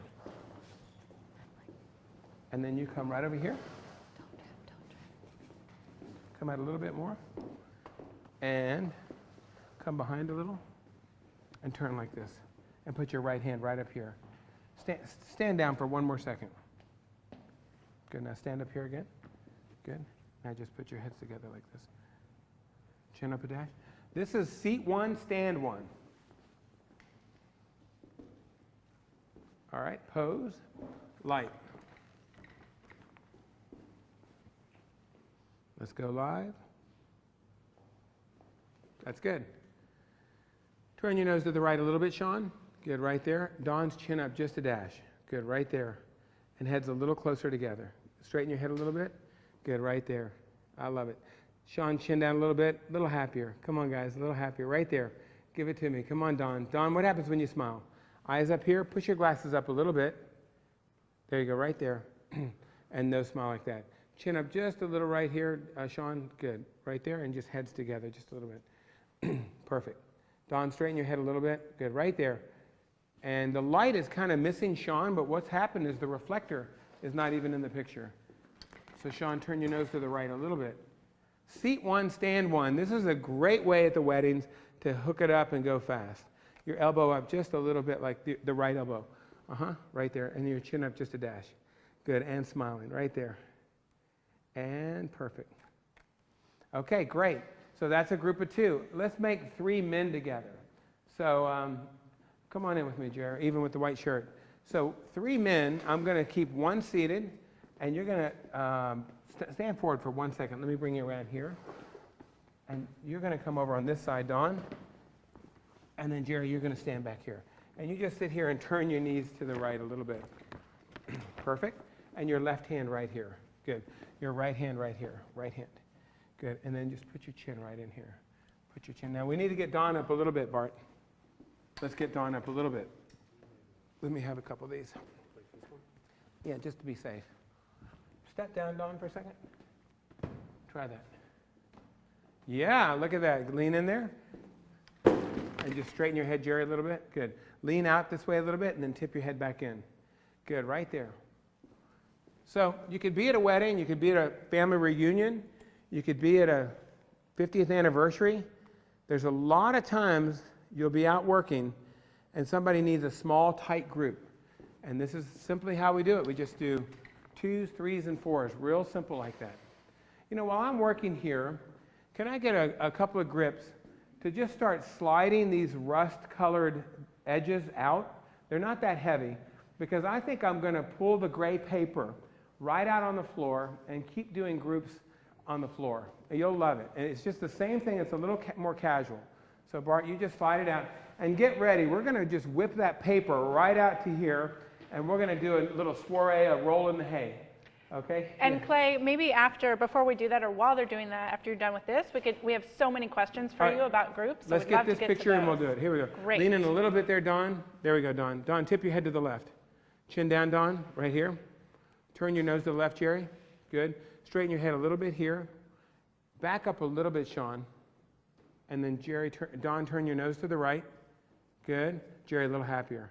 Jerry, I feel like you need a little more neck. There you go, and your chin down a little bit. Good. Now this would crop in here on Jerry off the shoulder. So here we go. 1, 2, and Dawn's chin down a dash right there. And laughing, Jerry. Jerry, you're faking it. Yes. Dawn, okay, right there. And this could be the groom. Let me do one more time. Jerry, your nose this way a little, and Jerry, straighten your head right there.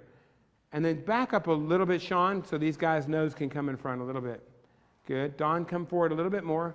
Bring your right foot to me, Dawn, and lean in. Good. Turn your nose this way and lean in a little bit more.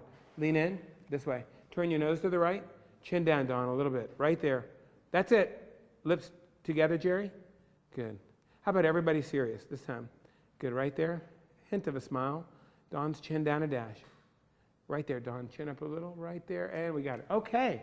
Let's do that. Bart, if you'll start working that paper out, I want to just pull it across the floor, and I want to answer questions. All right, let's do this.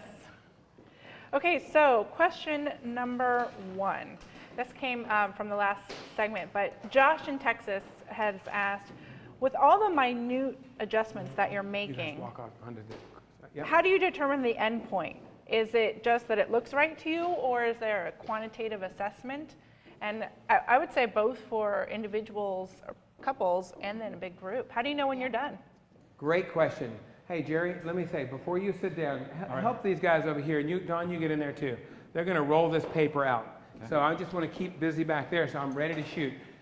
The question was really answered in the very first slide on the best tips for portrait photography, and that's have the finished picture in mind before I start. So in the beginning, you know what I did? I did a wedding once, and again, I hate to keep giving everything back to Monty, but he said, Clay, you got a big wedding, go out and shoot it. And I did the whole wedding, and I got home, we were doing slides, and I was so happy with the work. I was thrilled, and guess what? I looked at the pictures, and Monty came in and said, Clay, the expressions are horrible. They're terrible. I was crushed. I was so crushed because I worked so hard on those pictures, and he hated them. Well, of course, when the people came in, they bought every one of them, every single picture. So I learned from that experience that it's the expression is what I go for. That's the best answer I have for you. Great, thank you. All right, next question is from Terry, who says, I'm madly curious about how you deal with people that are hard to direct. Do you have any technique to get people to pose for you? Can you ask the question again? Sure thing. He's curious about how you deal with people that are hard to direct. Do you have any techniques to get the people to pose for you? Okay. There are really, everybody's beautiful for me. And I can always find that beautiful portrait for everybody. So I see that some people are more self-conscious in front of the camera. Some people are a little more nervous about having their picture taken. So it's up to me to loosen them up and get them to laugh. But I don't think there's any subject that I'm afraid of. So I would photograph everyone. In fact, that's the name of my mantra. My brand is how to photograph everyone. So I love a challenge, you know what I mean? Actually, sometimes when we're doing those event stations at the Christmas parties, we might have 2 or 3 cameras going at once. And if I see a couple that show up to one of the stations and they look like they're nervous and they don't feel like they want to be photographed, I might run over and switch and say, let me get in and make those pictures. Fantastic. Folks are working hard back here to get this seamless out. No, I just want to looson this up a little. No, it's actually great because we have so many questions. Good. So appreciate it. From Ines, why are you shooting at -1 1/3. Can you comment on about the f-stops that you're using and what your focus points are, especially as the groups get bigger? Okay, so I normally work on manual and we would be just zeroed right out. So the camera must have been on AV, and when I had a dark background and dark clothing, the camera was saying, hey, I want all that to be gray. So instead of having this washed out picture, I had to compensate down a little bit. So I brought the compensation down to get the good skin tones. Now when I shoot AV at a wedding, it's the same thing. If I'm starting to shoot and I'm feeling the pictures look a little hot, I just dial down 1/3, -2/3, and stay right there. So then the focus point is always the eye, the front eye. When I was in college, they taught us always in a portrait, in a photograph, the thing closest to the front of the lens should be in focus, okay? And one more little thing on that one, how about ideal apertures? Are you starting with that when you got that big group? Yeah, it's funny because the digital sensors are so amazing, the depth of field you get off of them. I can shoot a group of 5 or 6 like that and easily shoot that at 5, 6, or even 4. Now, if I'm worried about somebody who can't get their head right in there, and I'm in a hurry and I'm shooting and I'm feeling, boy, I'm focused on the front. Is that guy sharp? I hope he is. You know what I'll do real quick? I'll just swing over and get a nice sharp one of his face, put the little dot on his face, click, click, click, got him, and come back and shoot a few more. That can always pull his face in if I have to in post. Interesting, good tip. I do a bar mitzvah once a month, if not 3 or 4, and there's the picture over the Torah, the bar mitzvah boy, reading the Torah. The parents are just out of focus in the background, and sometimes I'll put the whole family back there. And so I can focus on the bar mitzvah, click, and the family's sentimentally soft out in the back. Or I can focus on the family, get them and the bar mitzvah boy soft. So then I usually, and for really important photographs, I'll do one, the other, and put them together. Do you know this picture right here, I'm gonna tell you, is 2 photographs. Because I was sharp as a tack right here, and then I was sharp as a tack right there, because I was kind of playing around, and I said, you know what? I'll cut and paste them together. Pretty handy work. I did it myself. Well done. I don't do a lot of posts like that, but I sometimes you have to. And sometimes it's very, very important. Okay. Yeah, this looks great. Very nice. Any more questions? Let's go to work. Let's keep going. Yep. Here we go. Amanda, come on out with me. You know what I used to do is I would set up my studio, guys, and I would, you know, come over here. You can leave your shoes on. Just lay right on your tummy right there. And put your feet right back there. Yep. Now, Bart, come over on this kicker light. And I think we're just going to make the kicker light all the way down, as low as you can go. Okay? Now, these light stands, you're going to like this, because I've booked a lot of weddings this way. At the studio, I always have the paper around, the fold out, and I might be talking to a couple, and I might say, can I just take a few pictures of you? And they'll say, why not? You know, and I throw them out here, and we click, click, click, and it works all the time. So Sean, you come on in here, and you lay on your tummy right over here. And just down on your tummy. Push-up position, young man. And I'm going to get my camera down. This is a good practice for what we're going to do when we go outside and when we do other things like this too. So Amanda, you slide to your left a little bit. I'm sorry, but come out this way a little more. I'm sorry, to your right. Okay, a little more. Good, a little more. And then turn your feet out towards this way.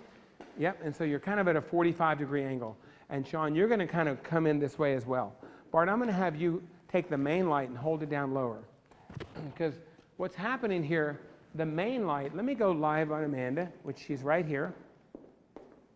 Okay, wait 1 second. The light's good. Can you all see it right here? I could live with it actually, but it is a little high. Can you see how it's a little bit high like that? So there was an apple box that was laying right here a second ago. Or we can just have Bart just hold it right here. There you go. Just put that right there. Because we use, now stand it up. Yep, and then we'll just put this right here. So that's an easy way to have a lower light. These apple boxes are awesome. The best thing to do with an apple box is to sit on it while you're taking pictures, you know, to get comfortable. Now the light's a little bright, so back up a little this way. I'm just going to harness the light, which means I'm going to put Amanda where I want her. And you scoot in a little bit, and then come in this way just a little over this, right. Take your left arm and hook it around his left, underneath. There we go. Now look what's happening now. This could be out on the beach. This could be in the grass. This could be anywhere. So there's the -1. Here's what we're going to do. We're on AV. I'm going to manual. 60 at 4 should be the number. That's where I've always found the meter to give me the 60 at 4. And if I look at that up there, it looks good to me, doesn't it?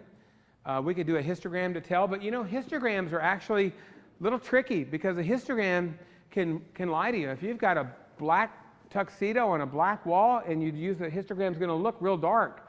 And all I care about is the skin tones. But here we go, right here. Let me focus on just Amanda right here. And zoom in. The camera's got a new zoom button. You're looking great. In fact, yeah, you can do it. Why don't you run back and throw, you had some jeans on earlier, some shorts. Why don't you change into those if I'm going to put you down on here? Actually, no, just stay the way you are because we can just, you're fine. Your skirt's long enough. I don't want to lose the time. Now, Amanda, you lower down and go real low. Go low. Yeah, now turn your face to the right. Lean right into her, Sean. Sean, that's gorgeous. Now, I've got them all focused up. I'm going to come in and Amanda's nose to the left a little bit. Yes. Get this box out of your way so you can see it. I feel like I'm getting the top of his head a little bit. So his chin up a little bit. See that? See how the plane of his face went on the plane of the camera? And that's a beautiful picture right there. 1, 2, and yes. I always do that 1, 2, and 3, but now she's kind of lost the light, the loop shadow, so watch this. Magic. I'm going to move the light without touching the light itself. Here we go. I'm going to move it. Ready? Abracadabra. Turn your nose. Yes, she's getting it. Tip your head here more. You see how I just turn her to the light? It's quick. It's fast. It's fun. Yeah, beautiful, beautiful, beautiful. Yes, that is a great portrait, isn't it? Now, how about this?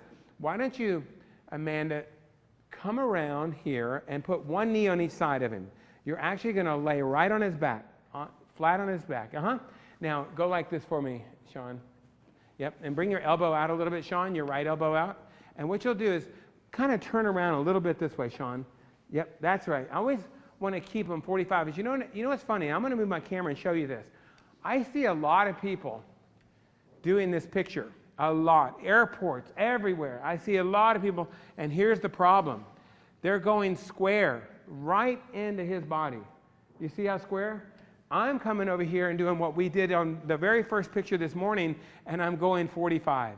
She's having a lot of fun with this. I think the elbow is just going to protrude and take too much attention, so go like this around his waist and tip your head. Now come forward in front of his ear. See what I'm telling her? I'm just giving her specific instruction, and tip your head to the right. Boy, is that beautiful, to the right. Yep, and good, good, good. Smiling, teeth, teeth. That's great. Pull your hand back a little, Sean. The hand, the right hand. This, yeah, that's it, just a little. Right there, tip your head to him a little bit more. We got it, 1, 2, and I love it. Isn't that gorgeous? His eyes right up here. His chin down a little bit, and his eyes here. Chin up a little, right there. Let's go live again. Boy, that is a good one there. Let me see if I can get this on black and white. They showed me how at the break. I'm a Canon Explorer of Light for 8 years, and I couldn't get to my quick menu. There we go, my menu settings. What they've done in Canon's camera, the things that you do over and over and over, like format your card or go from color to black and white, they've now located them up into another menu right up here. And it's a quick my menu settings. So if I go here,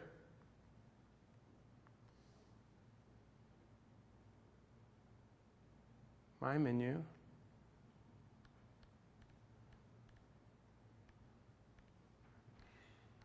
I can't believe it, now I don't see it again. It used to look here, picture style. This is the way I used to see it, monochrome. All right, let's do it again. You can do this for sepia, you can do it anything. Hug him right there. I love it in black and white. Tip your head to him a little bit more. Yes, his chin down a little bit, right there. Bart, can you come just flatten the light out a little bit? Come over here and just bring it around. I've really got the light kind of on the side there. What I'm looking at is Sean's left eye. You see his left eye? So just slide the whole thing to me a little bit. You get the apple crate, I'll get this. There you go. That's all it took, you know what I mean? Just bring the light around a little bit and tip your head a little bit more to the, that's gorgeous right there. Great. Okay, now, let's do something. I love this. How about we're going to change it up a little bit. Let Sean slip out, and let me give you a solo there, the same way that Sean's doing. I'm going to build a little group of 3 here in just a second. Put right hand up. Yeah, tip your head to the right. Good, right there. Zoom right in. Tip your head more to the right. Can you just turn around to me a little bit and throw a little more hair out here on the right side? Hey, Clay. Yes. I'm just going to interject from the internet right now. Mr. Bad Guy is wondering, when you are asking our model to turn your nose this way, chin down, etc., can you explain why you're asking her to do that? There's many people in the chat rooms wondering. Sure. Thank you. Okay. I'm going to throw a lot of your hair over here, and I'm going to answer that question. I'm just trying to, yeah, there you go, right there. Perfect. All right, so let's just, can they see this picture right now while I'm answering the question, or no? Yes. All right, let's just look at this picture, okay? I'm going to bring your chin way down. All right, right there, stay right there. Chin down a little more. What's happening right now is I'm distorting her face. I've got all the attention on her forehead. Chin down a little bit more, right there. So usually what I'm saying, can you bring your chin up a little, Amanda? Chin up, go ahead, right there. Now the plane of her face is on the plane of my film, and it looks really good. Now, sometimes I might do this. I might say, turn your nose to the right a little. Yep. What did I do there? I just slimmed her face down. Remember we did that? We got rid of some of that excess area. And when she turns her face, the light turns with it, you know? So, however, sometimes I'll see that little loop shadow and I want to make it a little bit better, and I'll say, turn your nose, bring it, chin up, chin down. What I'm doing is I'm just kind of, you know, also I'm doing, I never thought about this, Lorraine, but I'm trying to stay in touch with the model. I'm trying to let her know that I'm interested in her. And sometimes I might be trying to figure out how to put my camera on black and white, but I'm saying your chin up a little, chin down. Why don't you wet your lips a little bit, tip your head a little, and I'm not even looking at her. I'm just trying to let her know I'm in touch with her. And Monty and I were shooting a wedding once, and he started bringing each bridesmaid over, and I was doing something called pastel portraits.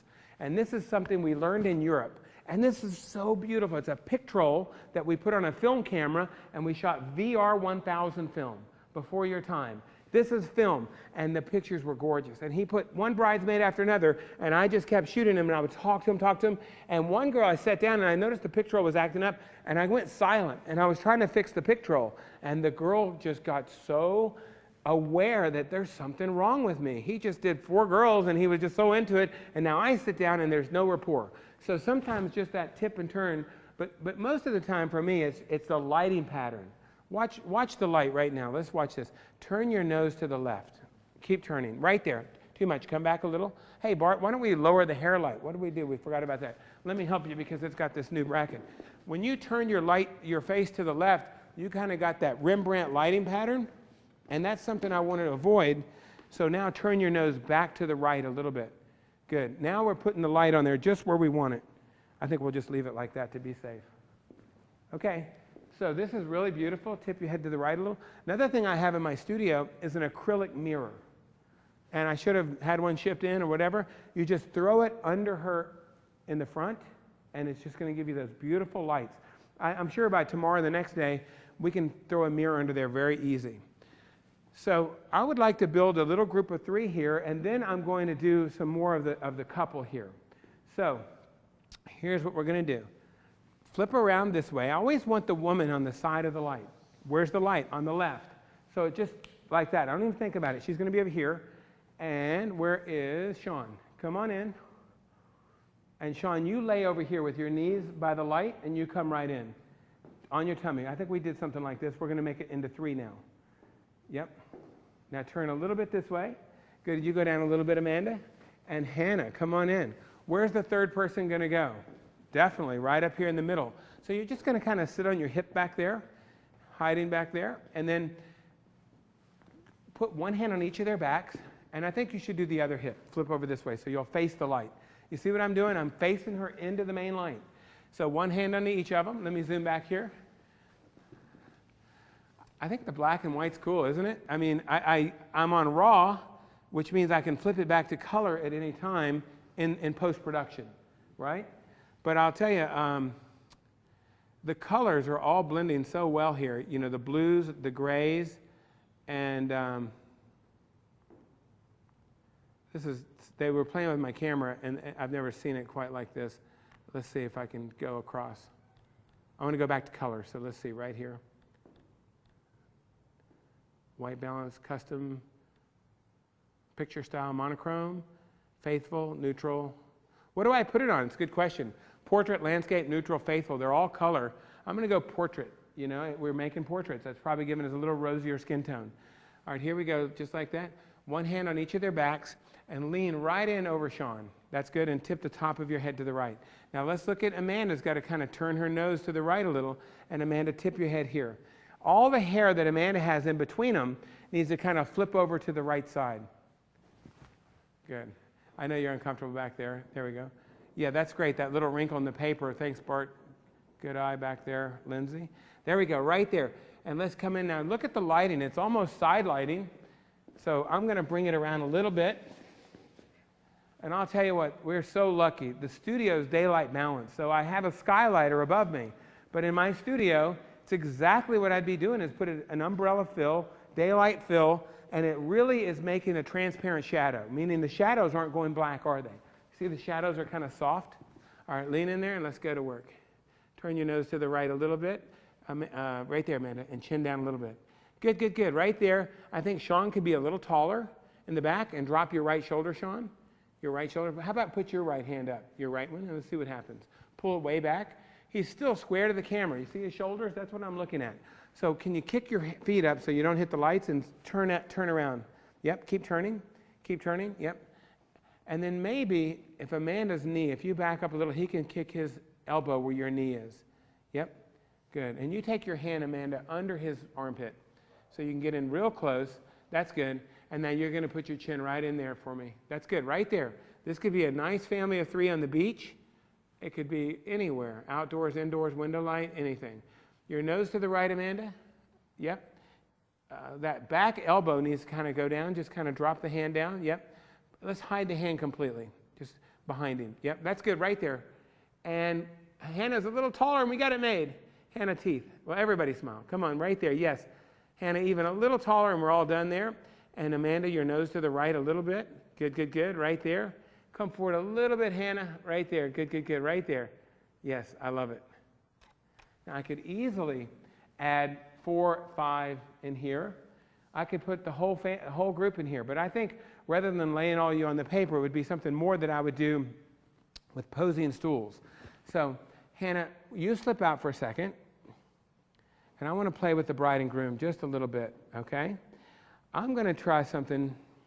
How about flip over on your back, Amanda, and put your feet over here. Put your feet right over here on this side. Good. Now, scoot this way a little more. Now, just lay down like that on your back. Now, look straight up. And I want you to look down at her and put your feet all the way over here on this side. Hey, Bart, where's our flip-out scrim? We had it earlier. You know that flip-out? I'm just thinking we might put it behind them. It might be where all of our bags are stacked in that corner. If you find it, good. If not, that's fine. Now, I'm just going to try to get romantic here. So you guys are actors. Neither one married, right? Yet. All right. Put your hands under her head like that, okay? Yep, and just look at each other right there. Mm-hmm. Now, I think I'd like you to slide back a little bit more. Good, right there. Now just, Amanda, turn your top of your head to the left. Yes, right there. Now, I think these lights are a little bright. How about, Bart, open that and stick it right in behind him. Yep. Jerry, I want you to help me over here too, okay?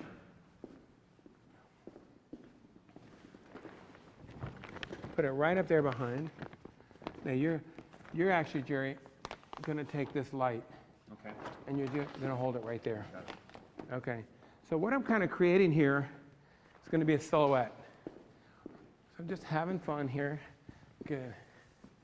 I might go off my tripod. You know, we talked about the tripod over and over and over about how easy, if I want to, I can just pop off of it. That's good. Now, why don't I go ahead and kick my ISO up? You know, the studio lights are still pretty bright here, so I don't know if I'm going to be able to do the silhouette, but let's see what happens. Lay your hand down, Amanda, your right hand, and you guys just get closer together. Good, right there. Her chin up a little bit. Good, right there. And I'm going to kick this ISO. No problem at 3200 to shoot like this. No problem at all. No noise, no nothing. But the picture's a little washed out.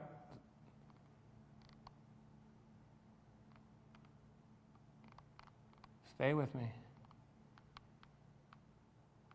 Yeah, there's still too much extraneous light in the studio, so we're just going to take this picture and keep moving. Turn your top of your head to the right a little, Sean.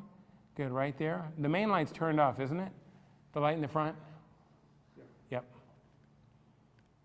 Good. Her chin up a little bit more. All right, just come down a little bit, Sean. I think back up a little bit more, Sean, just like that. Good, right there. Is it impossible, Lindsay, just to pull the plug on the lights above us? Can we just make the room dark?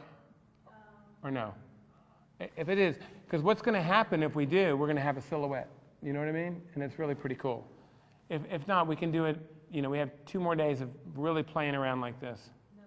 No, okay, don't worry about it. Okay, come towards me, Sean, a little bit. Yep. How about take the scrim part and just pull it out of there? And just stick that softbox right behind them, Jerry. Oh, yeah. Wow. Let it touch the floor. Now we're playing around. There's a silhouette. Ha, ha, ha. Push it that way more, Jerry. Good, right there. And just look at that. Beautiful, right there. And she needs to tip the top of her head to the left. The top of your head, right there. That's cool, right there. Come down on her a little bit more. Whoops. There's a picture. This is pretty cool. Again, just playing with that silhouette feel. Her chin up a little bit more. How about if you both smile? I don't know. Let me see. Just like that. Yes, right there. Just smiling and make sure I'm sharp. All right, let's stand the lights back up. I think that's great. Can everybody give them a hand for that? That's a lot of work. But you know what? You guys stay down for a second, okay? No, just stay on the paper. Slip out for 1 second here. I'm going to talk to the real beautiful posing. Stay down, Amanda, 1 second. I want to show you how to pose on the beach or in the studio. Yes, before you do that, can we just ask you, a couple of people have questions. Can you kill that phone? Go get it. About, and that is Clay's phone. Woohoo! You get a prize. Anyhow, sorry. So, question was about the high ISO. We saw you at 2000 before, and you were at 3200. Was there a particular reason why you were going that high? You know what? I came off the tripod, and I needed a little more shutter speed. Right. That's simple. Great. When I'm working without a tripod, I want to be around 1200, 1600, like that. Thank you. Good question. All right, this is, I mean, when I saw what I'm about to show you here, it was eye-opening to me. And I'm going to go back to manual, and I'm going to go to a 60th at about 4. I'm on ISO 3200. Bring it back to 400. Why don't we shoot 800, just to show you there's really no difference here. That's going to give me a little more shutter speed, maybe 125 at about 4. All right, so here's what we're going to do. We're going to go fast. Could I get what do I have, timing-wise? How much time do I have so I just get it all in? We're good? Here's my clock here. I don't even know. 10, I got 10 minutes. Good, okay. I wanted to know. You guys want that last 10-minute rush here? Remember what we did last time? Here we go. Look at that. See that? Look, I just took the picture. What's the criteria for a great picture? What is it? You know? If it looks good, push the button. That's what I say. You know, so a lot of times there's a frame in between frames. Let me just zoom right in here. You just stay right there. I feel like we're side lighting, and the light's coming from below, and it's washed out, and we love it. You know, like that. Why not? Come on, camera, get in focus. And then I'm going down to 4. There's our exposure, isn't it? Right there. Okay, that's everything against what we've been teaching all morning, and it's kind of fun. What I don't like is that wrist is at a 90-degree angle. Those are things I know when the portrait submissions come in, I can't wait to critique them because there's one little thing on every picture that could have made it better. You know, small little touches. And it's usually like a wrist like that, or the light's broad, or, you know, little things that could make it so much better. But let's do what everybody does on the beach or the sand. Turn this way a little and lean back. Okay, right there. Scoot this way just a little. Scoot this way just a little. Good. Bart, let's pull the main light back a little bit. I want to see the shoes. I think you're going to like what I'm about to do here. I know this is something that's really elegant when done well. Right there. All right, let me see the monitor, Bart. Now just look at me. Right there. Click, right there. All right, so I've seen this picture a million times, right? Leaning back, okay?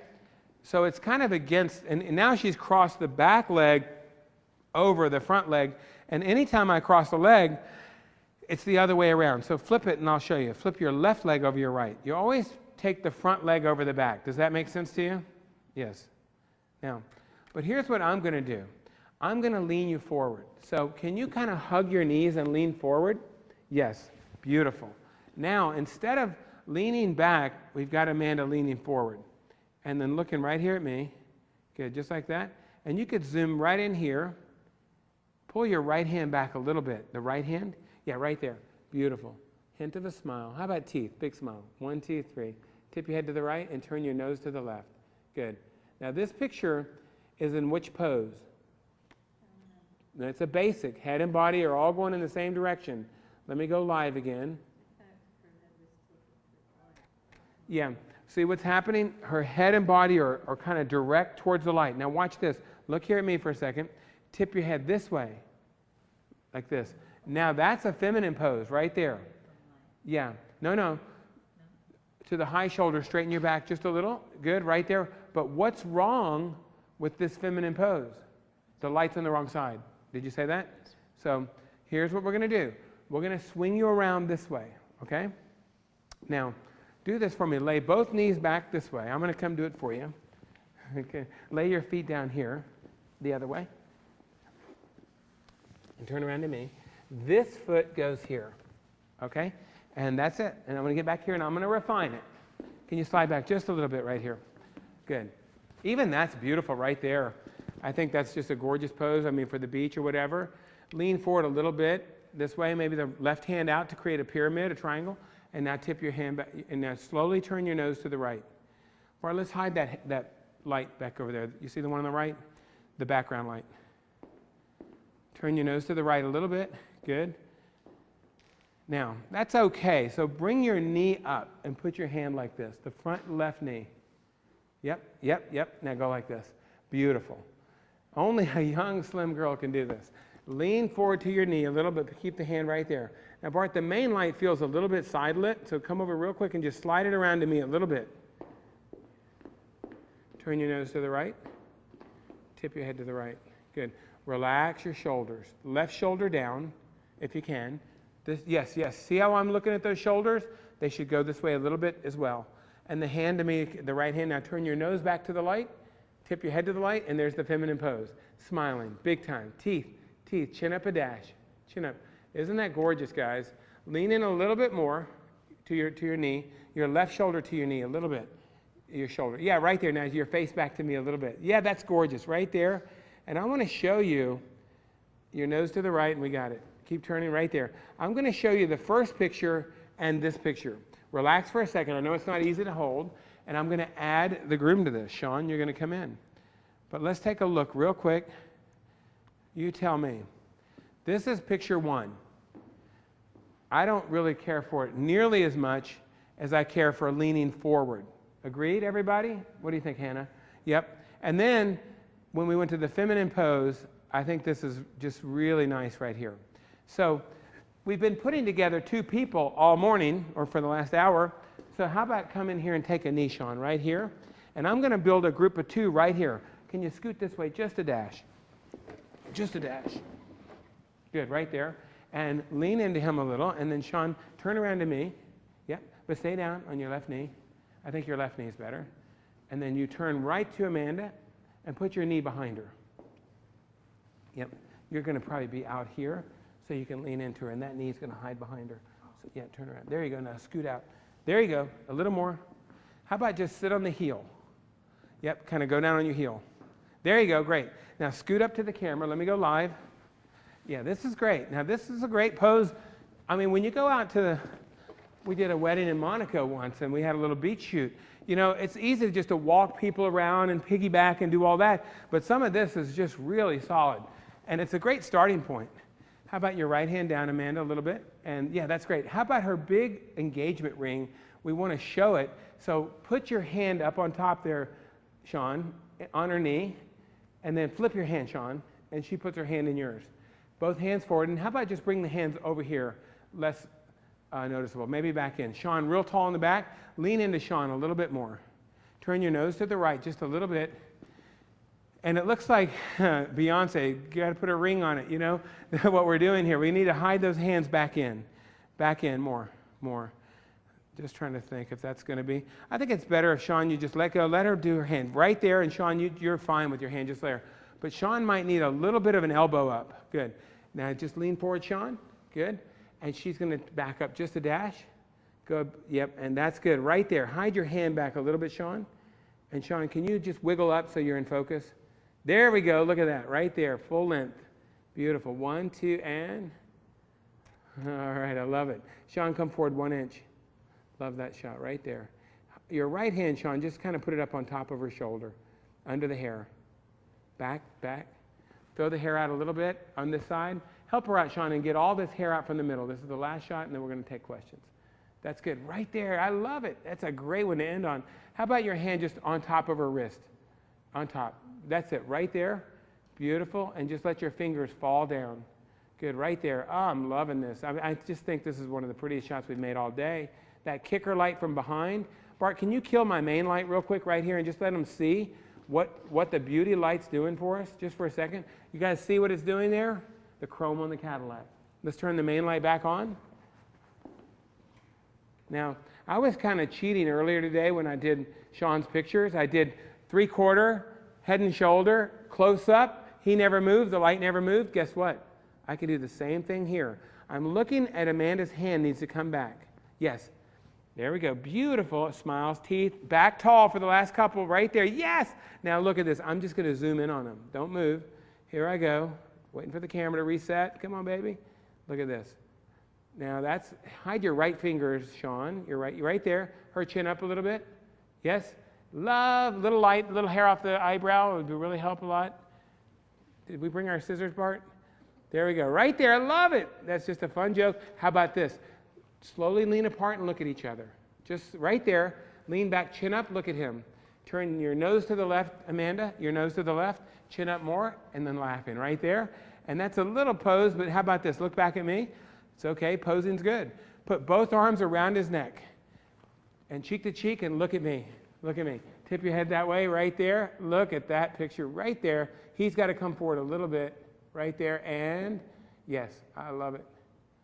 Just look down at her, Sean, and just make her smile. Make her smile. Tip the top of your head to the right, Sean, a little bit, and be a little taller, Sean. A little taller right there. And how about if you turn your face, throw your hair out a little bit more, Amanda. Yep. Right there. Yeah. Turn your face to the right. Yes, we are doing a great job here. You guys are beautiful. How about now just laughing and look at him for the last shot. Yes. Come on, camera. Yes, look at that. Oh, bam. How about a big hand for these guys? All right. Okay. I'd like to talk with you guys a little bit, talk about the importance of groups. I think that was pretty good, isn't it? Fantastic. Putting those groups together. We got so much in that. You won't believe how important that is to running a business. There's 5 elements to my business. There's the product. What is my product? What do you think, Jerry? What do you think, Christina? My product, what is it? Selling photographs. He's right. So what we've been concentrating all morning is making better photographs, because we're not going to ever get to a higher level without establishing expensive-looking photographs first, okay? Now, where do we go from there? What do we do after we make the photograph? What's the most important thing? Sales. I think if I'm in business, I want to sell the pictures. And then I drop down here on the corner, there's another circle. It's called marketing. And you know, I know CreativeLive is all about marketing. Boy, the last 4 days, Twitter, Facebook, I need this, I need that. You know, you got to get your message out. I'm like, gosh, if I would only run my business like you guys run CreativeLive, I would make a fortune. And I said, that's what I'm going to do. This is the best thing that's ever happened to me, because when I get home, I'm going to get on my database and I am going to wear those people out and get them at the studio, and I'm going to make some money because I want to go on vacation. I want to go to Turks and Caicos. I don't know about you.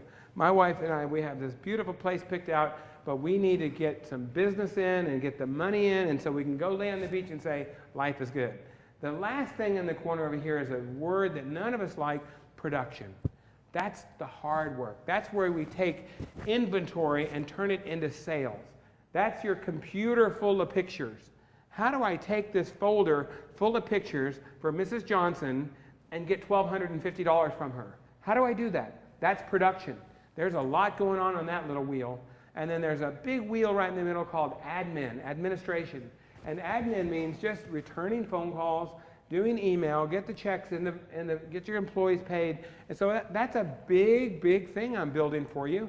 5 little circles, they're 5 engines.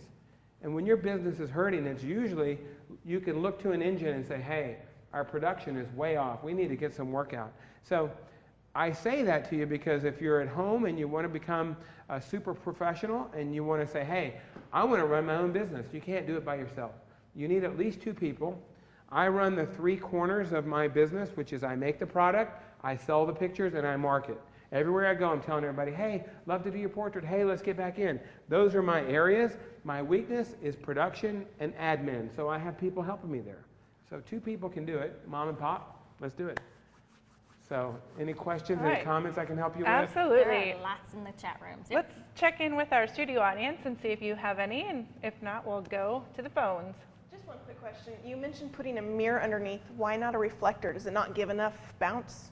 Great question. A reflector helps. The mirror just adds that real beautiful spark. And I think, speaking of spark, from here, we've been laying all these foundations. I'm going into some of this more fun, you know, glamour type photography. And we'll be kicking light in with reflectors and lights. So I'll show you the trick on that. Until such time that a photographer gets that 10,000 hours of experience. I mean, I'm watching you just going bam, bam, bam, bam, bam. But, you know, when we did the group shot with Don and I in there, you know, we're not professional models. It slowed down a little bit. You know, would you suggest coming in with a shot list, you know, until such time that you have that experience, so you at least nail enough that you're gonna, you know, sell something afterwards? Yeah, I like the question is, you really have to almost have a picture to copy. You know, I need to get a print set out where you can say, here's a group of 4, lay it beside your camera and copy it. And until you copy it like 3 or 4 times, it is a little tougher at first. And I don't know, when I had the group of 4, I think there was some eyeglasses, there was a little height adjustment, and there could have been a number of things. I was actually thinking about how am I going to unroll this paper without making everybody mad at me. And you really, the group of 4 for me shouldn't have been anything. Matter of fact, what we do in our workshops is we work with no lights, we set up the stools, and we just practice the posing. And we just pretend there's a light to the left, which, what does that mean? If there's a lady, she usually sits closest to the light. I always light across the women into the men. Now, how come I do that? Well, because, Christina, can you stand here with me for a second? This is really, really good. Stand on this side. Let's say that Christina's got the light coming here. I'm always taller and leaning in. So I'm always in the basic pose. If we're on the opposite sides like this, then I'm in the basic pose and the light's hitting me broad, and she's got to be in broad light, otherwise she's tipping her head away from the light. So if the light's here, it's not going to work. And I'm going to give her a shadow. There's just no reason to put the light on the side of the man. If we come over here, I can spread your feet like this a little bit. See, that's an easy way. Now turn sideways and your feet back a little bit. That's an easy way to drop somebody if you're lazy and you don't take the stools. But a lot of times your stools aren't near you and you just want to work fast. This is the way I'd bring the 2 of us together. And the light's right here. I could be in a V shape. What's the other thing I could do? I could be back to front. Didn't we just do that right here? Back to front, right? So we're either back to front, like what if we're cutting the cake? We're doing a bride and groom. Here, we're facing each other. You see that? That's the way I always put 2 people together. What if I'm getting into a limousine? We can turn like this. Pretend like you're putting your foot right here. Put your foot right into the car, right there. How about your left foot? There's my left foot. Oh, you're right. And then I'm here. Now we're back to front and we're getting into a limousine. These are quick little poses. Now, put your foot down. Some people would laugh at me and say, you would really pose people getting into a limousine? I'll tell you what, I've taken 19 pictures on the fly with 3 cameras, and I pose one and shoot it. That's the one that goes in the album. How about the father-daughter dance? I'm the father, you're the daughter. Let's dance. I've had people that run around and shoot 90 pictures of this little event. And I go into one picture and I go like this, pat my cheek like this, and they go, oh, okay, and they put their cheeks together, look, click. That one picture is the one they always use. So, you know what I mean? Photojournalism is great, but if you know what these pictures should look like, it's really awesome. Thank you. Thank you. I love Another that. question? Yeah, I love that though. You have your body language down and your communication style down. It's just absolutely Always phenomenal. thinking about slimming people, you know, just that's it. All right, next question is coming from the internet, from Rachel B. She's asking, when posing multiple people, what ideas are there for getting people at different heights when photographing outdoors, like at a park or something where there are no seats? This comes up when shooting family sessions. Okay. We did a family Saturday. Actually, Friday and Saturday, we're laughing. But Barton's laughing there in the background. I go to the home probably, you know, half an hour early and scout locations. What am I looking for? I'm looking for something clean and nondescript. I'm looking for no sky. If you see the sky in the picture, it's going to go white. So I'm isolating areas near the home. This was a family with 3 families. We did 2 weddings in the family. The parents were divorced, getting along great though. So every group had to have the mother in one, the father in the, you know, switch them in and out, and with the 2 of them. And that's a challenge. So I kept rebuilding these groups, but we were there with what? Our fake rocks. Oh yes. They're these double stacking rocks. They're very light, and I have pictures of them, and we can sit them on the floor. We're doing families tomorrow, and you can build compositions on the rocks. What about the posing stools? Those were there too. 2 stools, set of rocks, and a set of handsome posing blocks. So the question was, I'm at the park, how can I do all this? Well, take the stuff to do it right. If I'm working alone, I know how tough that can be. And if I'm photographing children, which tomorrow I am, there's no way I could do it by myself. I'm the monkey. I'm going to get in there and make that little baby smile. That little guy he's defenseless. I've got bubbles, bells, whistles. I'm just the funniest guy. I eat leaves and rocks, and they think, who is this guy? And Bart's over there, or Catherine, or somebody just cleaning up. And I've studied with Sandy Putsch in her studio, and Sandy and I are really good friends. She's actually on the How to Photograph Everyone disc, as well as Hanson Fong. And watching them work, I'm handing you what they gave me. So it's fun to kind of go, now at the park, if we can go to the live feed, if I have a second, I'll just go back to that picture. You would start your composition right there. Okay, there's the beginning shot, and who's going to be in the front row? The young, slim, you know, people like that. So sometimes you have to look at your pictures immediately and say, where's the mother? Where's her hips? Where's her legs? Are they hidden? Seriously, because you could blow the whole family group if you have, you know, a heavy hip right in the front of the picture. All right. All right, just one more quick one, Okay. and that was when the couple was laying on the floor.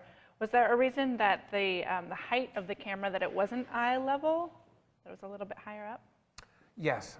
When they were laying on the floor, my camera was just above eye level. So it's exactly what I did this morning when I was working on 2 posing stools.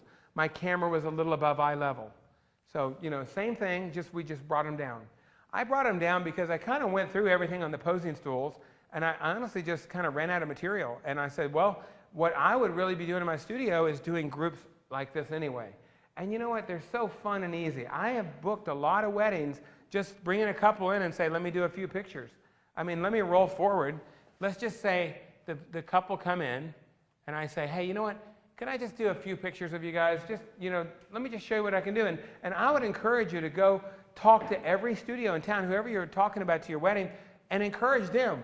Hey, would you please photograph us? We just want to see what you can do with us. Because most people don't have a clue. They just go out there with a flash on camera and just go at it, and they think, I'm going to shoot 100 pictures, 200 pictures, and hopefully we're going to get lucky.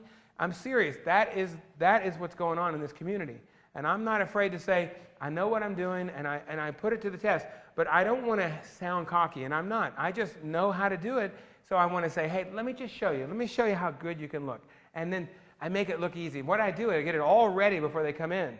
So then I kind of look over to the studio and go, I don't know, is the studio ready? It's usually ready. In the back of my mind, it's ready. It's zoned in, the card's in the camera, we're on raw. I make it look so easy and take a few. While I'm talking to them, my artist upstairs, you know, mops it up real good and comes off a little printer from the Canon, and we come down and say, hey, take this with you. And I bet there's not another studio in town that would risk losing your wedding over a few portraits. I would love to show you what I can do. Pretty good. Well, thank you so much. This day is flying by. I don't know about you guys, but we're learning so much. We're going to take a 15-minute break. Tell us how we're going to wrap up day one. All right. We need to show you the 5 feet position. We need to show you, this is really good. And this helps you when you start your full length. And then we're going to show you a little bit about how to slim the body. And then we're going to have fun. I've been an explorer of light for 8 years. And they say, Clay, you're on the main stage, and we want you to shoot. Well, Doug Kirkland, then Greg Heisler, and then followed by, oh, who's my hero? One after another. Then there's, and then here comes Clay wedged in between Gregory Heisler. I mean, I'm talking about icons of the business. And they just stick me in there, and I'm like, you really mean I'm shooting between Greg Heisler and then all these names, and then Harry Benson follows me. You know who Harry Benson is? I'm like, I'm just a kid with a camera. I don't really, so what I'm talking about now is glamour and beauty, and I'm just going to try to wow you a little bit, and that's going to be a light over the top and the bottom, maybe clamshell lighting, maybe we'll get a wind machine going, some acrylic glass, and we'll shoot through, and I don't know what we're going to do. It's just going to be fun and show you how all this technique is paid off. Sounds like fun. All right, well, a couple things that are coming in from online. Brenda K. Patton says, Clay is the most awesome instructor I've seen. He can make you want to hit the ground running. Love you, Clay. When are you coming back to Columbus, Ohio? And Pookie Pick says, it blew me away to see Clay get it right over and over. Holy loads of practice, Batman. I like that one. That's awesome. That's good. I don't know about all of you out there, but it is absolutely amazing learning from a master here at CreativeLive. And Clay has spent the entire day so far at CreativeLive teaching us how to pose, light, lift, and refine every single portrait that we take. And these are tools that are absolutely essential if you are a photographer that takes portraits of people. So if you work with people, this is the course for you. And it doesn't matter if you are taking corporate headshots, if you're taking engagement photos, photos of families, 3, 4, 5, or 10 people, this is the class for you if you are taking portraits of people. So learn how to do it right, and learn how to bat 1,000 on all of their portraits that you take. Grab this entire course. 3 days of material is $149, but of course during the live event happening right now, you can grab it for $99, which is an amazing, amazing deal. So do that over break, and we will see you back here in 15 minutes. All right.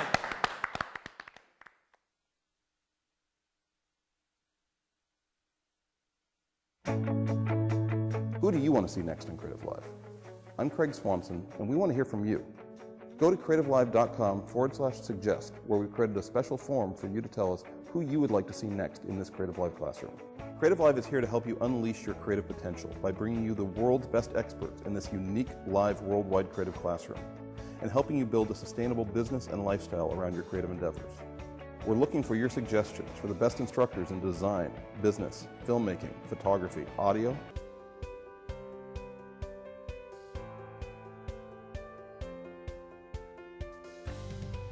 Wedding photography is a very difficult art, and it also bears a tremendous responsibility. Wow, that's actually pretty badass. I love the challenge of going out every single week and trying. Welcome back from break, everyone. We are here at CreativeLive with Clay Blackmore, and we are about to head into our final segment here of day one. We still have 2 days to go. I did want to shout out to everybody that if you haven't noticed on the CreativeLive website, there is a summer sale going on, and with this, you can get up to 50% off our entire catalog of workshops. We do not do this very often, but we're celebrating summer. So be sure to go and check out that full catalog. There's a little green icon up at the top that says summer sale, and my goodness, take advantage of this to bulk up your CreativeLive library while you can. All right, Clay, back over to you. Okay, all right, I'm ready. Did I get that Red Bull at the break? I didn't, but I'll have it. I need one. What I want to do now is have fun, really. I want to do some glamour and some fashion type looks, but I think we need to start talking about more of the full body and the slimming of the figure. And I know towards the end I'm going to give credit to some of my friends back home, but right now I'd just like to say that we've had a great response on our own Facebook and my own text, and we're called Clay and Company. And I could never do all this without, all the people around me. So a shout out to Michael Jordan, Jeff Medford, Bart, my wife, my son. Really, I'm a product of a lot of good people around me. So somebody said, surround yourself with good people, but more importantly, listen to them. Take their advice. So I'm sure there's a lot of people that I just want to show my appreciation to. Let's look at a couple of glamour slides that I recently made. I got to get my clicker. Sorry, it's not my hand. Creative ideas, okay? The picture on the right we talked about was an idea I picked up from a book, but this picture right here, I love this image. Isn't this gorgeous? I mean, this is a totally shadowless image. You see, how do you think that was lit? I mean, we put up white paper, correct? Now, I could probably create that in this studio, because in this studio there's about 11 lights around here. But in your own home, you don't have 11 lights, do you? So I was thinking one day we had to photograph a product for eBay, and we stuck the product in a little tent, little light tent. You ever seen them? They got a hole in there, and you stick the lens in there, and you put the earrings or the jewelry in there, and you take a picture, and you just put the lights outside, and it's shadowless. Well, one day I was teaching a class, and I said, why don't we just build a big light tent? Somebody said, how would you do that? Well, I happen to be very good friends with some decorators, because we do a lot of big weddings, a lot of bar mitzvahs, and they need pictures. They need family pictures, so I'm in tight like this. If I need flowers, I call the florist. What do you need? We'll send them right over. Because we always, work together. The allied vendors are my friend. So let me just show you how this picture and this wedding portrait were made. I think you'll be surprised at the effort, and I threw a little filter on top of there. But I really enjoyed this day. This is about a half-a-day shoot. Let's go to the little film. Come on, baby.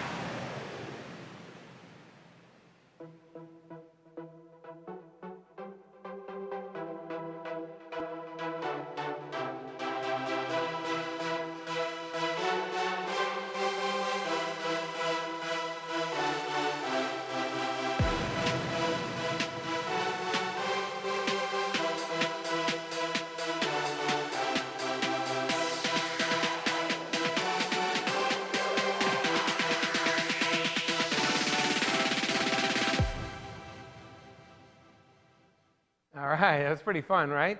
If you could only see what was going on the other side, I had a class going on, so it was part of the fall workshop. It was a spring workshop. There were about 10 of us and a video camera all shooting that, having fun. Music was playing. We just had a real good day with it. And I mean, when I look at this image right here, look at the beautiful lighting on her face. And what I've done here is use that real chrome on the Cadillac, that beauty light coming right on the edge of the face here. And I mean, if we just had a pretty bride in a nice wedding gown, I mean, look at that portrait. To me, this is just everything I stand for. I mean, it's beautiful, it's elegant, it's current, and it's, it's fun. So that's what stretching out is all about. So we're laying foundations, and now we're going to hopefully loosen it up right now.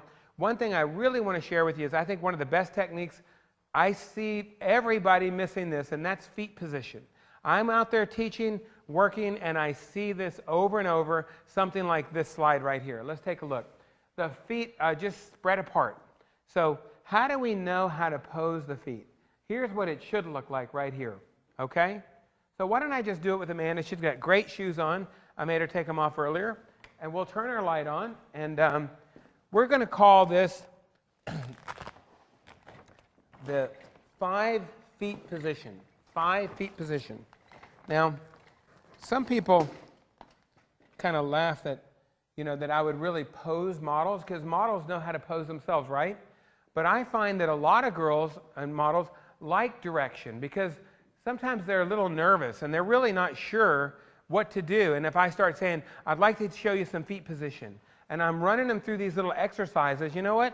They start to feel more confident. Hey, this guy knows what he's doing. Because all of my other subjects, when they come to me and say, I've shot for 10 photographers. You know what they do? They go like this. Yeah, that's great. Yeah, go, it's beautiful, yeah. And it's just, that's it. They don't even give any direction. It's all working by feel. Can I relate? Hannah, do you work with a lot of photographers that do that? Seriously. I mean, do you work with photographers that they just, just throw your hair like this. Yeah, oh yeah, it's great.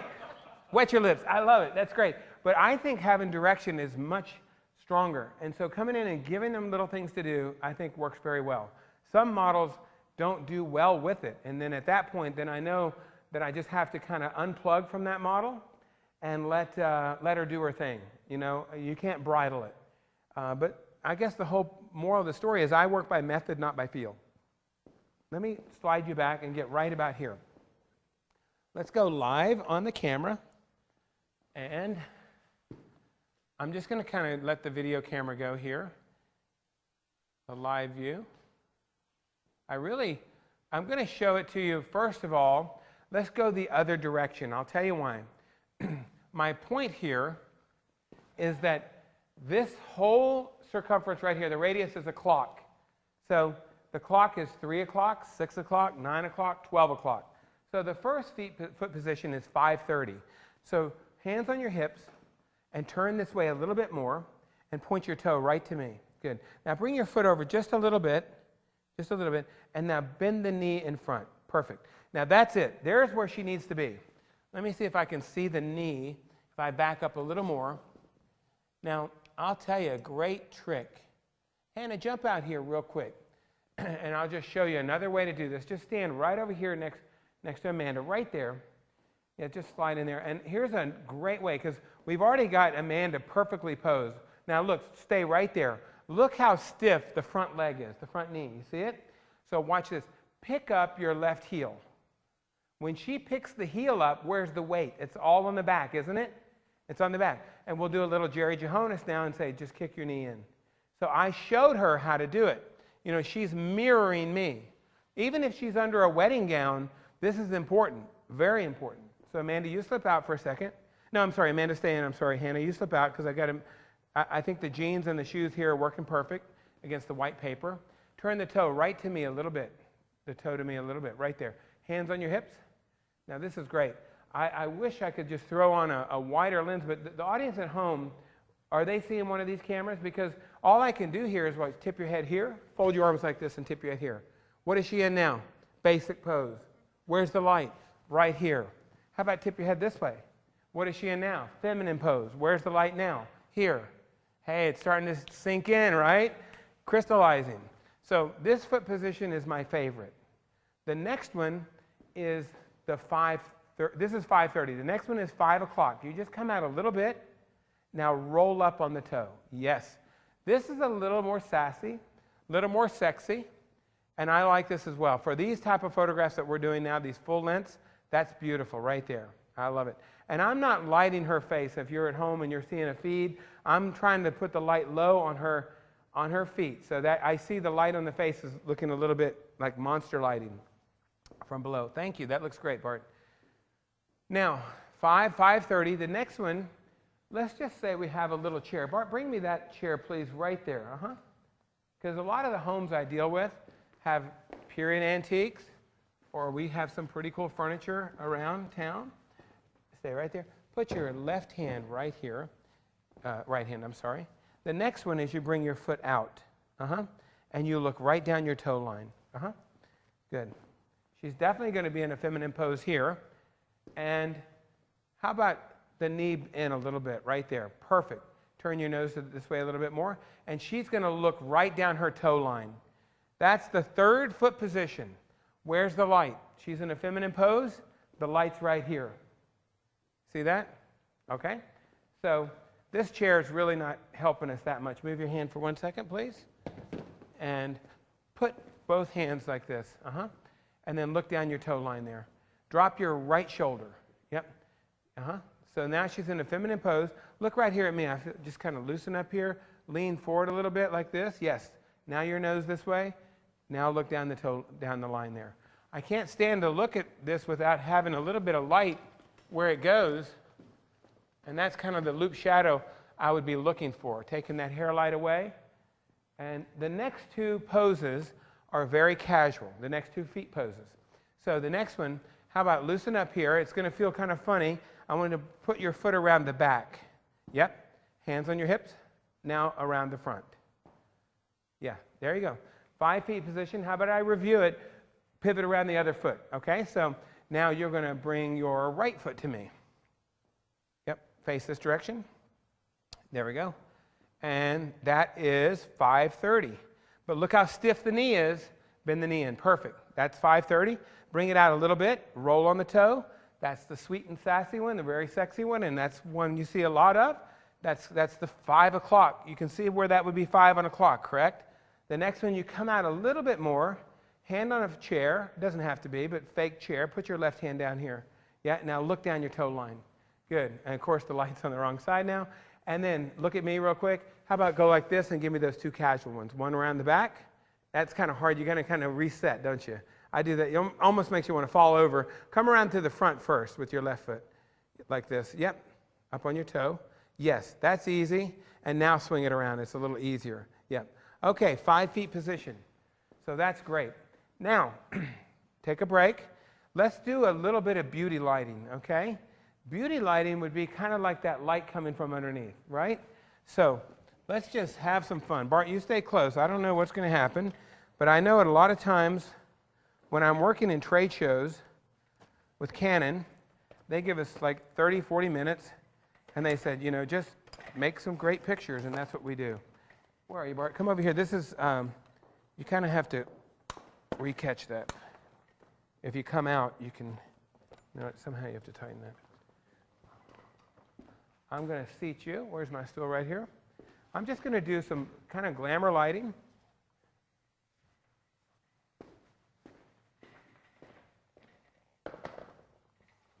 Sit right here. There you go. You want me to hold the light while you tighten it? Here you go. You got it? Actually, while it's out, take it out for a second. We're going to hit her knees with it. Okay. Now, beauty lighting comes from below. You've all seen it, right? Jerry? What I want to avoid is monster lighting. So you'll hold this for a second. Let me get a main light in place. Actually, you know what we could do?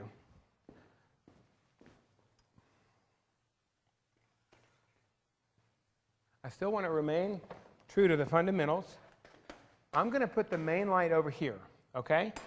And it's really going to, I really want to do kind of like clamshell lighting. So this reflector may or may not play into this.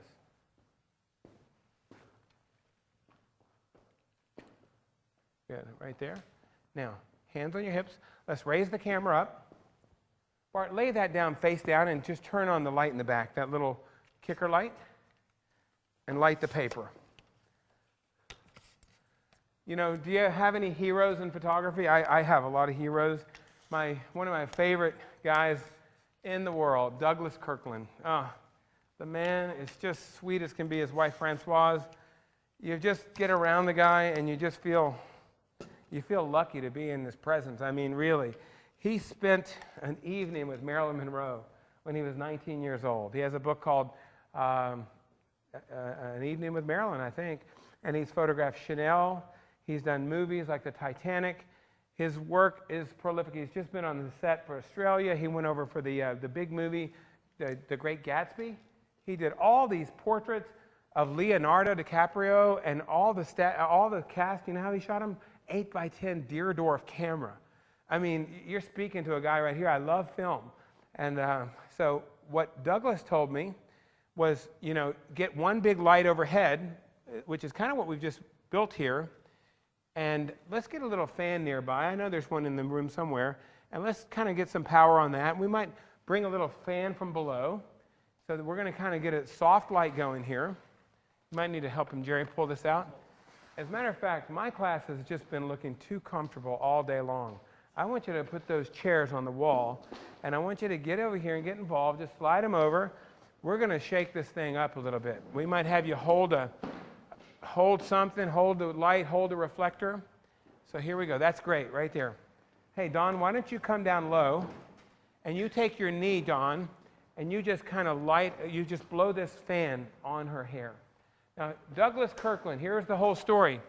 Douglas said, don't light the face with the kicker light, with this underneath light. Take it, Bart, and light the knees with the light. We're going to light the knees. So, Bart, I'm going to let you come over on this side. You got enough cord? There you go. I might throw it over Darn. You want to help me, Jerry, with that cord? There we go. Now, look at the light. It's coming from below, but it's not lighting the face. It's lighting the knees up. There we go. Look at that lighting. We're just looking beautiful there. Beautiful, beautiful.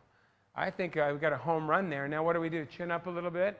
How about we just start playing around? I mean, this right now is what? She's tipping her head away from the light, so it's not what we've been teaching this morning. So I'm going to kind of play with it a little bit and try to get us back on track. Maybe turn your knees this way, and then chin up a little bit more, and maybe your right hand like this. And then, yeah, just like that. Beautiful, right there. Chin up a little bit more. Now, this is just 3 lights, isn't it, guys? 1, 2, 3, count them. And it looks gorgeous. Your nose to the left a little more. Oh, to the left. A little more. Yeah, now give me that beautiful smile. Teeth, teeth, teeth, all the way. I want your teeth just so white and beautiful.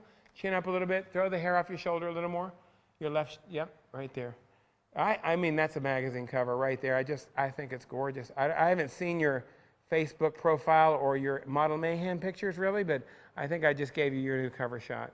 Chin up a little bit more. How about let's just put both hands up. I don't know, I'm just playing now, right there, yep. Zoom in. The main light's just sitting up there on the little boom arm, right there, and I don't know what the audience at home gets to see, so I'll zoom out here and just show you what we're doing here. It's just a boom arm right up there, a TD3, just 3 light bulbs coming down on the face there. And I love it. Just like that, chin up a little more. Good. And right now, this might be a time to just say, let's just go soft. Let's put a little music on, some Patricia Cass, French singer, maybe some Delirium. Let the music come in because, you know, audio, visual, we're all very audio driven. And I think that, to me, you know, the music would speak volumes. And here's another trick. I'm kind of at this point where I've done her portrait. I know I've got it. And I'm saying, you know what I'm going to do? I'm going to ask you to give me 10 different looks. I'm going to back you up a little first because I feel like we can get a little more intensity on the white. And if you'll just back up here a little bit. Okay. Good, right there. So, all right, good. One of the funniest things that happens in the classes, Jerry, where's your camera, by the way? I want you to shoot tomorrow. You bring your camera, okay? I know you got a camera. I want all of you to have a camera, okay? Deal? Deal. So, good. Maybe you can get in the contest, right? They can. Can they enter? They should be able to enter. I'm working with a model, and I feel like, gosh, I've got the pictures done. I'm feeling great. So now, let me just have some fun. Here's what I've done in my classes. I'm taking these beautiful portraits. I've got your picture. You're looking great. I'm really done with it. And I say to my class, to my students, I say, you know what? I say, Jerry, why don't you take a couple of pictures? And so you know what Jerry does? Jerry goes like this.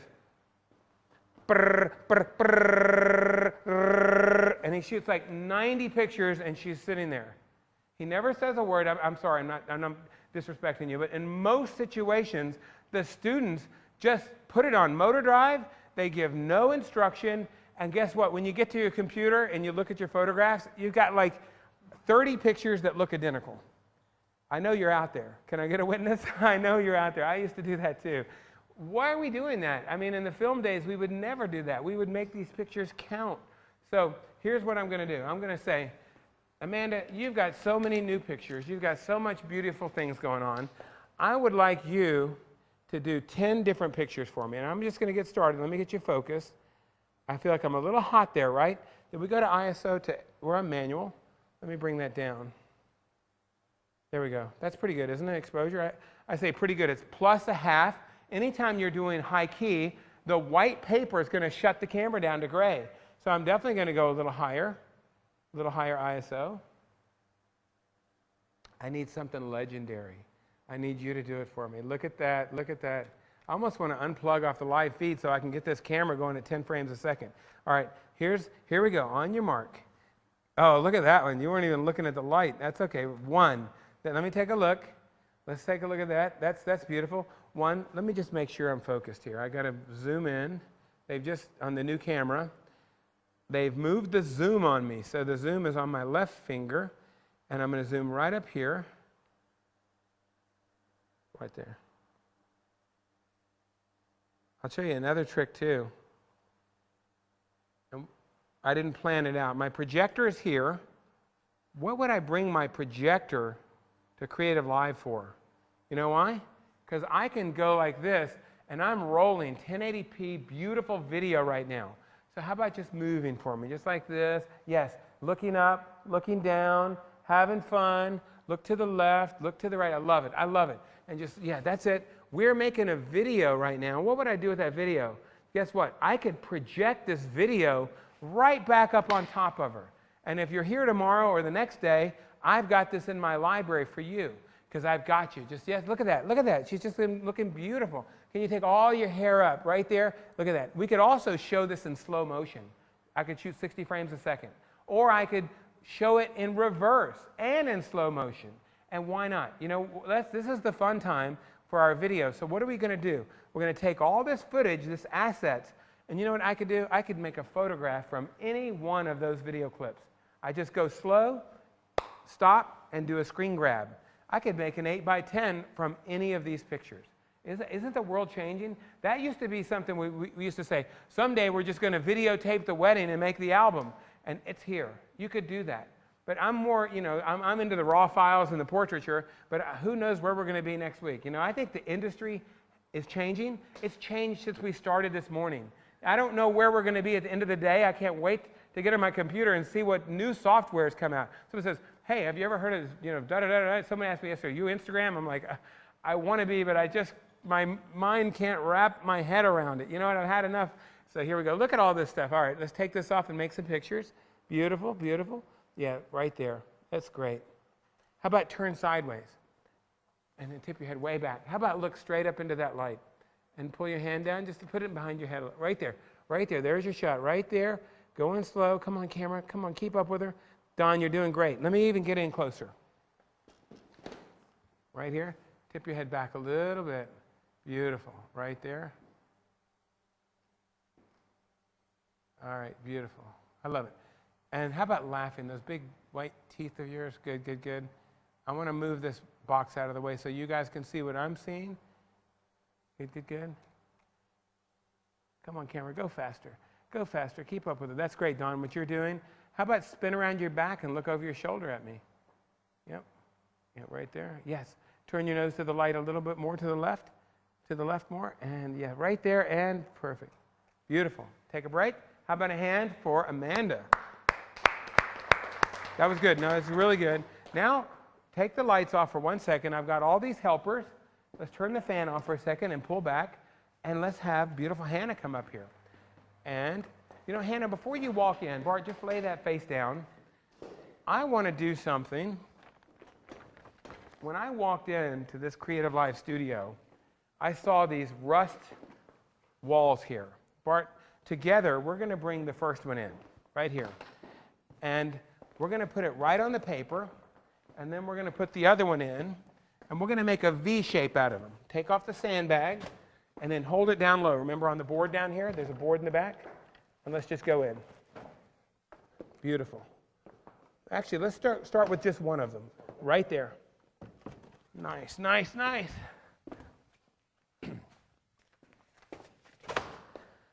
All right, now I need something to stand on. How about a couple apple boxes? Those apple boxes are really beautiful. Sorry. Put one on top of the other, Jer.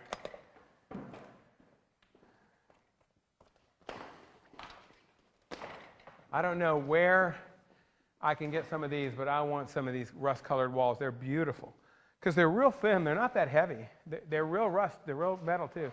Come right in. Go a little higher. Now, the hair light's going to have trouble because I'm going to have the face like up here. So why don't we start? The reason I have to bring an apple box in here is because I need to get this band out of my picture. If I tip the camera and this is in the picture, you're going to know it. So I'm actually going to just stand you right up here. I'll help you up. You want to go barefooted? You'll be more comfortable. Go ahead. I'm not going to show your feet. Sure? Okay. Cool. Now, there we go. Good. How about fold your arms like this? I'm just going to give you somewhere to kind of, I'm actually thinking light, light, light. Get the lights in place. Get the lights in place. And I said, fold your arms like here. I don't know. I'm just talking to her like I talked earlier about some direction. Okay. Now, give me a kicker light, Jer. Come in over there, right there. And how about, tell me your name? Monica. Monica, this backlight. Can you go put that behind her somehow? Don, Monica, Christine. We'll just see.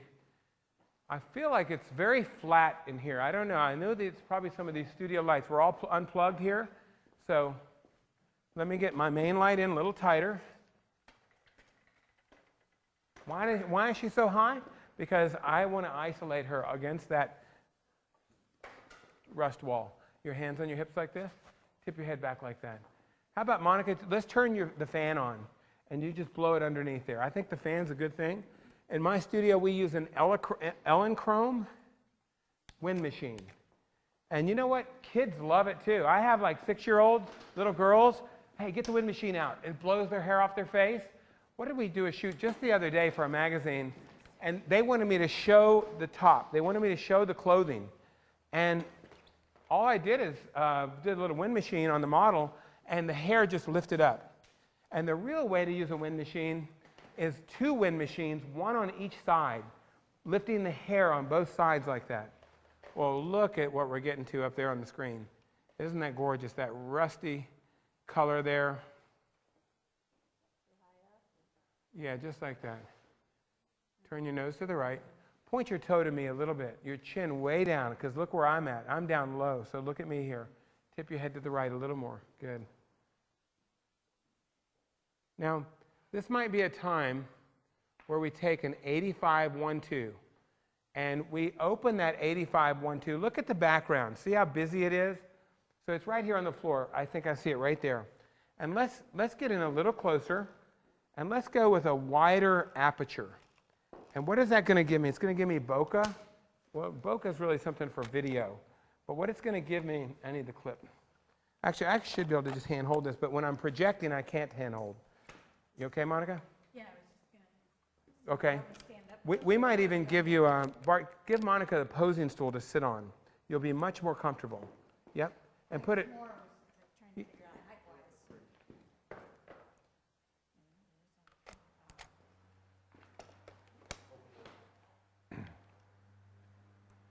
Chin down a little bit, right there.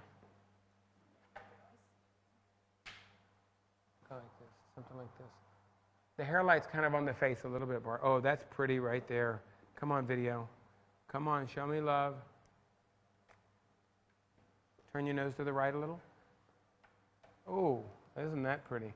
I'm going to go to manual focus because that's what we have to do. Chin up a little. Tip your head to the right a little. Good, right there. Now look at her left eye. See what we're doing? We're missing her left eye.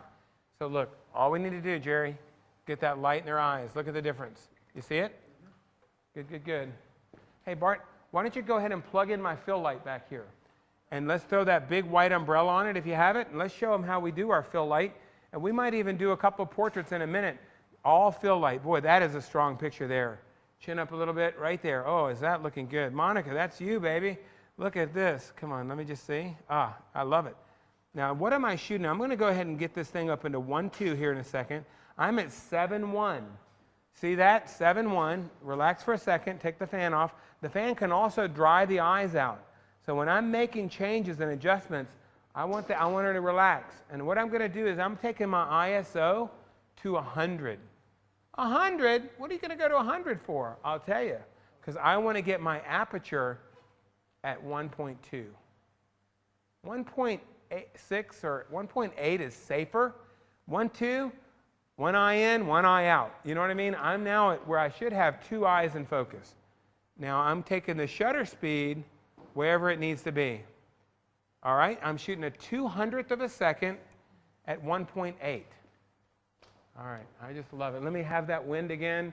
Let me have the, yeah. Jerry, that piece of rust behind her, you see it? It's getting a lot of light from our kicker light. Can you kind of feather it off? Is that where it's coming from, or is it my main light? Let me just go live again. Push it in a little closer too, Jerry. All right, you know it? Step down for me for 1 second. I'm going to bring her even further off of it.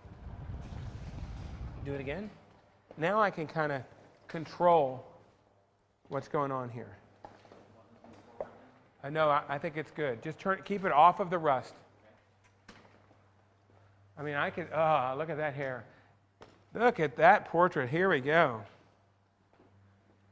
Jennifer Thomas, are you out there? Are we doing good now? That's our producer. And she's trying to keep me current and hip, and I love it. Is that right? We're doing good, Lindsay. Well, this is about as hip a photograph. I think this speaks volumes to everything we want to do. So let's go up like this.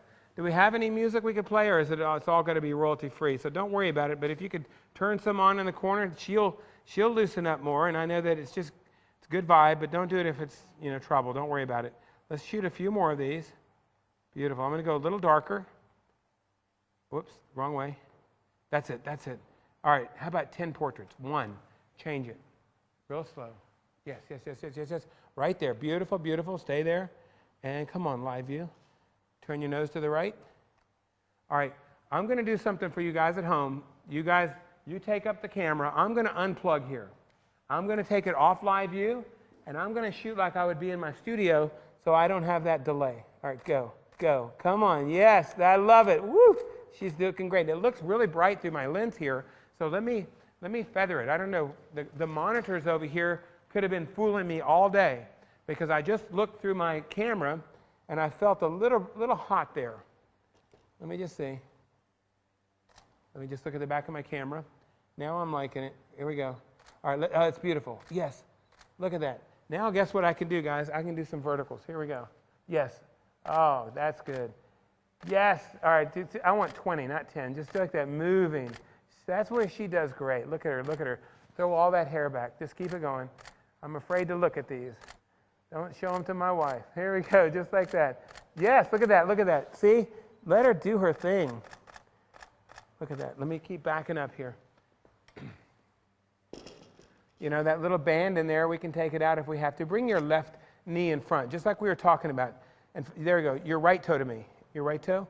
Yeah, that's it. And turn the toe to me more. I'm just slimming the figure. Beautiful. Right there. Bart, just pull the backlight out of there.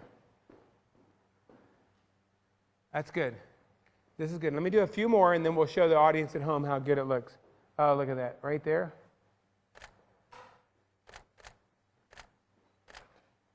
Oh, that's great. That's great. I'm shooting full RAW. These are like 28, 30 megs a file. Just a beautiful file. 8512. I'm shooting at 1.8. Chin down a little bit. Look at that. Can I get something to stand on too? Something like a little apple box? Anything? Because I feel like I am shooting up to her. And there's anything I can stand on, just a little case. No rush. Here we go. I got a Hanson Fong posing block. Straight from San Francisco. Thanks, Hanson. There we go. Yes. Look at that right there. Yes. Keep it going. Yes, yes, yes. Sideways. Chin up. There we go, right there. Bart, get that hair light on her hair now. I forgot it's hitting the background. Let's get it right on the hair. That beautiful red hair. We want to pull it all together off the face, though. And lower the stand a little bit. All right. A few more. Tip your head, yeah, right there, chin down. Now turn around to me. It's better when you kind of square up. She's very petite, which means she could go square to the camera easy. Can I enter this in the portrait contest tomorrow? Woo! Here we go. I feel it. I'm feeling it right there. How about just keep it going? Let's do it another few minutes, just 2 minutes. Yes. Let me come on in really close. Whoops. Now she's got her face completely away from the light right there. Bart, why don't we do some glamour lighting? You take this light, the kicker. Actually, no. Did we get our fill going? Look at that. Awesome. Here, you take this as our underneath light. Look at this fill light. Woohoo! This 7-inch parabolic reflector scrim you're going to see tomorrow is one of my secret weapons. It's my cloud. Anywhere, anytime, when I go outside, I can throw this up on a light stand. It's a translucent scrim. And I think the Lightapalooza 2013 prize is a 7-foot umbrella. Tip your head there. I think there it's being given by a company out of New York that's sponsoring this. Come over here, Bart, on this side. I love the full-length look here. You know, if we were going to use this full length, come this way a little more and flip it horizontal. We're going to have to cover that. You know what? Come back. This background just came in today. Can you unfold that? Let's help her step down and let's cover the blocks with this background. Bart, come back and help him with that. Give Hannah a hand down. You know why? This is a pedestal, and look at that. It's the perfect color. It looks like the background. Hallelujah. So let's come back here a little bit. We're just going to lay it over the blocks, the dark, rusty corner. I only need a little piece of it because I'm kind of building a pedestal here. Let's pull the reflector out. How about Don? You work my reflector. You're my reflector man. Yeah, just a little corner. I want to hide the apple boxes. Don's got the reflector. Well, there we go. That little corner right there. You know, there you go. Anything. The dark green. Just cover the apple boxes. I like it. Even darker. So push that lighter part back and use this upper left-hand corner. Where's the reflector? Right there in that big reflector. I think it's okay now. They got it in. I want to speak to painted backgrounds too because I've always been a fan of a painted background. And you know, people laugh at me. Help her up, Bart. You know, would you really use a painted background in, you know, year 2013? I love them. I absolutely love them because I know how to use them. I use these lenses that are wide open and the background melts out of focus. And most of you are using the backgrounds using sharper lenses and you see this painted background. And most people say, God, why would he use a background? Because we've seen so many backgrounds used so poorly. Don't you think when you see a painted background, you think of inexpensive photography? You think of, you know, the cheap, you know, way out. But, you know, I need to work with the uncluttered effect. So my backgrounds are usually hiding something that I don't want to see. And also give me the ability to tip the camera. So this is looking awesome. Can we get a wide angle shot of this from the back? Somebody? Anybody have a setup camera? That's good, right there. Let's do it. Let me take a look. I don't know. I'm just looking at the main light. These 6 bulbs, are they strong enough? Let's see. Where's our other light? Right there, Bart? All right, let's go for it. Bart, I don't see your feet, though, so bring it back a little bit. I think what you're better off doing, Bart, is go ahead and put it over here as more of a main light. You stand up and put it back on the stand, or just flip it over and hand hold it right there. Give me a loop shadow, Bart. I think that's better. I want to make my statement with my lighting. I want that light on the face. I want that loop shadow. You're there. You are there. You are so there. Let me see. You guys liking it? I'm loving it. I feel like the fill light could come across. Can I get a helper, Don? Just unplug this to this bank. All my lights on the left. And this is blocking up a little bit, so we're just going to slide this over here. You got it? There you go, right there on that strip. See it?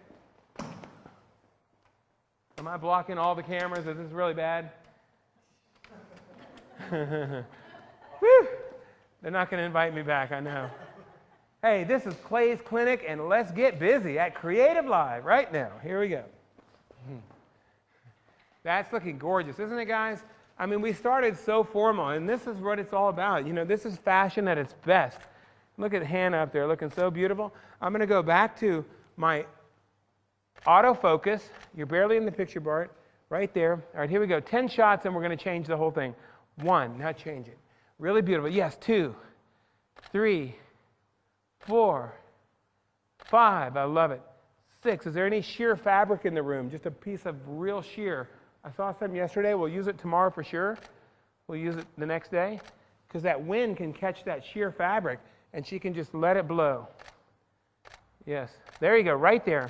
Reminds me of Aphrodite.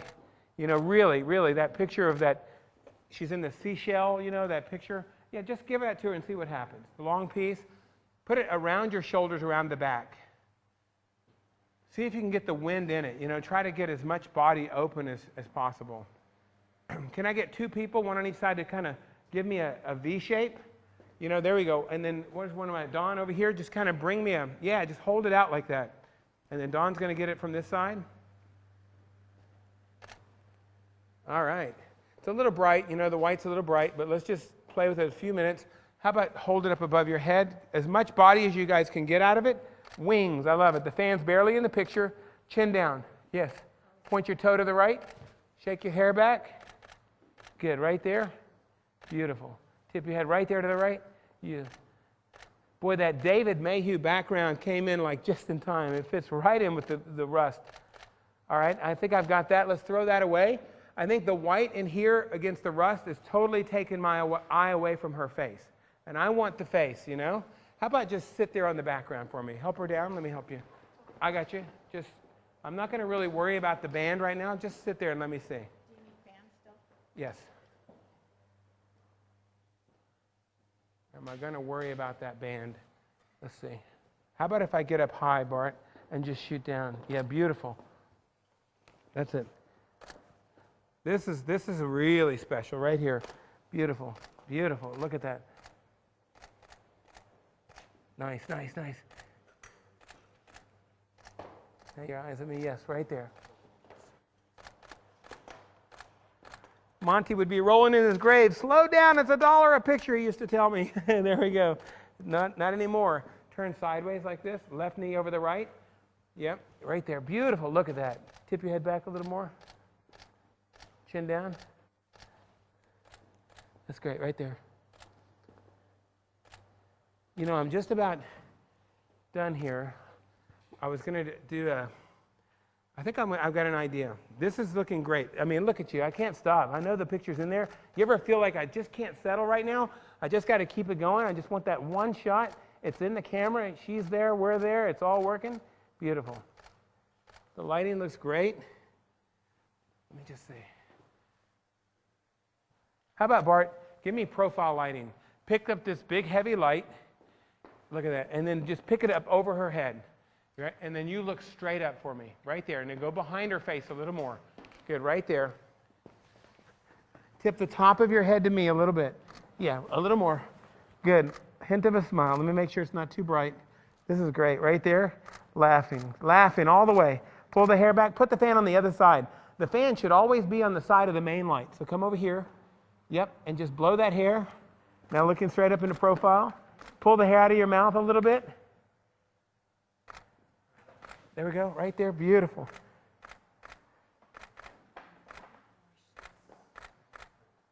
Let me see that. Gorgeous. All right, stand up for a second. And I'm going to do an Irving pin. What is an Irving pin? I was going to call out here to CreativeLive and see if they could build me. Let's just throw that over there. Let's give that to Jerry. See if they could build me a wall. And, I mean, Google the guy right now, Irving Penn. I mean, the guy is a legend. He's like, his photographs have sold for 20 grand a piece. 20 grand a piece. So where's my head? I want to be like Irving Penn. You know, I want a 20 grand photograph. So what he did in his studio is he made a V shape out of 2 pieces of wall material. So I need a couple of grips over here. Bart, you want to help me? And we're going to bring this in. I think we can get it. A couple of guys. Jerry, you want to get on this too?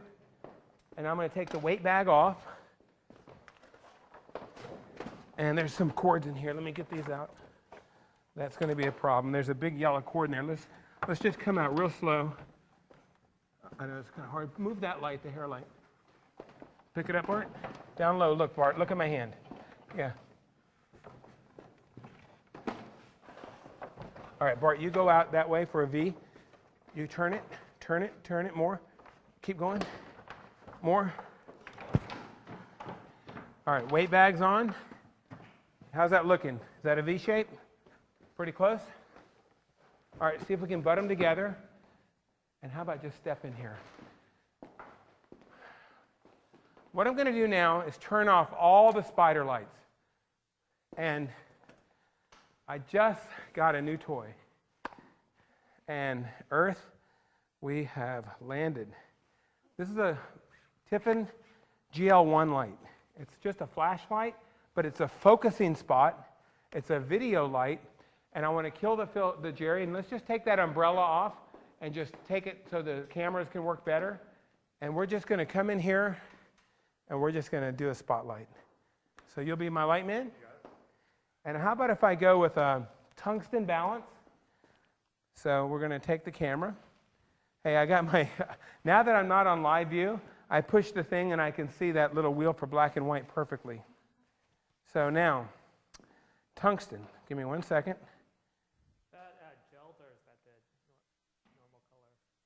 I could gel it. Yeah, I could put a daylight gel on it if I wanted. But let me just see. This room's got a lot of extraneous light. Oh, look at that. It's really strong. Now, I need two helpers. I want to kind of turn the V shape, a little more V, a little more Irving pin.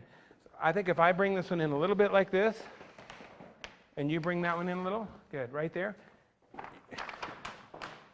There we go. Now I want you just to put your shoulders right back in that corner. You just put your shoulders right in there. And just, yeah, right there. And tip your head to the right. I don't know, you know. Never done this. Of course, that's the beauty of photography, is having fun. That's really, really nice. Now look what we could do. It's just a dead-on spotlight. Where's that reflector, the scrim that I just popped out a few minutes ago? Right there. Why don't we pop that open? And let Bart, why don't you shoot through that? You know why? Because I feel like I've got a flashlight right on her face, and I feel like, Jerry will hold it for you. And then just go vertical. Yeah, there you go, right there. And let's see if we can spread the light a little bit. Maybe stick it up on the apple box a little bit. Yep. Open it up to me a little bit.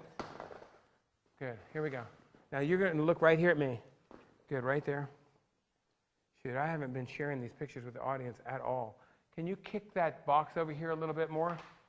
Where's my tripod? I want to go back live for the audience. There you go. Put it right here. Yeah, that scrim is going to have to come out a little bit.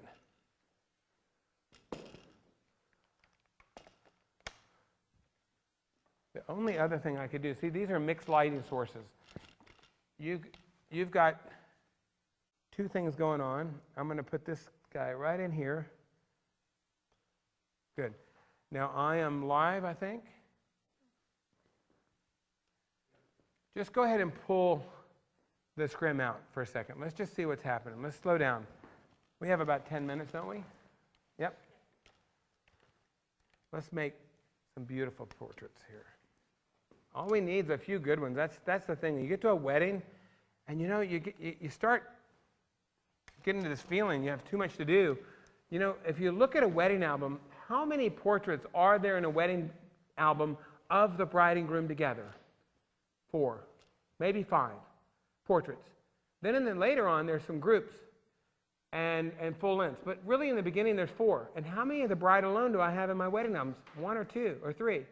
So why don't I get all crazy and shoot like 90 pictures of the bride, and they're all mediocre? Why don't I just slow down, put up some lights, and just take a few good ones? That's what my thought is.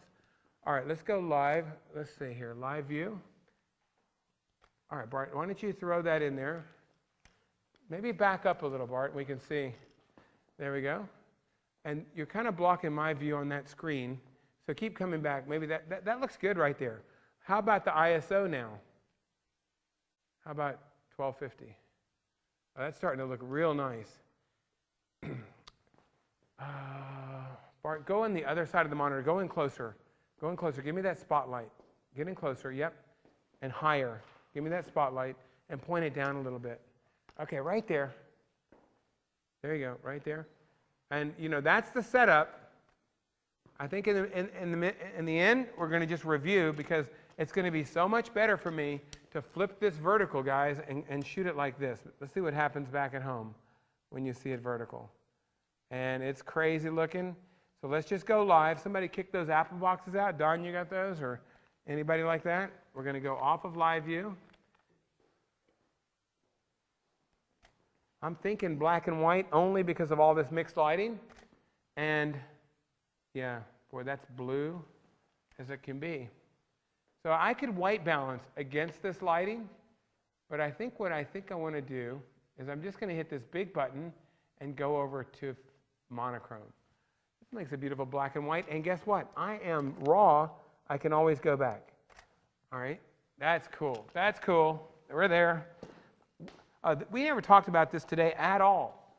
Very important subject. What is camera position? Catherine, come over here. Tell me what camera position is. The position of your camera. Okay. In relation to your model. No. Okay. Camera position is either full face, 2/3, or profile. Okay. Camera position. When we do the window in the morning, it'll all come home to you because you're going to see me do all those 3 camera positions. What is camera height? How high the camera is. I'm making a full-length portrait here, so how high do I want that camera? Right above her eye? Right at the navel. Right at the navel for full length, just halfway down the middle. And then, if I go to a 3/4 shot, I'm going to come to the bust. And if I go to the head and shoulders, I'm going to come up here. And if I do a close-up, I'm going to be above eye level. So the closer I get into the subject, the higher the camera comes up. Now, I see so many pictures where people are shooting full length up here. Click, click, click. At parties with flash on camera, it distorts. They call it spiking. The people's legs go like this. So it's very important that you put the camera where it goes. All right, I've done all this work and we don't have the picture yet. Show me something. Here we go, right there. Just kind of, how about both hands above? I think that fan was pretty effective. Can we get that going again? I think it really made her feel good too. Turn your toe to the right, kind of spread your toe out a little bit more. Yeah, right there. That's gorgeous. Right there. That's good. Beautiful. How about your eyes at me? Chin up just a dash. Tip your head this way a little bit more. Good, right there. Chin down a little. Chin down. Good, right here. Eyes here. Beautiful. I love it. I love it. I love it. Let me go a little darker. I'm already -2 because of all the dark clothing. I'm going to go -3. I should just go manual exposure. How about, Jerry, let's turn on all of our lights again. This one over here behind Bart. Bart, you turn that one on, and why don't you give me the hair, just turn this one on, Jerry, right here. Just bring it way back behind me as a fill. And let's go with our daylight. I love the little flashlight, but it's just too hard to balance in this room right now. And how about if I try to get us on a live feed? Okay.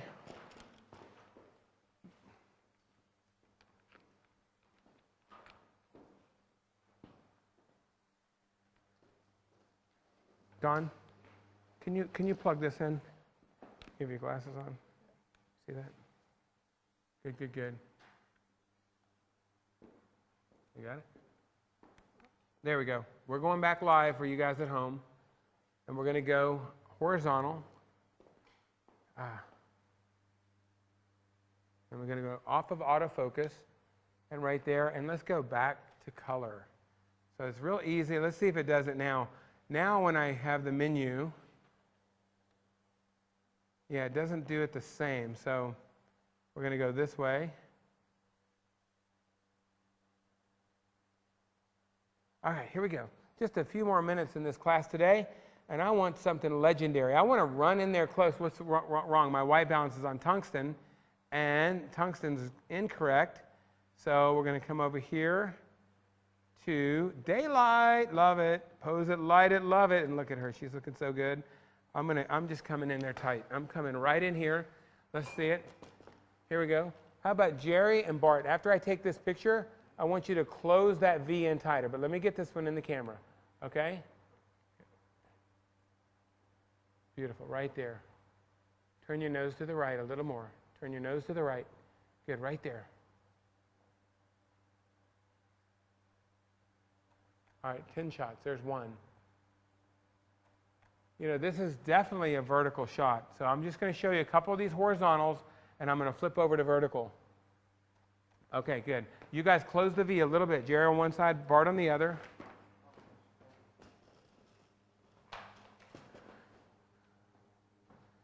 That's it, right there, yes?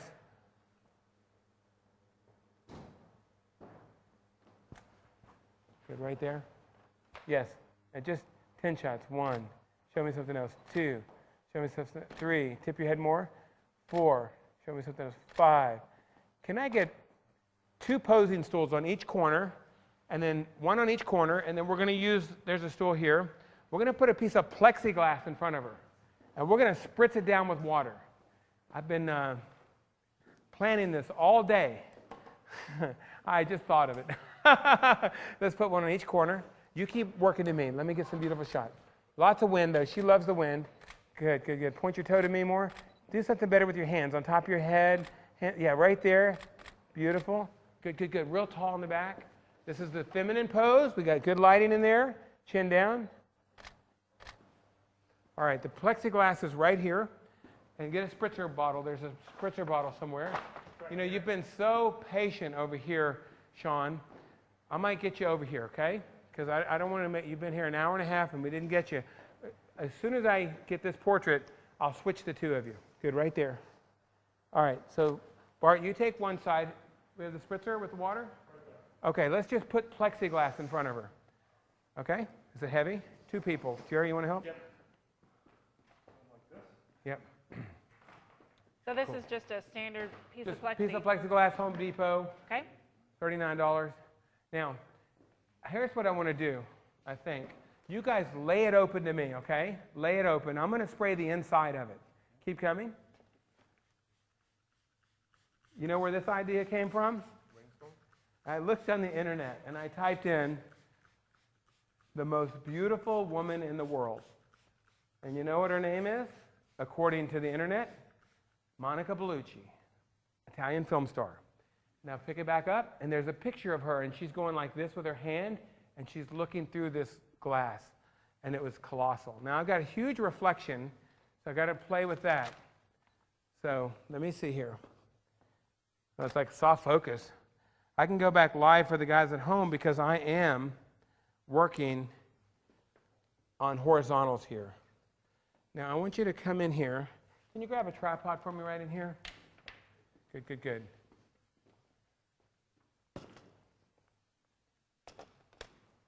And then I'd love to review everything we just shot. Just run through it. So let me get you all focused in here. Oh, look at that shot behind you. Bart, pull your elbow back. Did we just take that? Oh, I don't believe it. Oh, I can't. These lights are kind of in my way. Where are we going to light this from? Boy. See this light here, doing 2 things. Right there.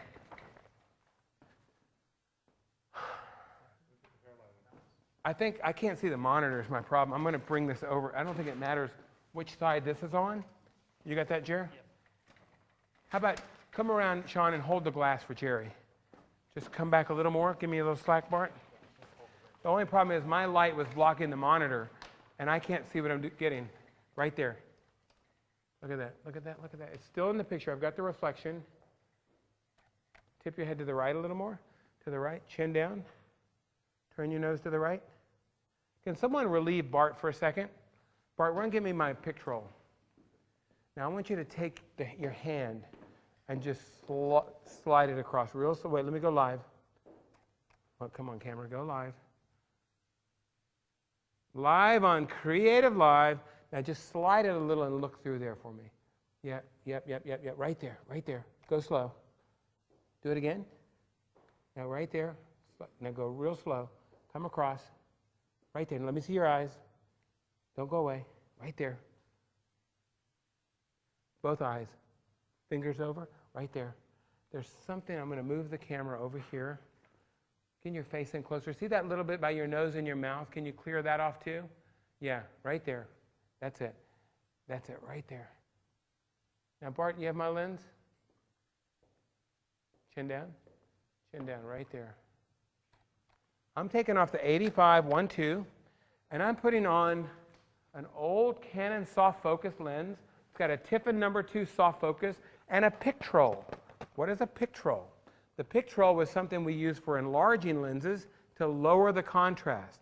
So we should be looking at something super soft, super different, super cool. Let's go live. Uh-oh, there we go. Are you feeling okay in there? Oh, look at that. That lens is just melting that scene. I'm dialing in my Pictrol. Now, I just have to show it to you guys at home. This is made to go on an enlarging lens. And when you wanted to lower the contrast, you would spin it down.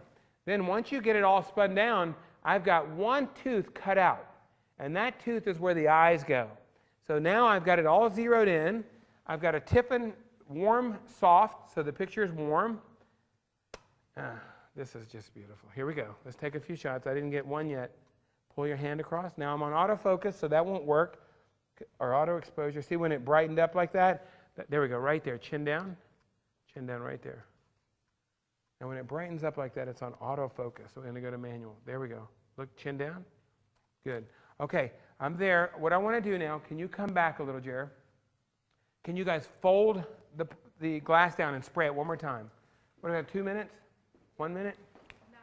None? It's over? Let me get the shot then. Here we go. None. Spray it real good. You got 2 minutes, Clay. 2 minutes. Okay, none. All right. Here we go. I didn't get the picture.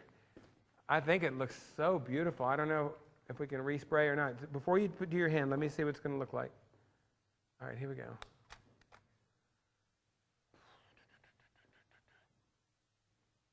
All right, do the hand nice and strong. Let me see your face. Just right there. All right, let me, just like that. You guys, if you don't mind, I'm going to unplug just for a second and just make sure that I'm in focus right there. That's it. Beautiful. I love shooting fast. How about let go and look through the glass over here. Come over here. Yeah, now that is getting me a reflection. Go that way with it. Go that way. No, you stay where you were. Right there. Tip your head. Right there. Chin down a little. Right there. Don't go away. All right, don't go away. I'm a little under. I'm a little under. You know, only thing I can relate this photography to is like David Hamilton, those soft pictures. Maybe come this way a little bit. Google Sarah Moon. Google Sarah Moon. You will flip out. That Sarah Moon, she did French perfume ads. And Sarah Moon was all about the soft focus, all about the beautiful shot. And you know what? Somebody said, you know, there were two Sarah Moons, and they were both men. It was a weird thing that they did back then that everybody said, I'm Sarah Moon, I'm Sarah Moon. It was a made-up name.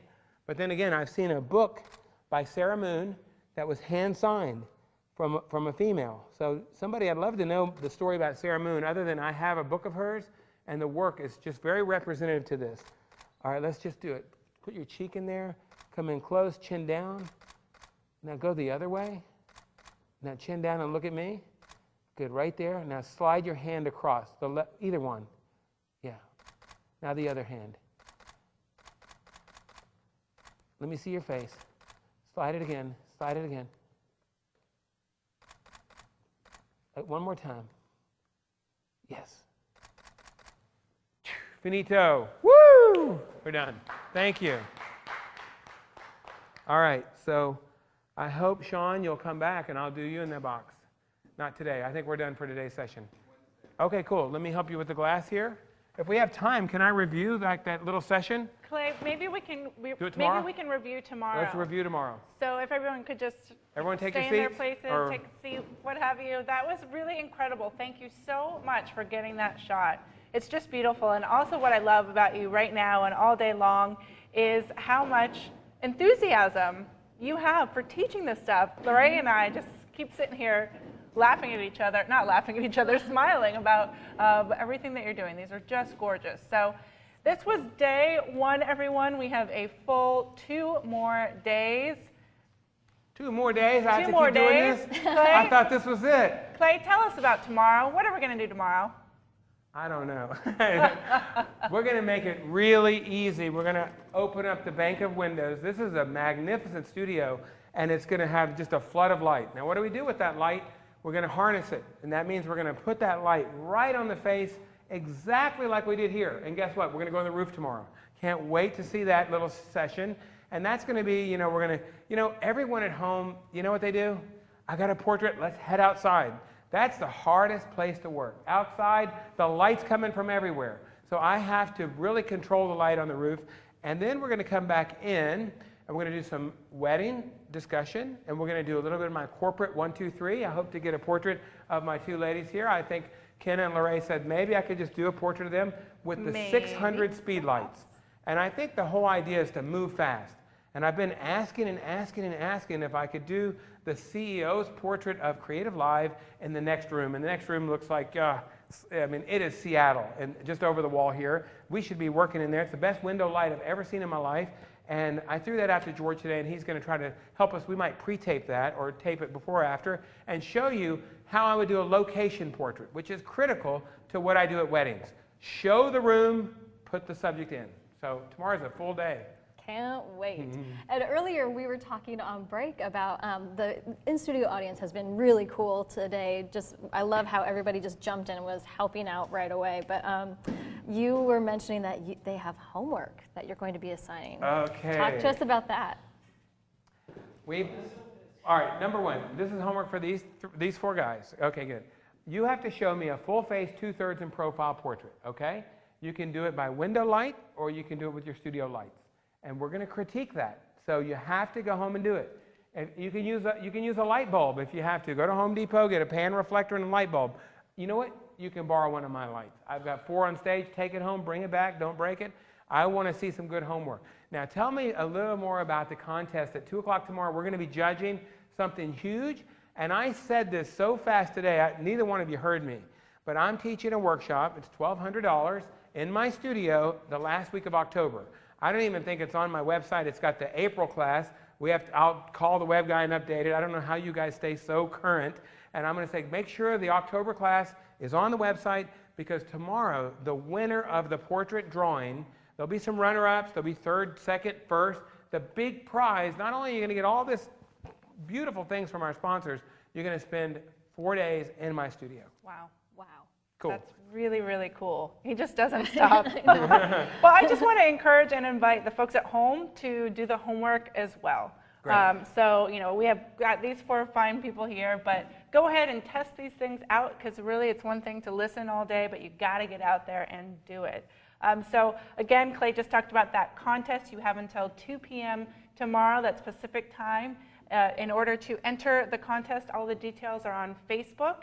There's a little green icon that says photo contest. We're looking for your best portrait, and get your friends to vote. Get folks to vote for you, because this is all, the winner is going to be picked by voting. So the voting will still go to the following day, but we want to see those portraits. I can't wait to see what people are going to submit. Absolutely. It'll be very, very cool.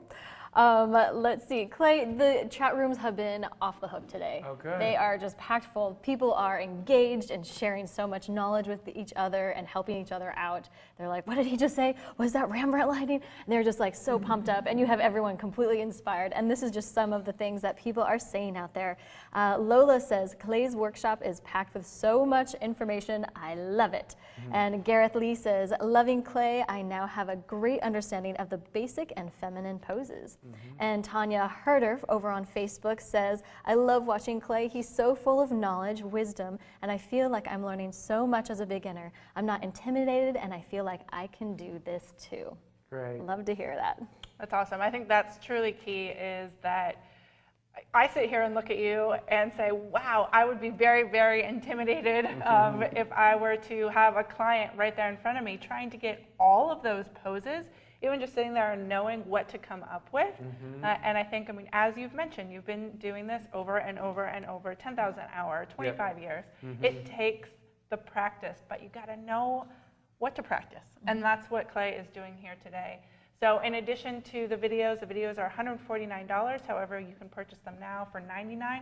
That gives you anytime access to all 3 days of content, plus the beautiful bonus material that Clay has created just for you guys. There are 10 of his favorite images and descriptions about how he created each one. And actually, there's not just 10 because it was top 10 plus 2 because it couldn't leave out these last 2. And that, again, comes as a download along with the video. So everybody, there's a green buy button right beneath the screen here. We thank you all for being with us today, for all of your great questions, like Jorge said, interactions in the chat room. I want to also thank our models who did an amazing job today. Special shout out to our cam ops and our technical director who were running around all over the place to make sure you guys all out there got what Clay was doing today, and of course our studio audience. So can I give just two quick shout outs? I don't have any title slides to match them up, but one more time, Lightapalooza 2013. They shipped my lights in. It's Westcott. Been working with them for 20 years. They have the golden ticket. I've got it here somewhere. I'll show it up tomorrow. If you get in this final drawing, it's $15,000 worth of lighting equipment from Westcott. So you really need to do that. And the contest is to show me your profile, your best profile pose. And my lab, Pilot Imaging, if you like them on Facebook, you go into a drawing for 1 full year of raw processing. That is like worth $5,000 for me. So those are 2 good with a lot of contests going on. Am I going to have to judge all these? I don't know. I can't wait. So tomorrow is really action-packed. I just want to thank everybody. I think it was a great day of shooting. I'm just looking at this picture here, and I'm just blown away by the energy we were able to pull away today. Well, fantastic, Clay. Thank you so much, everybody. We will see you all again tomorrow, 9 a.m. Pacific. Have a great evening, everyone, and do that homework. Big round of applause, everyone.